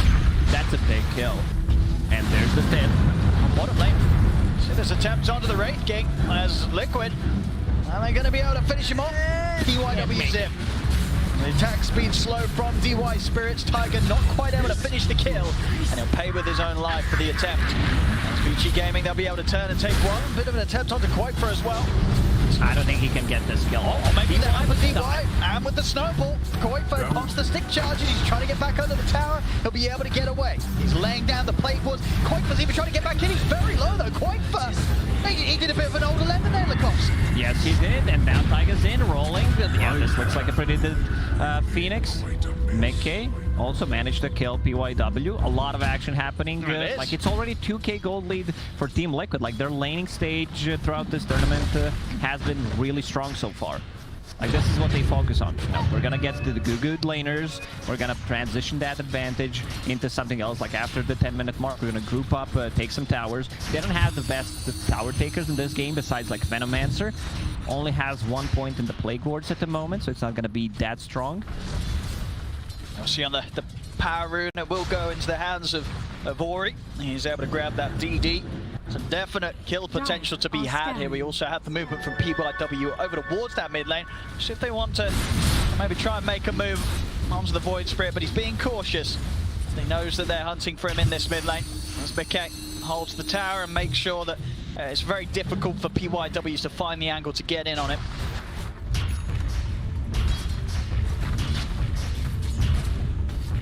even with that superior wall coverage that falls into favor now for Vici Gaming. Not able to find the angle to get in onto Mickey. Or he's going to look towards top instead for the action. Coming over with the DD rune. He's heading over, drops the coil down, catches Boxy. Instantly, though, TPs are coming in. A lot of backup from Liquid. Mickey slides over the Astral Step. They do lose Boxy. What can they get in return? They get Ori at least, and they'll also pick up PYW. He's left behind. Liquid quickly reacting to that move so by fast Ori. with the reactions. They see Puck there, instant TPs, 2 heroes, they want to make something out of that, and they get a much better trade. Phoenix on the bottom lane. Oh, Mickey actually gets a triple. All right. I mean, well, that certainly didn't go the way that Ori and Vici go for. A move up top, turning into a triple kill for Mickey. Vici Gaming just needs the, slow down, farm up. They should not keep fighting all the time. Their heroes are, Great King, you're not gonna see this hero for another 10 minutes. He just wants to farm the jungle, get that Radiance up, and then join a team fight. That's pretty much what he does. So they need to play Dota 4 versus 5 until Great King comes online. And so far, they're struggling to do that. Falling behind in the trades here, Vici Gaming. It's Liquid just being able to make the better moves, and a huge difference now. But obviously thanks partly to that triple kill Mickey picked up between the value of their mids. Look at Mickey, 4,300 net worth against the 2,400. You got 2k difference between the 2 mid laners just 8 minutes in. Makes a huge difference. Ori, they need to get this kill. Like, he needs to get the last hit. He needs money. He really wants it. I mean, it's taken them a lot of work to bring Tiger down. Tiger, he's going to be able to roll away. The Supernova's coming out. The Snowball does chase them. Will they be able to get the kill on Tiger? But Ori's got to be careful. He's bottling up Boxy and Mickey. They're chasing him down. Orbs available and a bit of a heal from the Summer. Keep Ori fine. In fact, they might just be able to get Boxy, and they do. Ori, he gets himself. I mean, he lives. He needs it. He needs that money. He gets exactly what they needed, and because Venomancer was pushing the bottom, no one wants to be in that lane, so Phoenix goes there, collects the XP, shows up. That's a position 5 Phoenix. I mean, Ori again. He just steps up and got caught in a remnant. They're playing too fast. I mean, they need to slow down. I can't finish my sentences. Oh my goodness, Ori, he's got to be careful. I mean, down like that in the mid lane, getting a little too greedy, heading back into the creep wave. He even had wall coverage up on the high ground there. But even so, not prepared for the remnant to just come out from Mickey and catch him off guard, apparently. So Koiko will take the bottom tower with the Venomancer. Now he can control the jungle. He provides a lot of vision against the Wraith King, where he will be farming, and you can see Insania already drawing on a minimap, showing where Wraith King is. Take cover of this area. They have one observer ward that scouted things out if they want to defend the tier 1 tower. No one wants to play against the Venomancer. Kind of hard one, and something that we see lately, usually, especially on Team Liquid, casual cloaks being picked up, which I'm a big fan of. Indeed, we saw yesterday Boxy picking it up on his Bloodseeker. I love that. Yesterday, he went for Eternal Shroud on Venomancer. This seems like to be really good item on the hero. No, without a doubt. Well, we saw the sort of unkillable beast Koifa was able to become with that build-up. And this game looking to definitely be on a similar direction. Has only died the once so far, second in the net worth, as this Venomancer that's just had all the room to farm. Liquid, they're ready to strike again. Mickey smoking up with Tiger, DD in the bottle. Vici, they've got the 3 of them up here. So they're going to be prepared for this. The silence from Tiger to set things up. Mickey, can he burst through Ori? It's actually going to be off the mark with the remnant, and now Ori's going to have the chance to turn. Drop the good egg. Egg on the high ground. Can they take it out in time? They can't. Mickey's got Tiger caught underneath the Supernova to set up for the duel. As Vici Gaming, they were prepared this time round. Liquid taking their turn to be the team that just pushes a little too aggressively, wrapping around behind that tier 1 tower. Vici Gaming, they're ready to show that they're just as quick to turn up and turn things around. They were ready for that kind of rotation, and we can see White Puck is so good against the spirits. He might lose the lane, the Void Spirit, but one coil, you don't have a defensive item, you're gonna die there. The duration is just too good. I see Old 11 with the Blink Dagger queued up. I would love this to be it's not that much of a meta, but in certain situations like this, you're playing against Venomancer, okay, That's gonna be that quick one. Well, because like with the Blade Dagger, you have that initiation, but I think Team Liquid should be the one, you know, putting the pressure because their late game is not as strong as Vici Gaming. So Young 11 just needs to be able to tank up. There we have it. Rolling for Tiger to set things up. Mickey with the follow-up. Looks for Old 11. He's going to turn his attention over towards Poyoyo, but the backup's in. They can't burst through the Wraith King. Now Liquid's got to be a bit cautious. Insania drops the freezing pit field. Poyoyo starts to back away. Foxy's trying to come up with the cleanup as they're starting to fall low. He's got that movement speed. Takes out Old 11. They'll bring down Poyoyo the once. See if Poyoyo's going to back off or wants to try and fight back. No Supernova quite up yet for DY, so they don't have the full potential to turn things. They'll just leave it with Old 11 dying, make sure they don't throw away anything else on that top 5 Vici. Now, Vici Gaming's like, yeah, we need that 5th hero, so Erika actually joins with the Wraith King in the team fights, even though he has like Hand of Midas. I'll pop that Reincarnation. I will not join the next fights until like Reincarnation is up, but I want to farm my Radiance. Yeah, I would love this to be Hood. If the Legion Commander has Hood, they have such limited damage and can upgrade that. Even if they don't need the catch, you did the Dream Coil sort of enough. Get that after. I think Dream Coil will be enough. There it is. There we have it. Looking for the setup on a Mickey. Silence as well. They're trying to burn through it. They're going to be able to walk and get the duel. Another win for Old 11. Straight over towards Insania as they look to pick up a second. The Supernovas drop down to leave no possibility for Liquid to turn this one around. This is the Vici game that I watched for almost 2 months. They have been dominating like all teams in China. Like the top 4 or 5 teams are pretty much equally skilled, and I think it's showing because like Vici Gaming, like drafts are pretty much always on point. To go back, you know, 11, he's hit or miss. Always, that's why he's one of my favorite players. You know, you never know. He might be the best player in the game, or he might be the one like, what's going on? Like, who's playing on his account? I would compare him to Boxy in certain situations because like very similar playstyle between these two. Like the roof for these players, I mean it's up there. You know, they really do have these games. I mean, we saw yesterday Boxy in particular. He pretty much had 6 of them. You know, we sort of saw every single game that Liquid came in with yesterday. Boxy just having an incredible time and in numerous positions and heroes. Again, this sort of versatility that we're seeing Liquid express with their roles. In the next batch, looking great. Boxy would love to see like 8 items in the inventory, plus a neutral slot and a TP slot, because he always has. He's got all the little things. Just too many items. He loves to make sure that he never leaves home with his bag empty.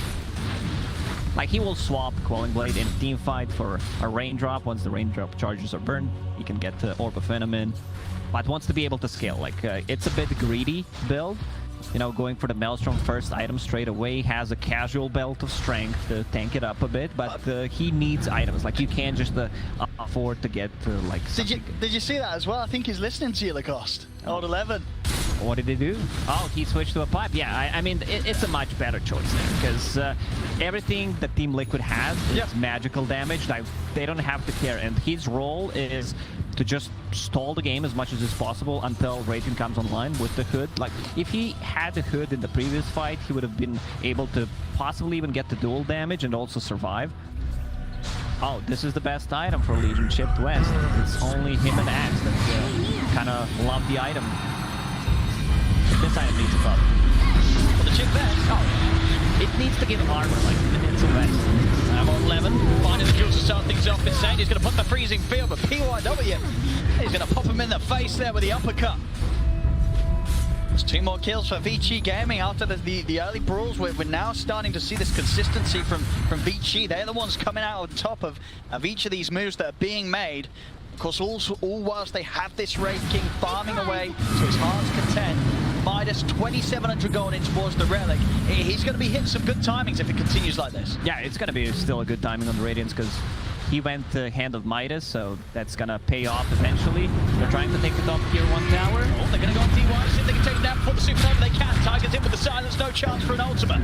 Over towards PYW they go this time. Liquid's going to be chasing down Vici Gaming 1 by 1. So moving on to the touch, bring him down. They're even seeing if they can catch anything else out of this. But Vici Gaming, the rest of them, a little too quick. They'll get themselves away from this entire move from Liquid. I say that they're Old 11. He's still hanging around a little bit. Still far enough away to mean the Tiger and Mickey can't quite get a catch on him.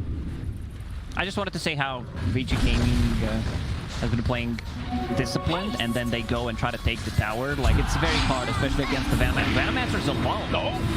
They're going to try and slide his way out of it, but he's looking pretty dead. He'll get the odds off, but so will Old 11. Another duel win. A bit of an overkill there, but you know, they brought 5 heroes almost to actually kill him, and now with the Skelebros, they can try to go and take the tower. I mean, Old 11, he's having a good one, right? Yeah, for 40 damage at 16 minutes in, you're pretty happy with that as an off-lane legion. He's getting some very good progress. Almost 2,000 gold. I'm fine with him getting the Blink Dagger and then going back to fight. I think that's the play here, because Puck, he still needs like 500-ish gold to finish off the Blink Dagger. At this point, you will need someone to initiate. Let's see what he decides to do. Probably just going to buy a Blink at this point. Liquid, they will be able to clean up that mid-tier 1 tower. Oh, they also find Fele, the last first stone for Vici Gaming. Like, Tusk is one of the few position 4s who like don't like to have. It's just don't want the money. Yeah, you don't want the money. You need the damage. So DY will take that one. He's also super farmed in position 5. Almost has a full Spirit Vessel. And the Spirit Vessel is going to be quite a nuisance for Liquid. You know, they themselves, not with any sort of hero that's going to be able to remove that or really deal with that being laid down. This is their timing. Like Vici Gaming, they finished the Radiance, possibly finished the pipe, and try to take some time. They did a good job defending their towers against the Venomancer, only managed to lose 2. They took a tier 1 tower only on the top, but once they get that Radiance, it's go time. Dire's middle tower. Let's see what the timings are going to be for some of Liquid's cores. Quite soon to have that Eternal Shroud. Just 100 gold off it. We'll see. I mean, after the Radiance, is this a game for Poyo where he's got to get the BKB? You can't really step it. Like it's BKB Radiance, just going to be BKB, possibly into AC Blink Dagger. They already have like 2 Blink Daggers, so I don't think he needs like that earlier Blink Dagger. Just tank up, because they have no abilities that go through Magic Immunity other than Rupture, and Breaking doesn't really care too much about it. No, absolutely not. He's going to have those 2 lives to fight through, and Liquid may be able to throw everything on him to bring him down the once, but taking him down twice is only going to get harder as the game goes on. A lot of excellent scaling potential for the Red King this game. Top lane, Liquid trying to throw it onto PYW. He's actually able to get the stone off before the Bloodline comes into play. DY's going into the Supernova. Liquid, they've got a back up with the recoil from Ori. Catching the 3 of them, and all left there, the follow-up duel. Catching Viper, they've brought down the Venom, they've brought him down. Sadie's trying to turn things in with a freezing field. Tiger gets the silence out to the 2 of them. Boxy's looking for a target. He will be able to find PYW, but Liquid, they've lost 2. And they haven't even been able to bring down Poyo the 1. Poyo is just sitting there. Like, I don't care. A lifesteal. Liquid, I think they need to go back. Like, they just don't have the tools to fight right now. Mickey. Oh, he almost gets it. That should reveal the board, but it was okay, because he had a salve on. Vici Gaming team fight is much, much stronger. Like, once they get... That was a fight without the Radiance. It was, wasn't it? It was before it was even out, so that's going to be a bit of a scare for Liquid. And another duel win. Plus 50 damage. Old 11 really having a beautiful time here. Not a good start, but manages to come back with the Legion Commander. The problem is for Team Liquid, like, they don't have any kind of saves. On the other side, there is press the attack, there is a snowball, so they want to have these prolonged fights. There's also Sunray that's going to be amazing against the Venomancer.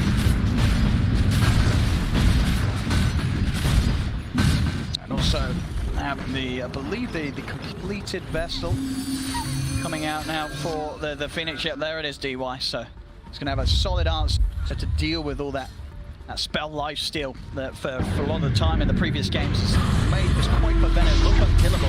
See, they're all straight up opening. Onto them all. He's looking to start the fight. 5 times the ball's going. The UIW jumps into the punch of the tree, calls down onto the 2 of them. Mickey is able to get out. No, the snowball catches it as Mickey and Tiger are out. Boxy looking for an opportunity to try and get back in on this, but Vici Gaming, they're still got the full 5 man alive.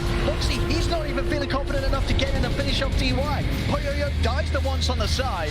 but Liquid, they've got no chance of going for him a second time with just the 3 of them alive. PYW, he's ready to jump back in. Supernova's out. Pointless trying to run, but the shards are in place. Swallows the Suns. Pointless can't run. He's held in position as the Wraith King takes him down. The mid tower falls. Vici Gaming really just consistently outplaying Liquid now at this point. Yeah, such a great team coordination. The spell usage coming out from Vici Gaming in that fight, like a bit early go coming out from the Legion Commander that were not ready to connect. They just needed to be like 1 second, 2 seconds after for the duel, but didn't get the damage.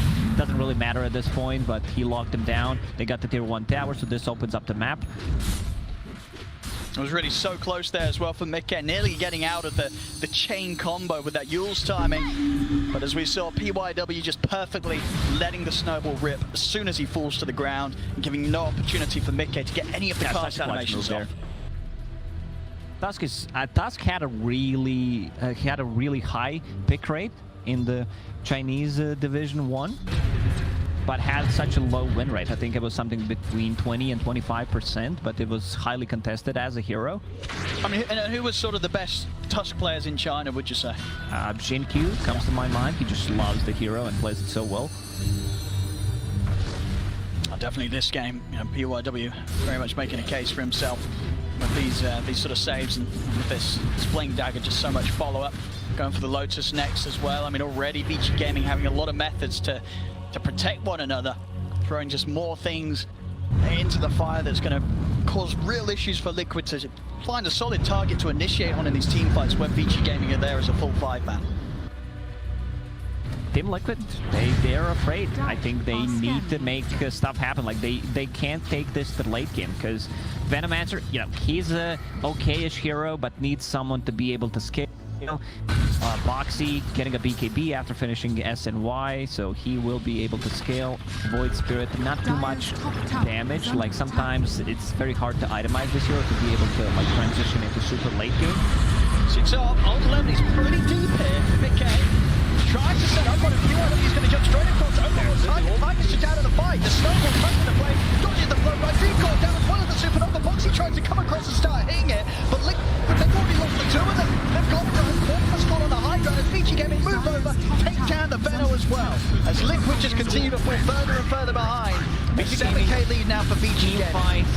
Plus the saving potential is just too strong at the moment. They can take the outlet post after taking this tier 2 tower, possibly transition that into Roche once the egg is up once again. And they could also just go in the Roche pit and take it, because Buck has boots of travel, he can take care of the lanes.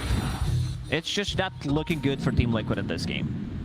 Yeah, it looks very hard to play in this game, in this sort of state right now, with the lead that Vici Game is getting, considering the heroes that they've sort of drafted around this Wraith King at sort of the center of their scaling power. He's just huge. He's level 18, moving into the pit. On top of the Sanj, nearly with this Roshan goal, it's going to be very close to having a BKB done as well. And they're not even able to really kill him once in these fights now this stage, let alone the second time.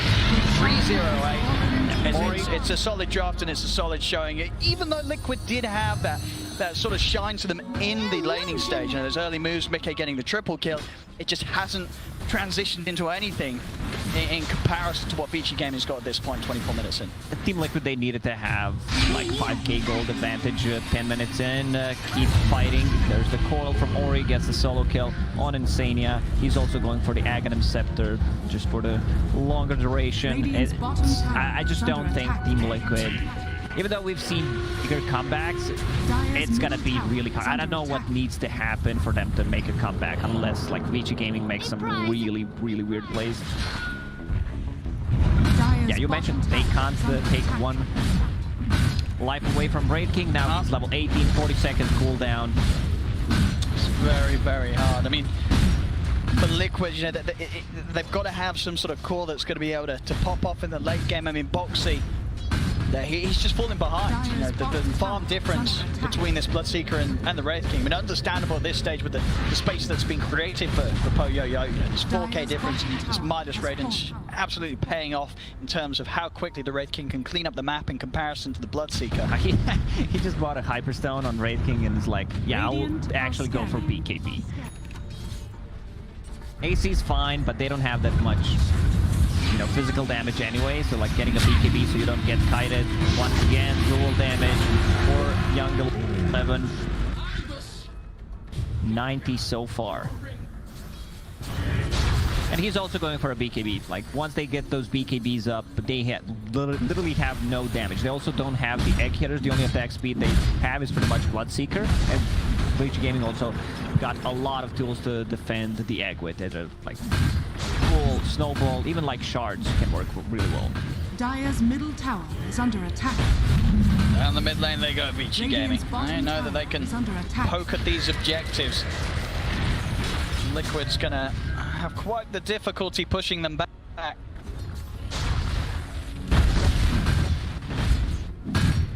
You see Liquid at the least just trying to find space for Boxy to farm, and he's sweeping around mid.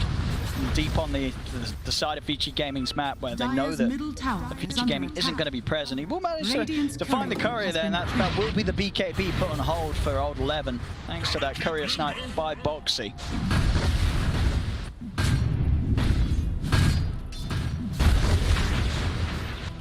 Just trying to sort of set up some action there with Poyoyo at the front. Maybe it's a bit of a bait, but Liquid aren't going to be falling for that. Liquid doesn't have a plate right now. You can set up Venomancer boards, defend the high ground. There will be cheap damage on the towers coming up to Vici Gaming, but they don't have that, you know, hero that can make stuff happen, toss back into towers, skewer, anything that's like super scary when they're defending or actually sieging the tier 3 towers. But they're trying to make a wraparound. Okay, that's something. See what they can get. Oh, this Invis rune! That's going to put a stop to the smoke play attempt from Liquid and straight in. That looks to open things up. On to Vacation, they can get the follow-up. He's had the right time with the Yaws over the sun. He wants to drop the supernova. They're trying to take it down, but all left is going to be able to protect him. Tooling Boxy taking his attention away from the egg as they bring down the Bloodseeker and lose nothing themselves. He's still alive. Actually dies. So if they're able to get Tiger here, he's rolling away. Snowball will chase him a little bit. PYW blinking in shots. They're not going to be able to reach him, or he might be able to. No, he was thinking about it. He was thinking about going for that. I want him so badly, but yeah, does not want to throw the game. No, I'm sure, you know, PYW reached over, dragged his hands on the keyboard and said, stop. You need to stop. You need to stop. I wish we could do that in Fox.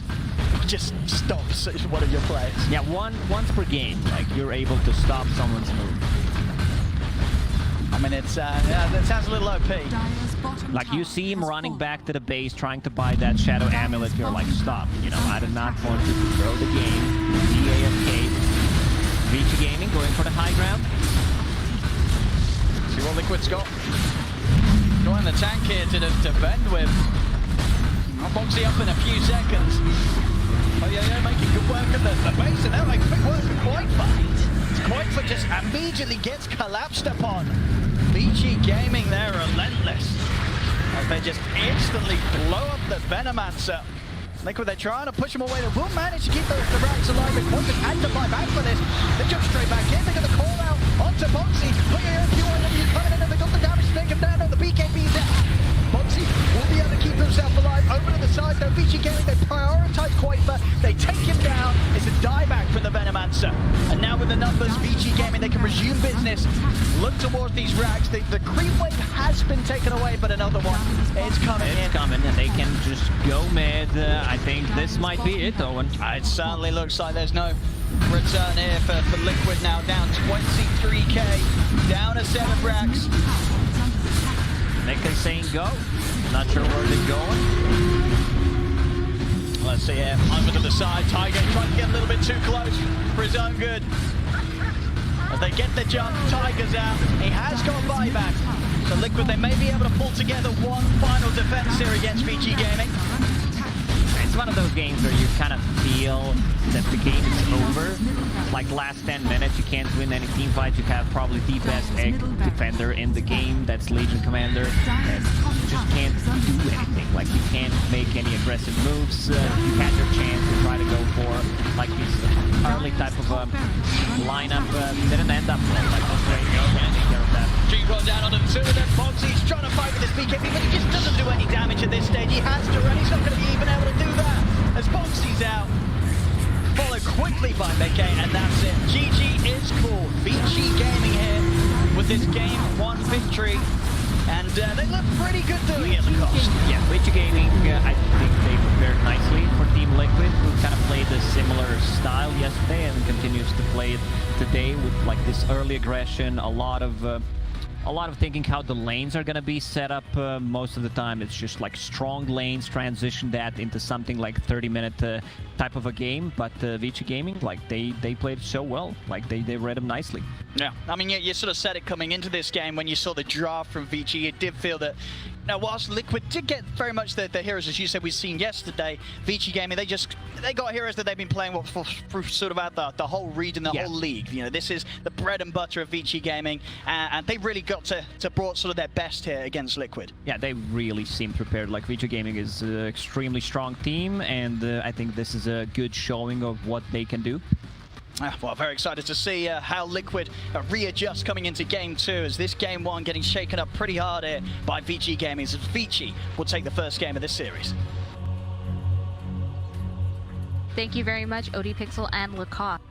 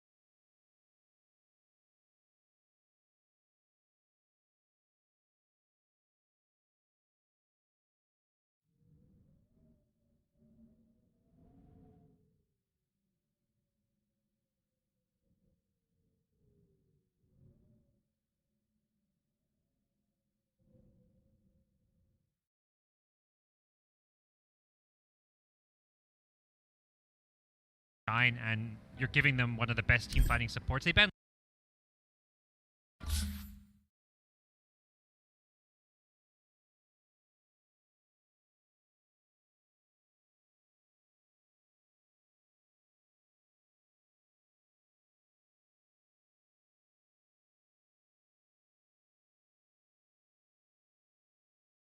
Radiant's top tower is under attack.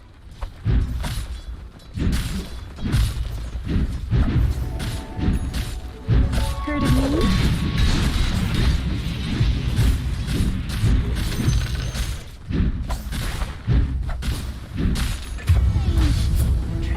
Radiant's top tower is under attack. Well.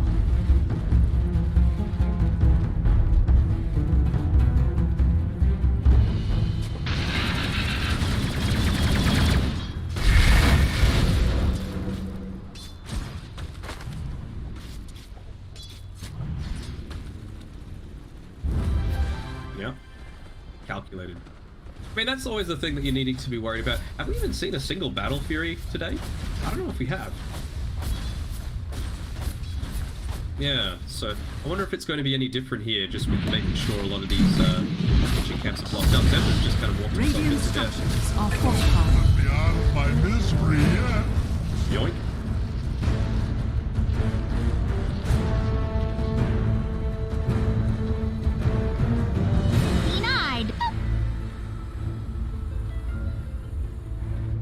I think that just goes to show what a day Carl is having. You know, Radiant's absolutely top tower dominating has that very been start of the denied. game. He's, I mean, they're clearly feeling it as well. They're just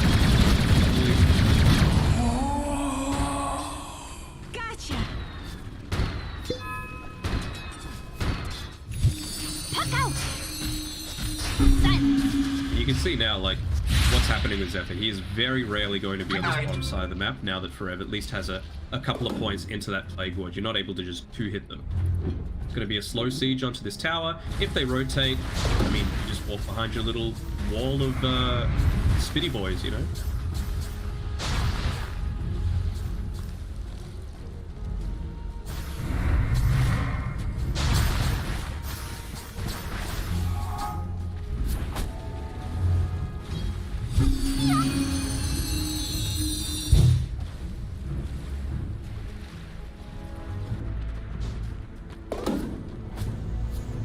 Well, when I think of a slow lineup, I think of like sitting back and not doing anything. But Forever on his Venomance, he's not doing nothing. He's actually putting a lot of pressure on the bottom side of the map.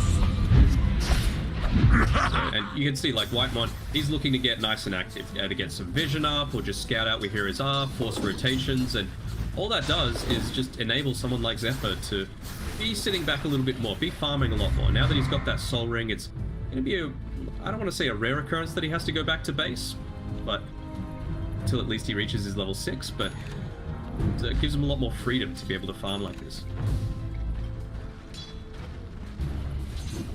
Dire are scanning.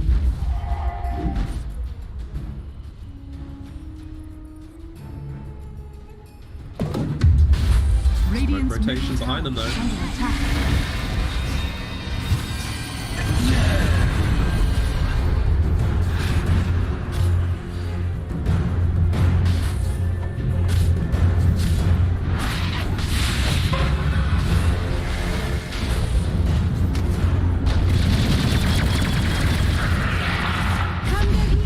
Instant root.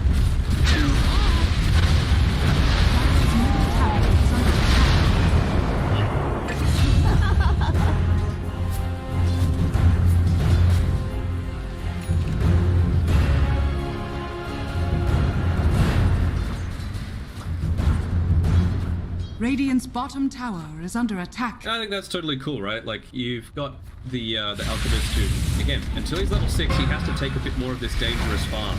So the fact that they were able to get stuff happening on the bottom side of the map and that kill up top, big win. Radiant's bottom tower is under attack.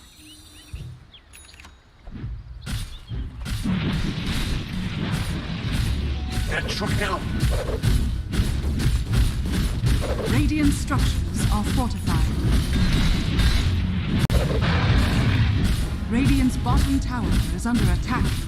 think that's good. It enables him to have a bit more scaling versus the Maelstrom. You know, you're going to be sitting back a little bit more passively, but I think you're always going to kind of be in that situation where you're happy for that to happen when you're playing against an ally. He's basically not going to be a hero for a little bit. Now that he's got level 6, though, we should see his farm accelerate a fair amount.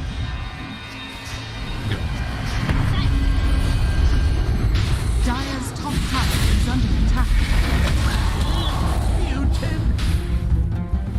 Radiant structures are fortified. Dire's top tower is under attack.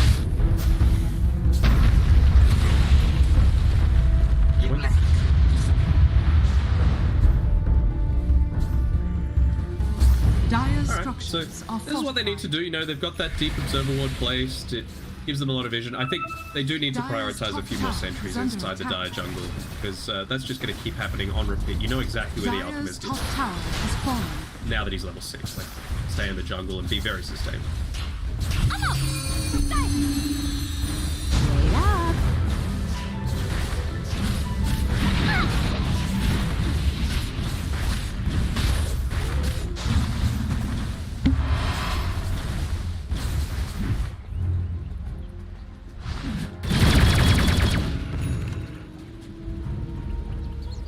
I mean, if they're trying to pick off the Puck or the Troll Warlord, I think it's totally fine. You know, force him into an earlier BKB that he might like. You always want that, like, one intermediate item before the BKB, whether it's like an SNY or a Basher or whatever else it might be. You'll want to do that, though.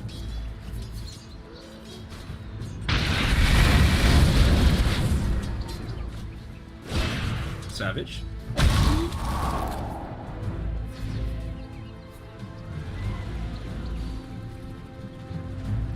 Dire's top tower is under attack.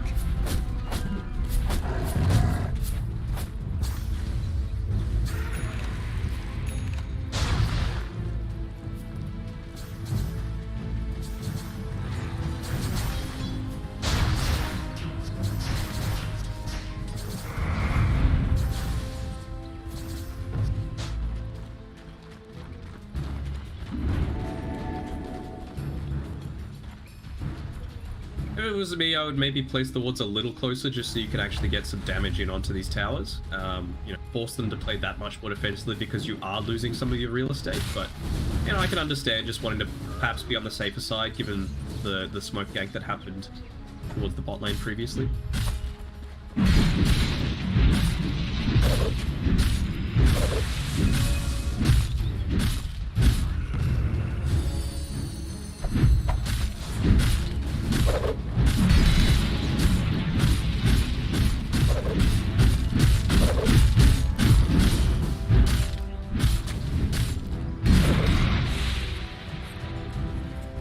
He's always been amazing at farming, Ahmed.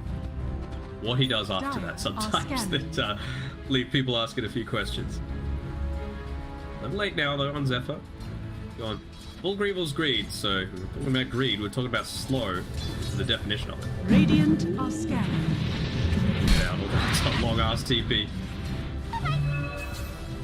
Taking the stack though.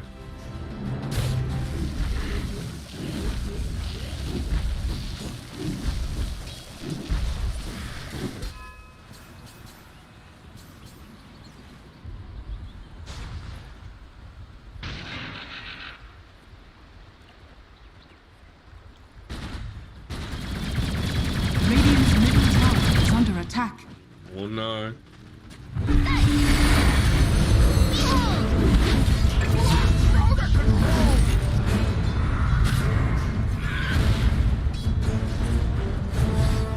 Dire's courier has been killed.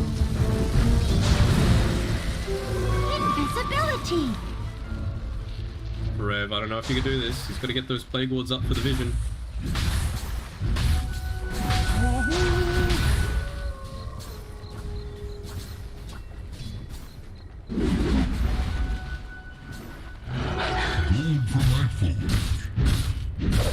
Yeah, a bit premature, I think. Based on how successful that gank was, being able to take out Savage, he's going, right, I can finish up the SS and Y, get that little bit of extra movement speed. And then they've gotten a lot of debuffs on the team, so I think it's good that it's going to be able to reduce them with the status resistance. Dire's middle tower is under attack.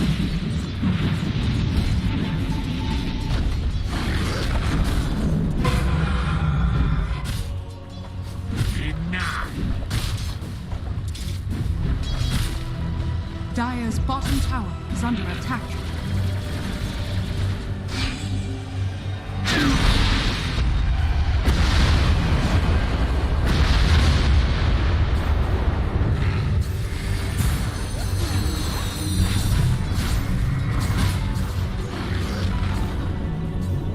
Come on, sprites!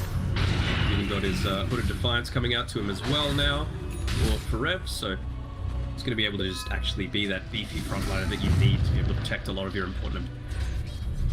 Regardless, they're still in a position to try and go for something a little bit more aggressive. Spot out Zephyr on the top side. He has the axe, like just finished it. He has the last components coming in.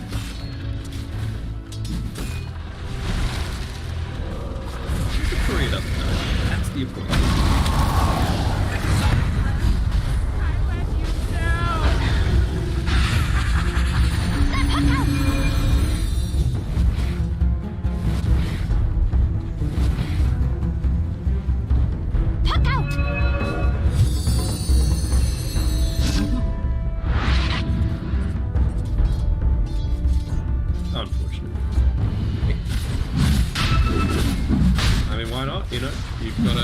Do they have a lucky neutral item? Yeah, they do. They've got the Possess Mask. I don't think they would have been in a position to even consider that otherwise, but now, I'm not sure if they realize the risk of that Aghanims being available, but I saw a bunch of pings come out, so maybe they spotted it. But I think smoke time is now.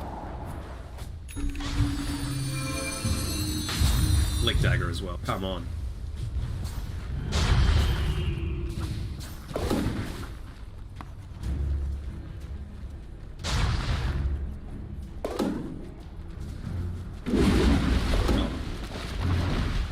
He's even got the Orchids as well, now on the Gyrocopters, so much more damage potential.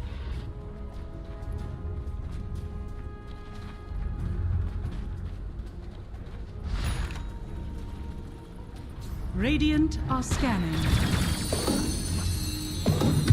Yeah, I think he's just gonna, Illusory Orb, Fade Bolt, blink back, TP to mid lane.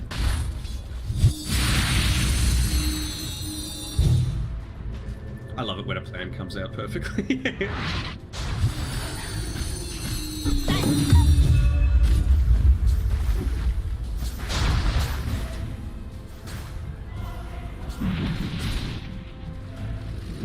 Yeah, they're pinging it.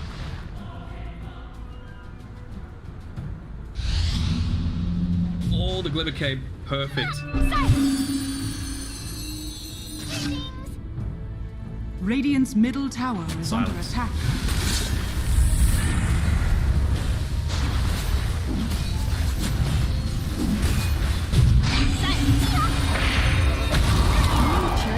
Radiant structures are fortified. Radiant's middle tower is under attack. Radiant's middle tower has fallen. Dire's top tower is under attack. Anything finished up for Arme? No. So I think actually that is the SNY coming out to him now, so maybe now that they've used that smoke, they've used the Chemical Rage and the Alchemist trying to make a bit of a counterplay, but Itheon seems pretty happy to just continuously push out the top side. Tower is under attack. Give coming out to him as well as his Blink Dagger, so I think that's the key thing, right? Jump in onto the back line, see if you can get the Rubik, the core, caught out with that front.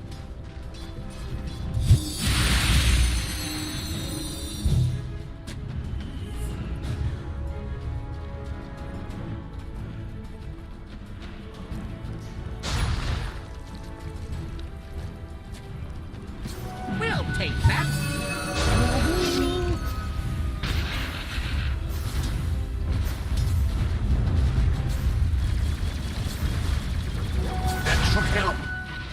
2 for 2 bounties, of course, going to benefit the Alchemist. Are they going for another smoke here? We're seeing all of them grouping up around the Tri-Camp area.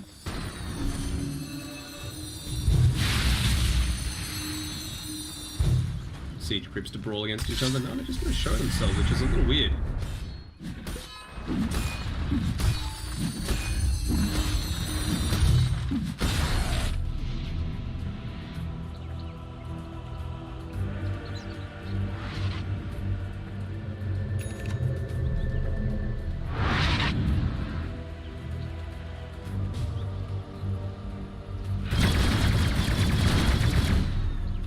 True, but you've also got like the double hawks. One of them just despawned next to the dire outpost that just revealed, well, they're not in their jungle.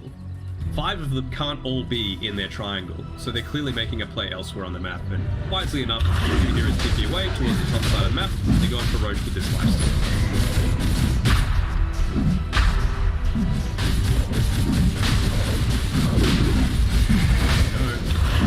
I've got to move.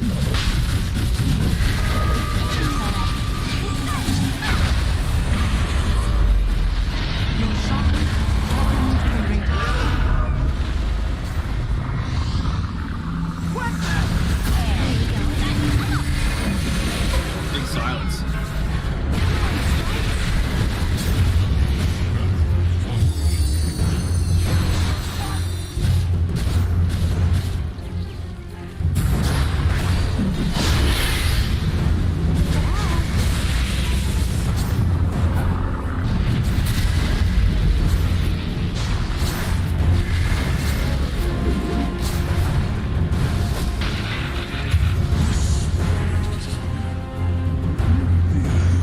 Dire's structures are fortified. Stability! I mean, that is prime chatline territory. Is you can't run from the venomous one? I mean, come on. I love, like, I go in, I use all my spells as a 5, as a Venomancer, and then I just die, and then later on I get a triple kill and another 10. It's perfect.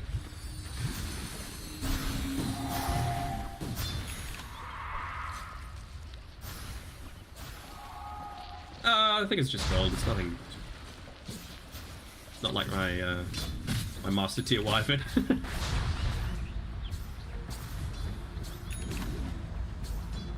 Soon.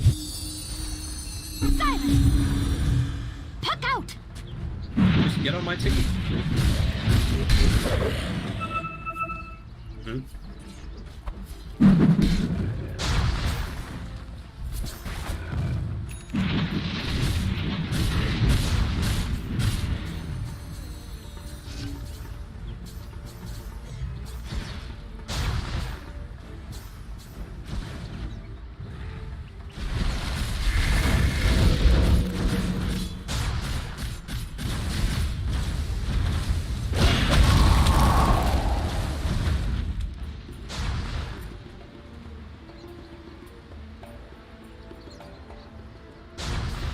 That was a very sexy analogy that you just made there.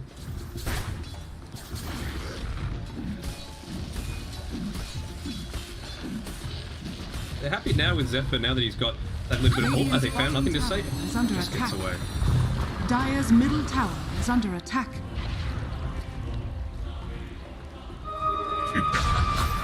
Dire's top tower is under attack.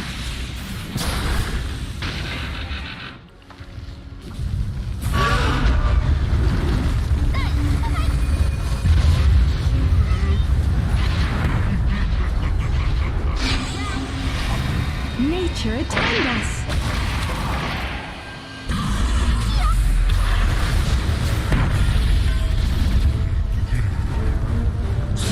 Kids! And that's an ET with only 2 points in natural order. Like, you get a couple of more points, just wait a few more minutes around the 28-minute mark. He's going to be a legitimate threat just on his own.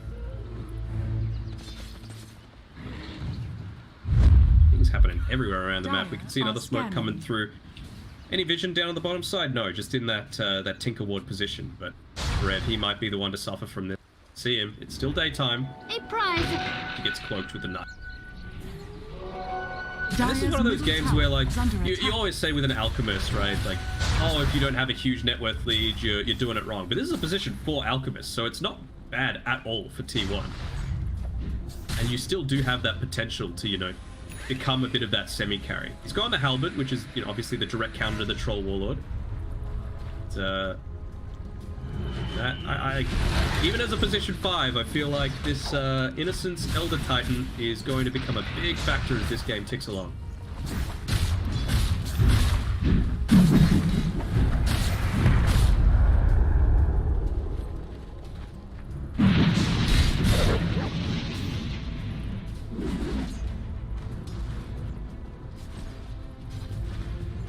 I'm gonna go for a solo pick-off here with Carl.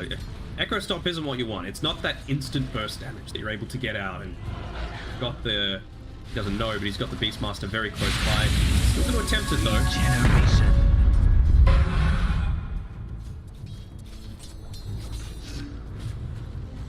Hawk.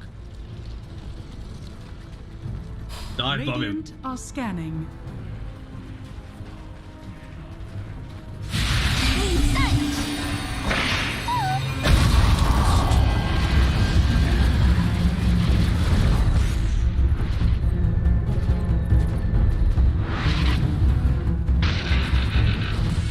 I mean, you could do as well as you want in lane, but you just see the difference here. Like, if he was playing the puck, he would have been, like, 5 times as active as he's been right now with this Ruby.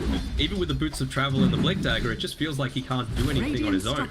Maybe he needs someone to play with, but I mean, who? Dire's top tower is under attack. Dire's top tower has fallen. Jara is probably the best one, to be honest. Like, he's the one that's going to do the damage. Maybe Whitemon, but yeah.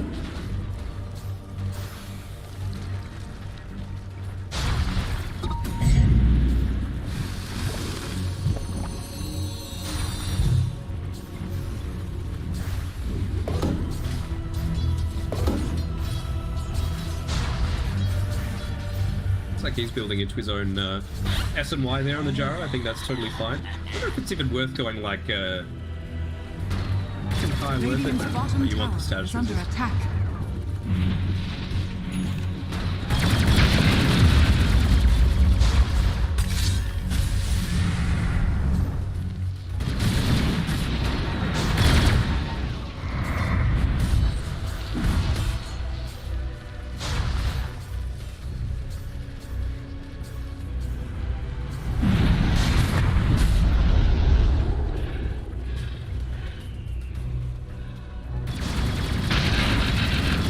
Later on, they do have that potential, right? Like you've got this Heaven's Halberd, which is what, over $1,000 away, and once that's picked up, I would say the next item from is probably a Blink Dagger, just to be able to, you know, be that bit of assistance to start fights, or worst case scenario, you just get onto the Ancient Apparition, so he's not able to freely cast whatever he wants.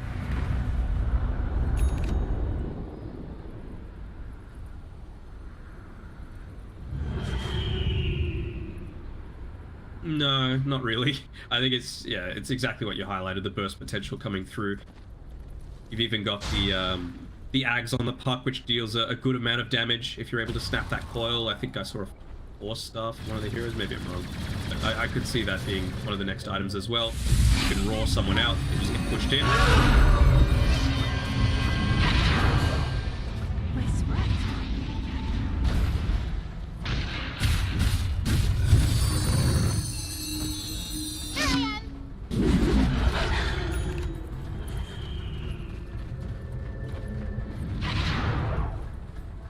Dire's middle tower is under attack.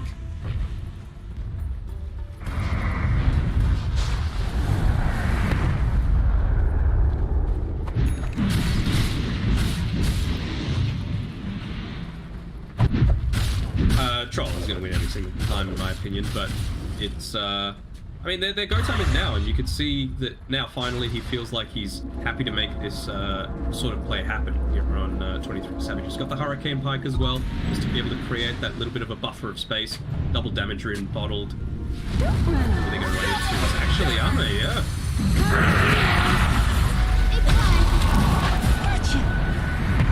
Dire's middle tower is under attack. They kited it out. This is really good for T1.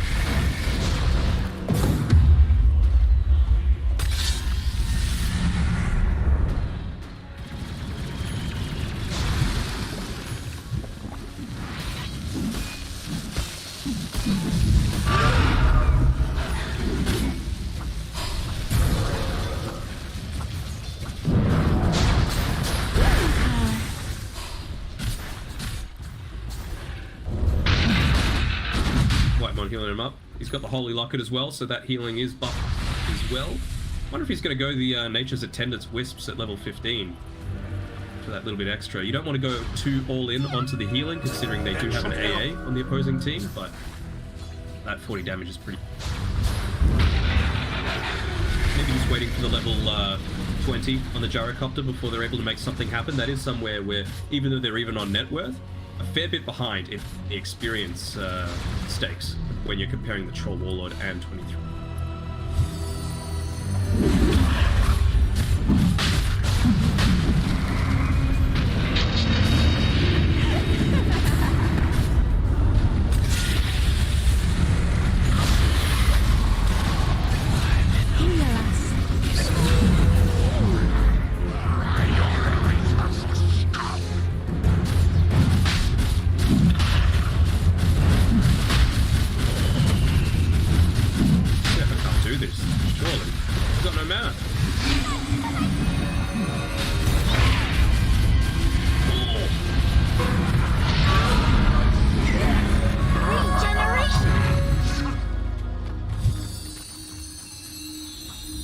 Radiant's top tower is under attack. I think he wasn't expecting the Ags. It was the extra damage coming through from that. Attack.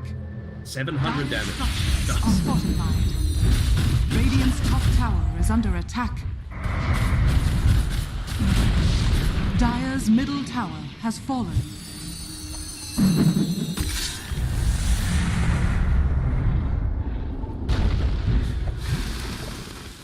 Oh, I was about to say, you gotta get out of there.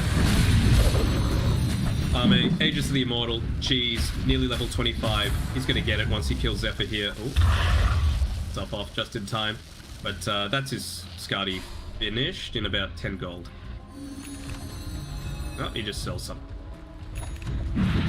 Dire's bottom tower is under attack. Dire's structures are fortified.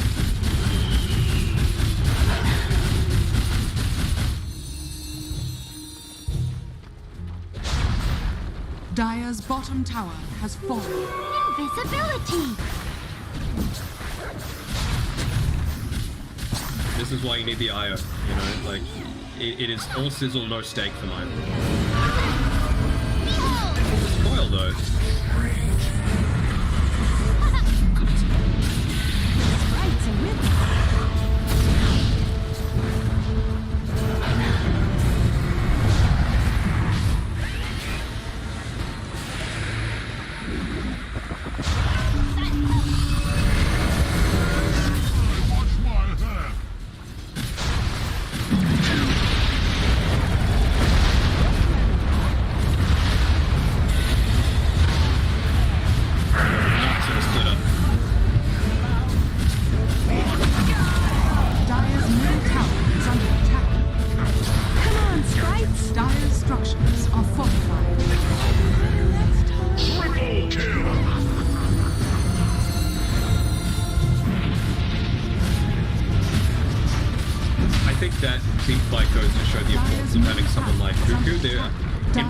There's no way he would have taken that fight when your mid laner is on the sidelines for only another 15, 20 seconds. You know, like, it's a tier 2 tower.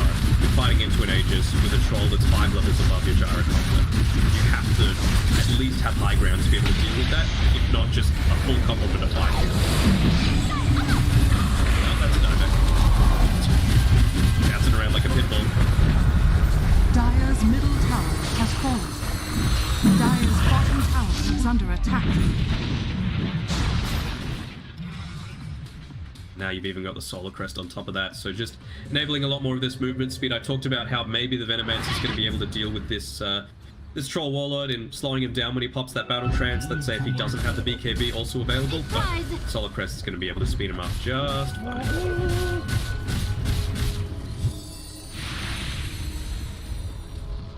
It is night and day though, from what we're seeing from Carl this game versus the previous.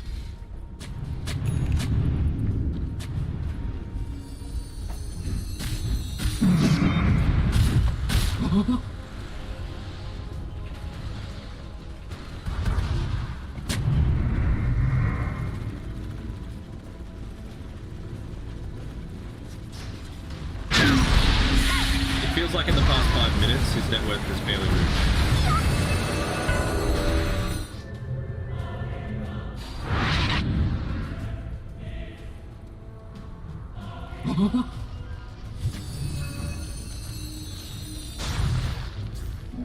Quickly as I go.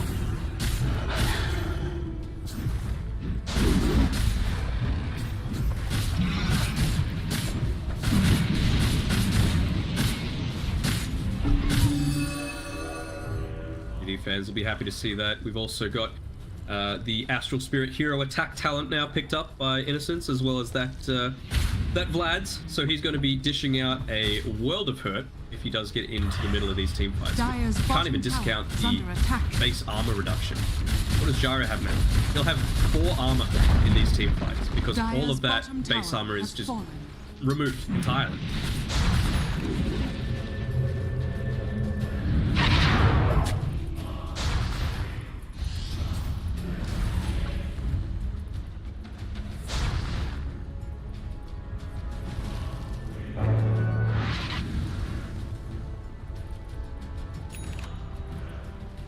Nothing to say, he's just making sure to stay inside the ancient box. Very nice play, especially given that those tier 4 items were coming up.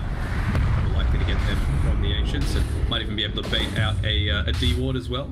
Waste a little bit more of their net worth, and they're already at a disadvantage, so every little bit helps.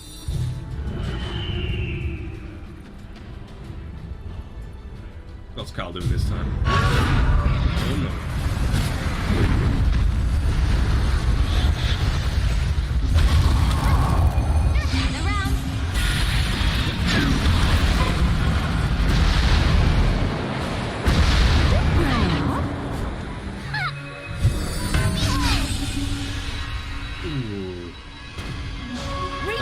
Dire's top tower is under attack.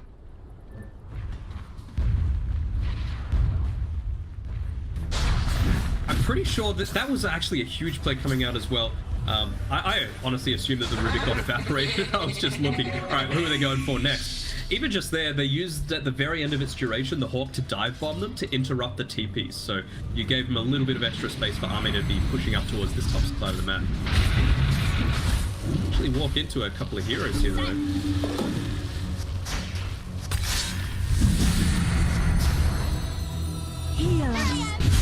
He's got Halberd. Cool.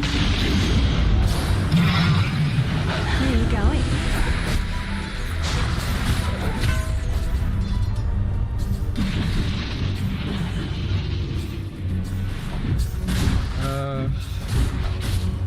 I'm just trying to see, like, on a Gyro, you never really want to build anything that gives you armor anyway, but you need to. Otherwise, this troll is just going to rip you apart. Even just the ET, honestly, runs the risk of doing it.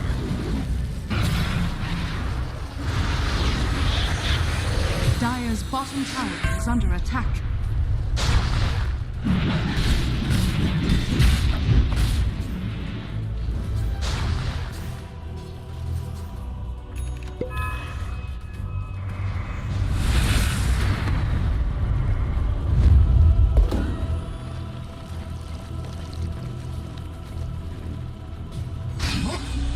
Charles fan 2.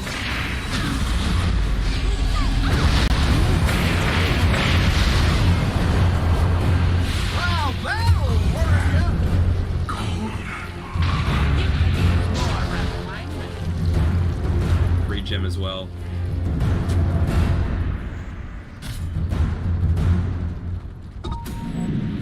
Dire's top tower is Lord Gaben smiling on Southeast Asia? He is not. Dire are scanning. Why you gotta be like that, Gaben? I'll take that. Oh, I mean, found out Zephyr. Where are you going? Healed.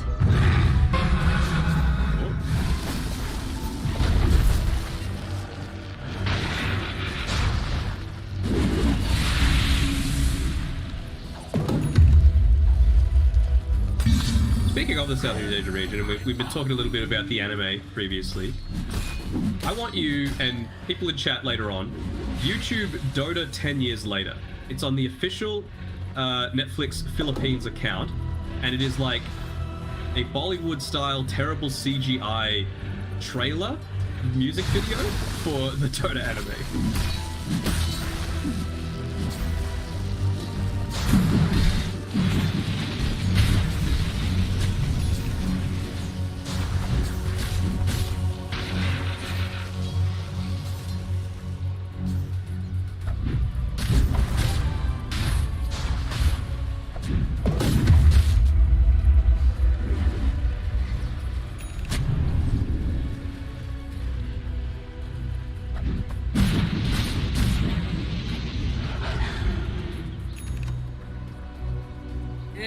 It's okay.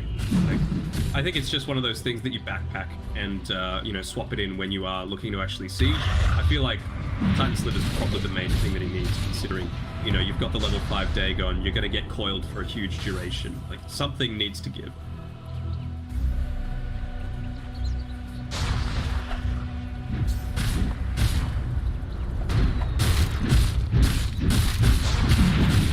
And the Paladin Sword previously.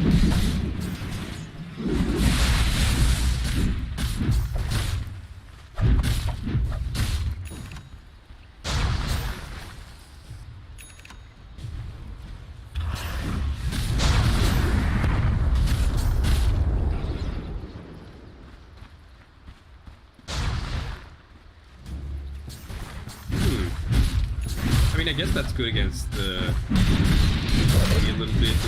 They've got glitter capes.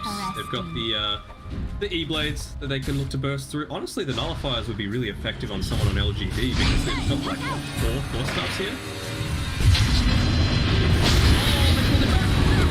Sex fun indeed.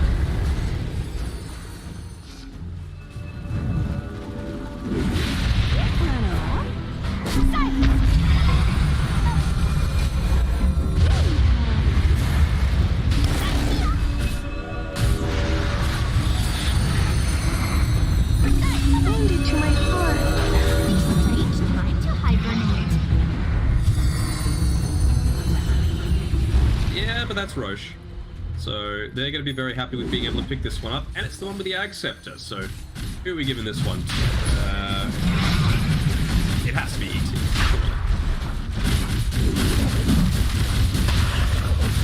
I mean, Troll could get it, but I feel like it has to be ET. Come on, don't do it dirty. The pulse 5, but give it to him. Ooh.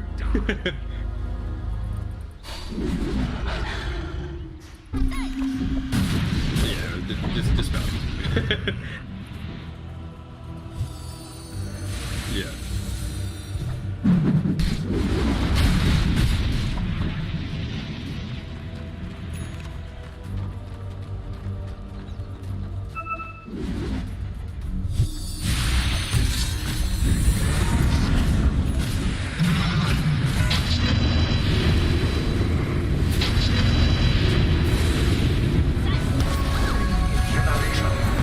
Radiant's bottom tower is under attack.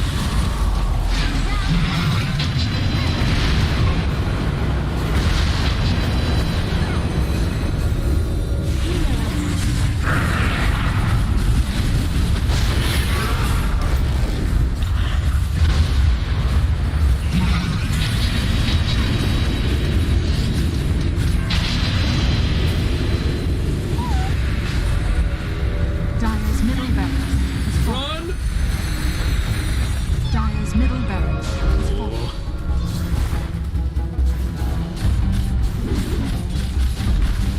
Dire's structures are fortified.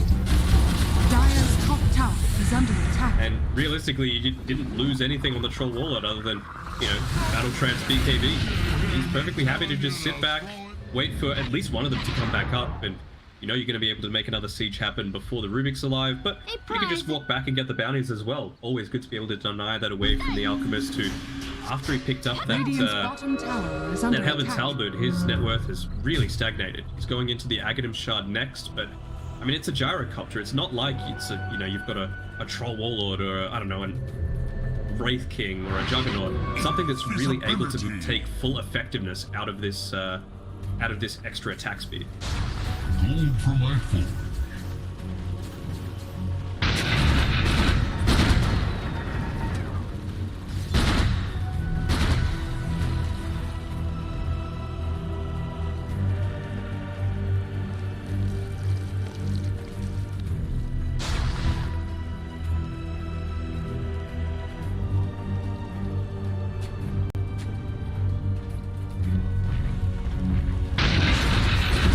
maybe like a Bloodthorn might be a better option to upgrade that Orchid, because you don't really want to drop any of these items. They're all pretty good.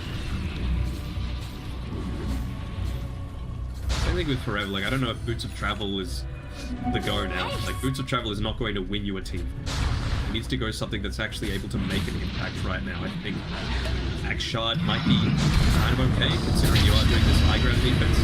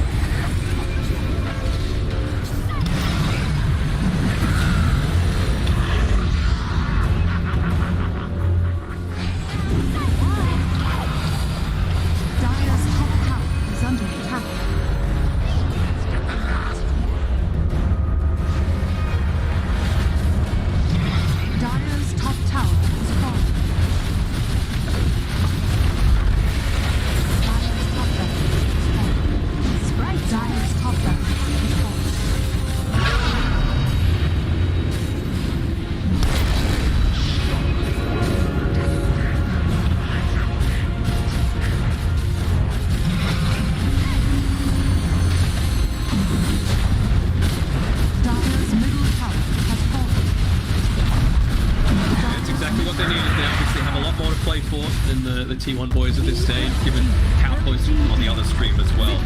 So, well, did he take game number 1? Only, well, actually, this isn't their only series of the day, right? They've also got the one after this against. No, at VG, yeah.